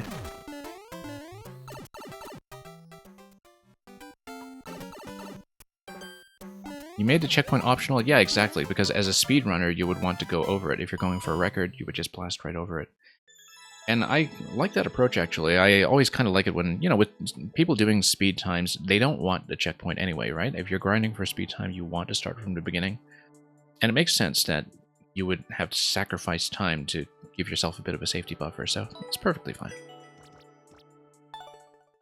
And pretty gentle for a shell jump level, I must say.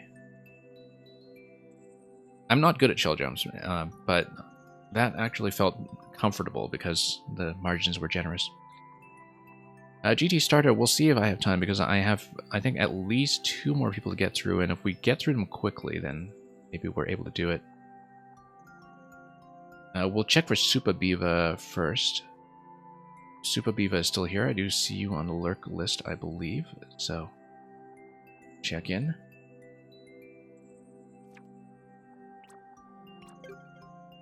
Yeah, because GT starter, I usually try to run the stream up to about 4 hours, and we're hitting that point right now, although I do try to prioritize clearing everybody who gets into my queue before closing. If we do not hear a check-in from Supa Biva... Okay, no, you are here. Great. Thank you.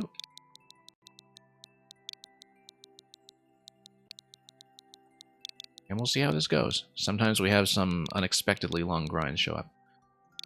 Pick whatever you like from your list. Okay, I will probably prioritize something that's not going to be super difficult. This one seems very well liked. 1%, we can probably do that. Like what Nintendo did to Mario Maker, that's funny. Yeah, we probably won't do a 0.5. I feel like we can probably do this one here. Abandon. Or, no, Pineapple Pizza, rather. And if it looks like it's too much of a grind, then... Yeah, because it looks like this is one where you just jump over to spikes, right? And just try not to hit them. If I'm having too much trouble with it, we'll pick something quicker to get through today, but...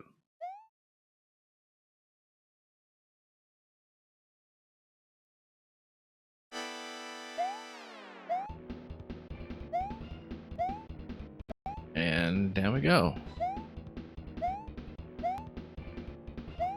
Okay, this little slot here is going to be trouble, I can tell that already.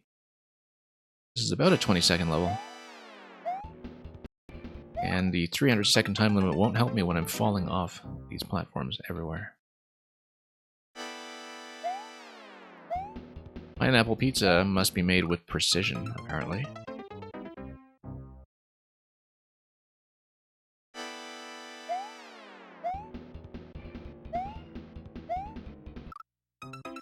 I mean, it's not super tight or anything, but we will need to be careful as we get into some of the later jumps.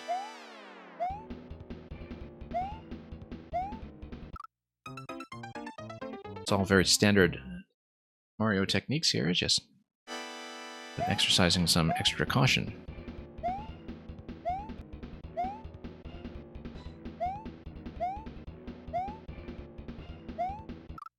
Nope. I backed off a little bit into that jump, and that's a bad habit of mine that I do tend to back off on my jumps. And always have when I play standard feeling platformers. So there are a lot of things in Mario Maker that catch me out sometimes because they're... Yeah, as you're saying, some jumps would be better with spins for sure. I'll have to look at the margins here to determine that. Depending on the ceilings and the arcs in certain locations.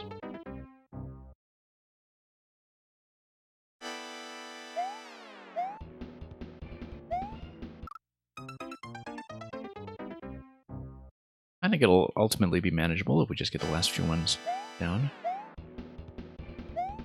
The record on this is 20 seconds. I feel like we were close to the end already.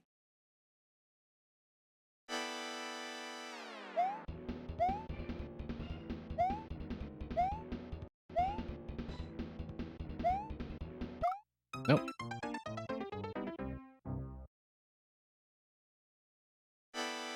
Yeah, pretty much just a straight up jump test here that we see.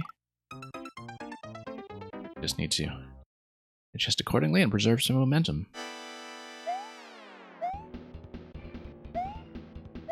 Yeah, some jumps that you need to clear immediately might be done better with a quick spin rather than waiting for the platform to drop.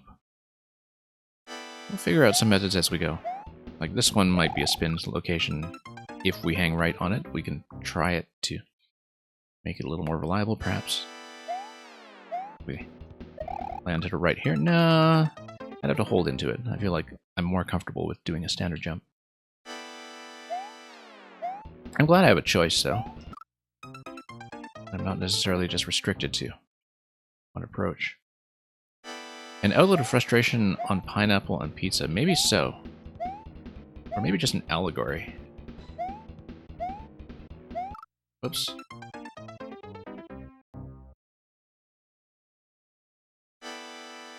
I guess if you imagine that with each of these blue platforms, you're kind of dropping pineapples on top of the pizza sauce. Right? You're kind of decorating the pizza as you go. But pineapples are really prickly, so you kind of have to very carefully navigate your way to the juicy bits of the pineapple without poking yourself, and drop it slice by slice onto the pie before you stick it into the oven. And before you stick yourself in the oven, which is very much the point of this level. Yeah, Super Biva, I've definitely seen some people have extremely passionate views about pineapple pizza, so... Whoops.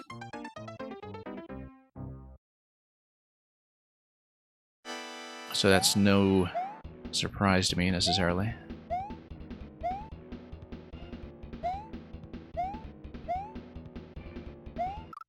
Nope.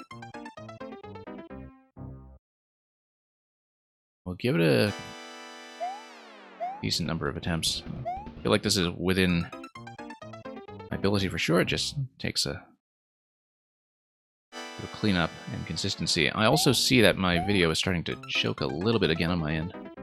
Hopefully that's not too distracting for the viewers. I know that we had some pretty serious network issues earlier in the stream that kind of got cleared up. If hopefully not returned.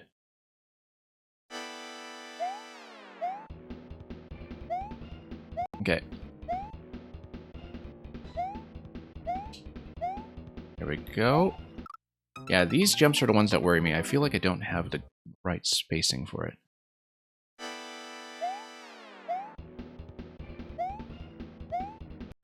Okay, there we go. No, we need more momentum. That might be one of those spots where I might want to try a spin. In fact, let's see, because the height is going to be similar to this first jump here when we land, so... Yeah, I feel like we're going to spin in those later segments, because otherwise momentum control is just going to be too much of a problem. Yeah, definitely a spin, but a spin from about dead center. And then we can take it all the way to that platform on the right. I feel like that will be a spin location.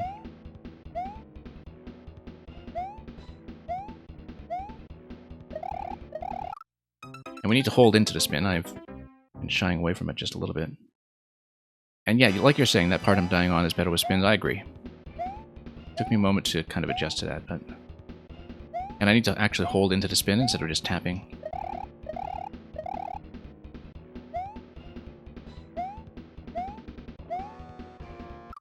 Okay, that falls off on a track, so it does delay initially a little bit. And I feel like that I also want to spin into because it's a problem of height. I want to minimize height on that jump, and so... When I drop the platform, the wide platform on the track, I probably want to spin over to get back on it as soon as possible. But that was a pretty significant burst of progress, so pretty happy with that so far. Nope, a little late on that. And a little too far to the left as well.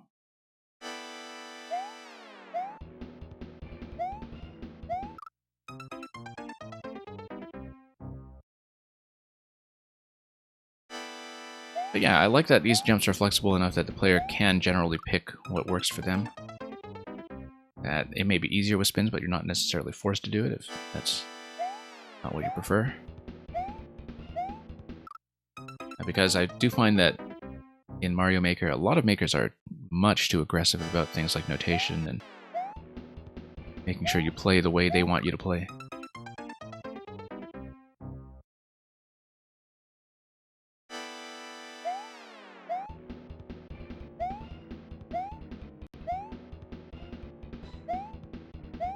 Well, again, need to hold into that jump.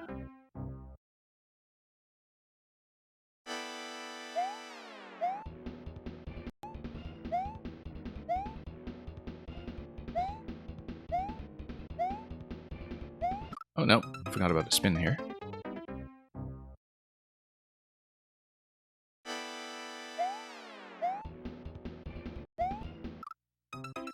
See, past a certain point when you try a lot of different things on pizza, and some pretty creative artisan pizzas here and there,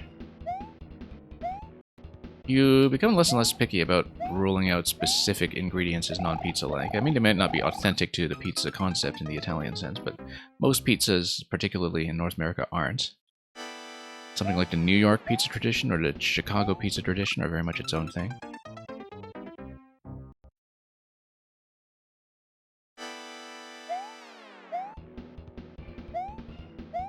And, let's... Oh, whoops. Spin.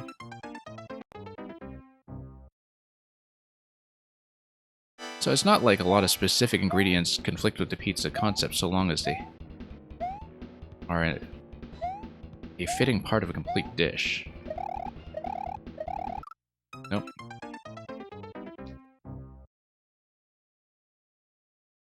Yeah, there's a pretty big difference in a dough between different pizza styles.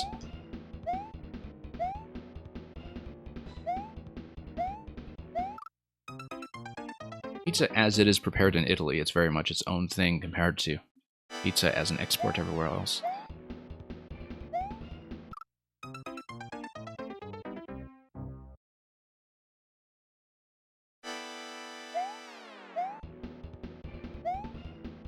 And let's see here.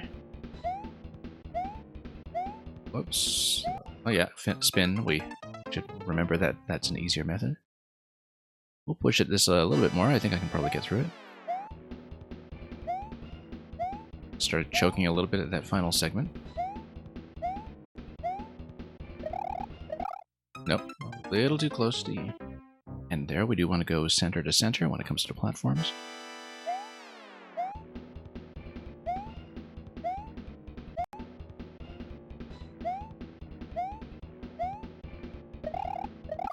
Nope, still too close.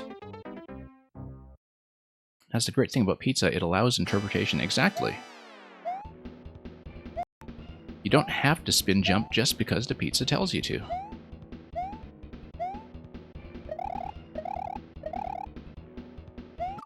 Oh.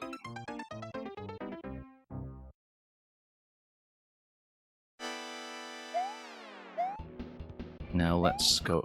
Whoops. Now, we were doing fine on our best attempt all the way up to that falling platform, and I just kind of miscalculated the drop. Like I was saying, that did seem reasonably close to the finish, so... After this, I think it's just Awesome Lamp, right? And I assume Awesome Lamp is the continuation of the Super World, so that'll be a nice thing to finish on, I think. Depending on time. Let's see if we fit someone else in, but I would not get my hopes up necessarily if people are not in the queue at this point. Because I am running a little over the 4-hour mark at this point. Like I was saying, by the way, earlier in the stream, people who came in late, starting next week, I am going to be off my summer schedule. I'm going to be back to the earlier start that we were running earlier in the year, so... very often, I am still going to be busy with viewer levels at this hour, but we're going to have an earlier start time by about an hour or two. And I'm hopefully going to be able to stream more often starting this week. Although I said that a few weeks ago as well, and that didn't quite pan out. Because I used to do 3 or 4 streams a week, and lately I've just been doing 1 a week, because too many things have gotten in the way.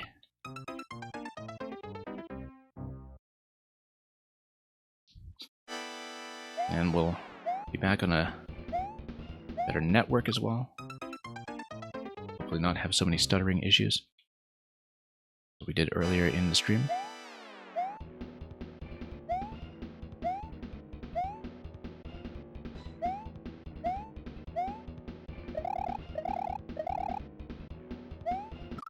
Nope, too high.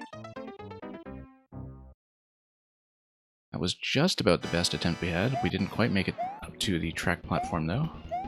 Whoops, lost too much momentum.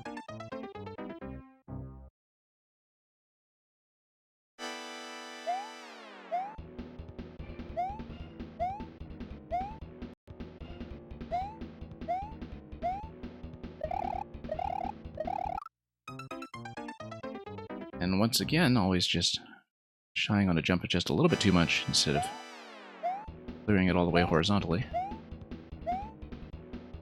And see, I do have that habit of backing out of every jump.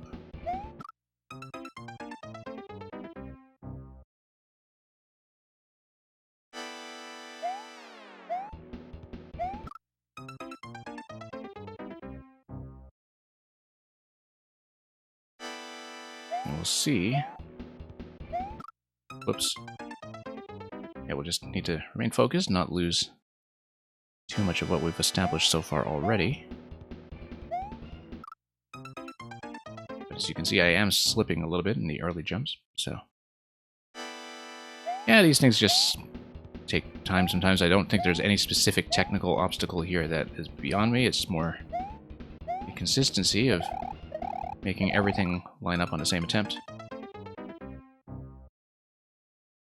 I think that last platform being up high is playing a bit of a visual trick on me. The jump towards it should be the same as all the other jumps before it, in that spin jump sequence. But the fact that the platform is placed high is probably tricking me into backing up a little bit, when I should be treating it the same as the previous jumps. And the game just plays tricks on you sometimes when you develop certain habits. Probably because I'm wary of overshooting and not having enough room to run when I make that platform drop. Nope, still backing up a little too much. Yeah, held spin jump shouldn't take me too high there, so... hold the spin jumps just a tiny bit longer than what I've been doing. Should be able to make it.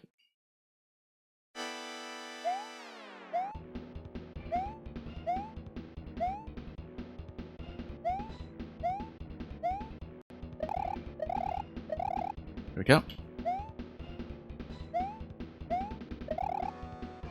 Oh, no. I was facing the wrong direction. I didn't manage to adjust my momentum quickly enough to get to the final platforms at the end.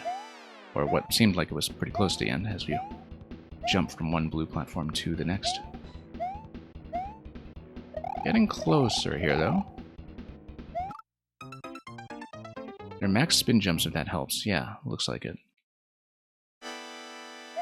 No, I know they are, but I have bad habits with muscle memory sometimes, where I'm just so accustomed to tapping spin rather than actually holding into it. But even though I know I should. Whoops, no, too early. Too late, rather. Coming out of the falling platform. No, I know they're supposed to be max spin jumps. But body thinks one thing, or rather mind thinks one thing, and fingers do another. Whoops. And Aegis Cook, you have to go. Yeah, looking forward to whatever it is you're working on. You have a great day as well. Thank you for joining us for so long.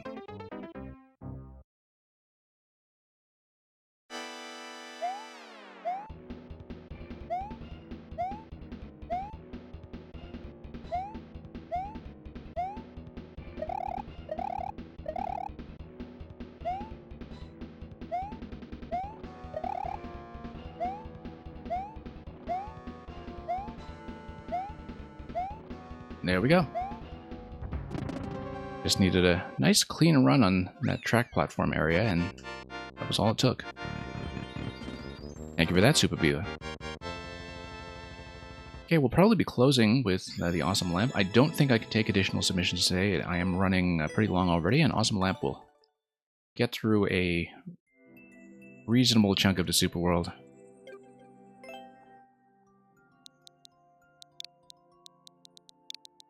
We'll see how we do.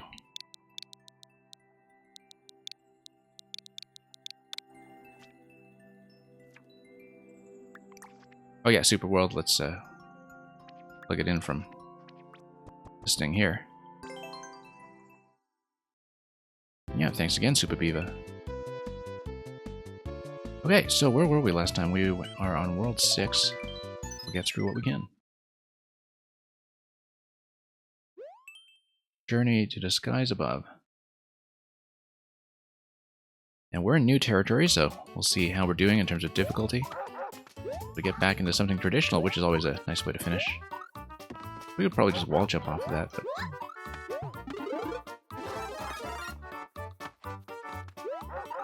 Oh, whoops.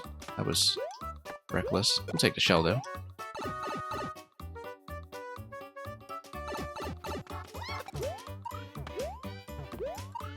Okay. Then pop this guy, and then it is going to be a pretty slow vertical scroll taking us up eventually. It's okay, plenty of time to hang around here and figure out what to do with this guy. Spin around the chomps a little bit just to, whoops, attempt to play in style, and not always successfully so.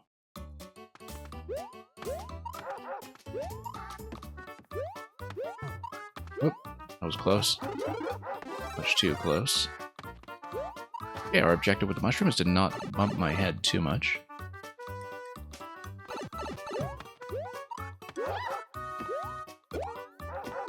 And we could have grabbed that vine, but that would not have gotten me anything useful. Whoops, didn't see the ceiling there because Auto Scroll had not taken me far enough just yet. We probably should leave the camera a little bit more space as I make the ascent.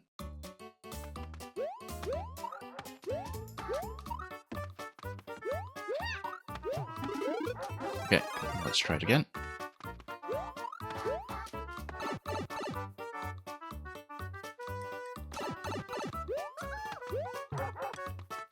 Alright, let's go up.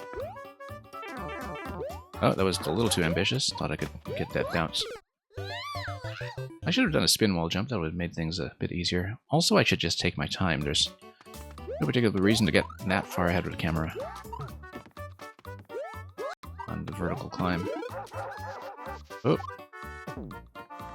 Go back to get that before it expires on me. Yeah, so let's try not to die to the camera this time. That might be important.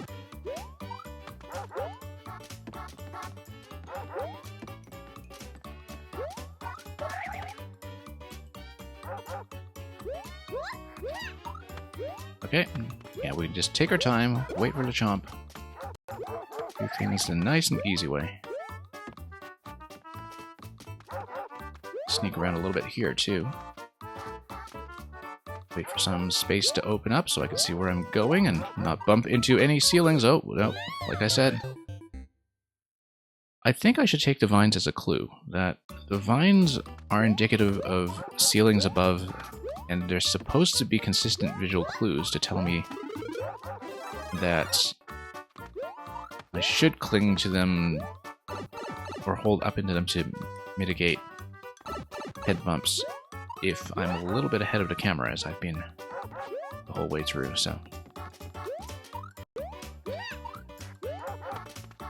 We can always stomp on the stumps, of course, to do a chomp release, but... Oh, that would be a little gratuitous. Whoa, okay.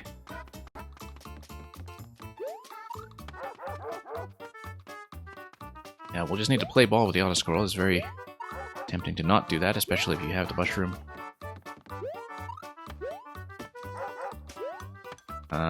We will, of course, go for the 10 coin. Recklessly.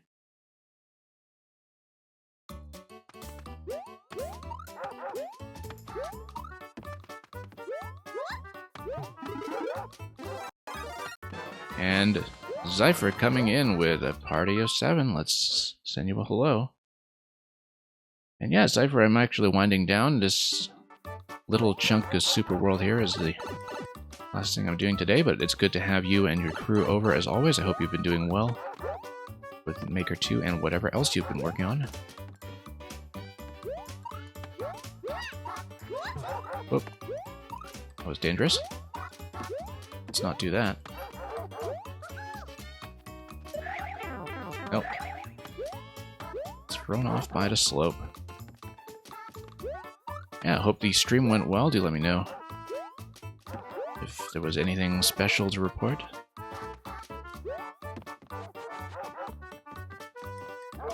And we'll just, once again, recklessly go over here and prove that we can, in fact, get a 10 coin in style. Okay, this guy is going to be a problem. Yeah. I did see that coming. He was going to be an issue. Oh, whoops. It was the usual stuff. You only had 3 levels you couldn't clear. Yeah. I spent too long on some levels earlier in the stream, and we did have to bail on 1 or 2 after that, but things have been otherwise reasonable here. We got through some... We got through a lot early in the stream, in fact, and then we had some tougher ones come in. Otherwise, it's been great. This game is still going strong. Seeing a lot of good makers remain active, which is nice to see at this stage. That not all the makers are tapped out yet. I really need to be careful with those chomps. I should just release it, in fact, because it is in a pretty obstructive location. Oops.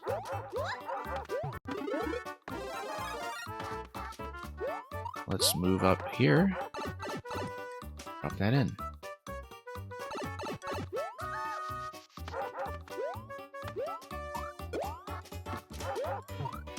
And, whoop.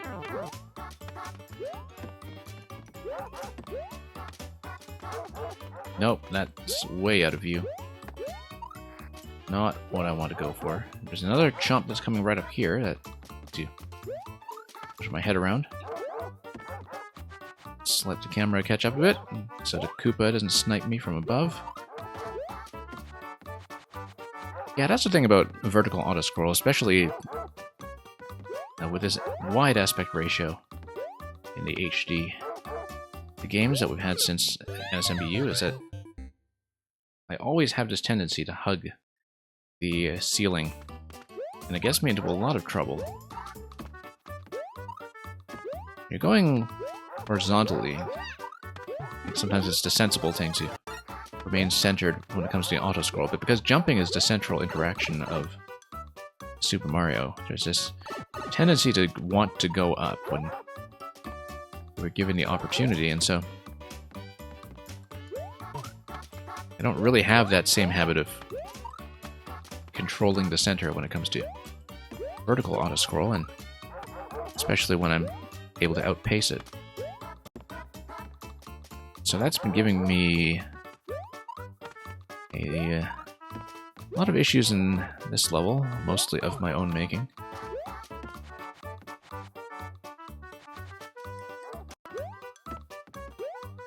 So yeah, Awesome Lamp, at the pace we're going, we probably won't finish World 6 necessarily. We'll try to get through this and at least one more, I would hope. Oh no, once again, this Koopa is also, whoa, stuffing me out of there, as well as that chomp up top that was coming in right by the scoreline. We should be careful about this.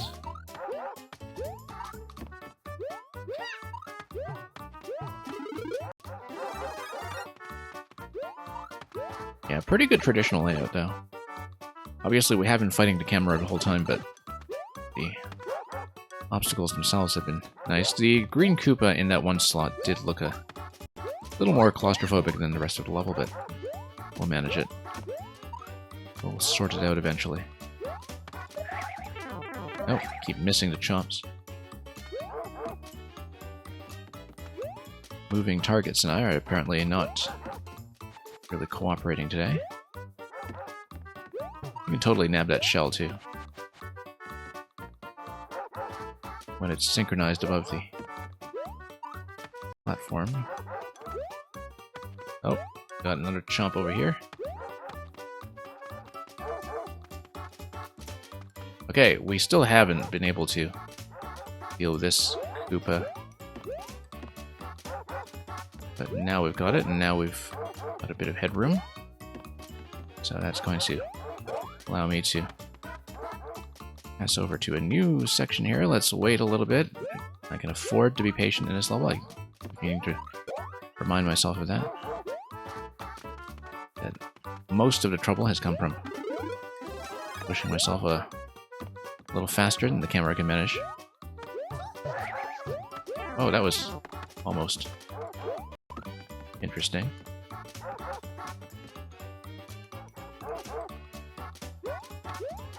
Okay, let's clear that. Need to be extra careful about that chomp. Bit of a long stretch without a power-up, but that's kind of a nice little consistency challenge for us. So we play for survival around all these guys bouncing back and forth. I have to watch my head once again. And for once, we're actually going to be behind camera pace a little bit. Winged chomp, have to be aware of that change of pattern as well. I think that's it. We must have missed some bonus coins along the way, but that's okay. Let's get out. And there's more. Okay, and yeah, there's no auto-scroll here, so we'll just try to be extra cautious as we hit checkpoint. Or, that's not checkpoint, that's the flag. Okay, great. Okay, awesome lab. It took long enough for that one that we probably only have time for one more in the Super World here. And I will have to call it. So, slower progress than we're used to here, but that's okay. That's just a natural difficulty escalation. Nothing to be too worried about. We'll see if we do a little bit better in the City in the Sky. And Ruby Angel, thank you for the GG. We've got some sky castles here. We're not able to make it there yet without some kind of flight power-up, or, for that matter, the boot, which I guess counts. Karibo's shoe is going to take me up to this one up here that I'm going to take, and we'll just be very carefully navigating back to the floor here so we can see where we're going. No, that's not where to go. We probably should have been able to tell that.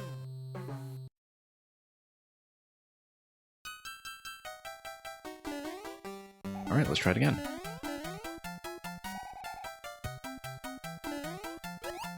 Yeah, there are a couple of locations here where if you're dropping too low, it's tempting to just do an emergency maneuver and drop out of the shoe, but then I think that would create some issues for continuing. Nope, because the game sensibly gives you another shoe when you're able to continue. If it expires, however, and you're left without a shoe, that would be a problem, and that would lock you up. Thankfully, we're going to try to avoid that, but we're definitely keeping an eye out for locking situations. For when you lose a boot and fail to get another. But it's pretty good about giving you even more Goombas to work with, so.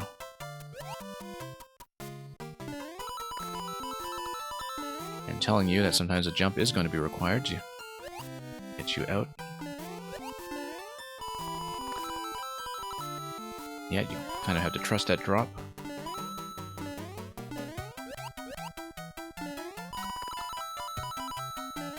And this is okay so far. We do need to follow the coins down and assume that coins do mean a drop.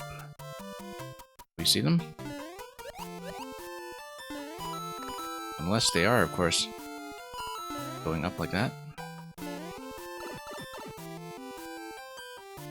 Okay, that seemed to go pretty smoothly. Let's not die to this guy. Again, we seem to have missed a lot of bonus content here and there. I used to be a lot more exhaustive about hunting for coins, but... Oh, there is something up here. It's a one-up. And Ampersand, welcome. I'm actually just about to finish. Now that one's pretty smoothly, though. We might be able to tag in one more here in this Super World before we call it completely. Because that went a lot better than expected, given the previous level. We have an optional one on this side. We'll take a look at least. And Ampersand, yeah, we'll see. I'll at least take a look at this one and see how we do. Cloudy Cruise, it's off to the side as something optional, so who knows what that means for its potential difficulty. Oh, it's P-Balloon. Let's hope all those flight lessons have played off. All those P-Ballooner levels that have been sent by specialists in the forum. Which will make this a relatively manageable pleasure cruise, even though I'm playing on D-pad rather than stick. We've got plenty of time on the clock to work with, so that's helpful. Oh. We just need to not boost everywhere. That is important, unless it's actually be beneficial, as it will be here. Here we go.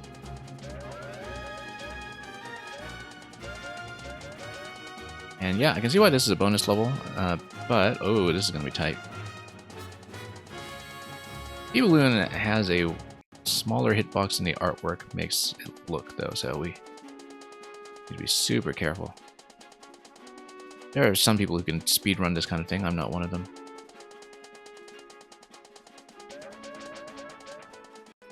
Actually, a pretty reasonable difficulty tuning for a P-Balloon level in one of these traditional worlds, in fact. And the P-Balloon here would allow you to take damage. Give you a bit of a safety net if you have trouble in this segment, but we're going to be fine. But yeah, if you take damage, you just hoof it to the latest known power-up refresh point. But yeah, I have to say the difficulty tuning is very good in this. I'm very pleased with it. As a reasonably challenging P-Balloon flight level for non-specialists who may want to take it fast or take it slow, but you know what this part reminds me of? This part here is kind of like DKC2. The brambles everywhere. Then much more like a DKC2 sticker bush tile obstacle than our usual P-Balloon flight sequence. Yeah, I don't tend to like cramped spike navigation either, but this is not as cramped as it looks, because the P-Balloon is actually pretty generous with its hitbox, and the corners are not tight and they don't require you to be boosting round and round. So I think I've been maybe conditioned to accept this level of tightness when it comes to P-Balloons because I've just had to deal with much worse in the past. That this actually feels pretty roomy. I'm definitely not somebody who is a precision-oriented player, but I'm doing okay. Like, it doesn't feel cramped simply because I've played stuff that legitimately does feel cramped down to the pixel level, right? So, this felt very reasonable to me. It's one of those levels that is actually, I think, more spacious than it looks at first glance as the viewer. And yeah, Zypher, thanks. We've kind of been oscillating above and below 1,000 followers for the last few weeks because I honestly haven't been streaming much, and so there's a bit of natural attrition, but we will end there today. Awesome Lamp, but had a lot of fun with those three that we saw, and then we'll have to finish up World 6 in a separate segment.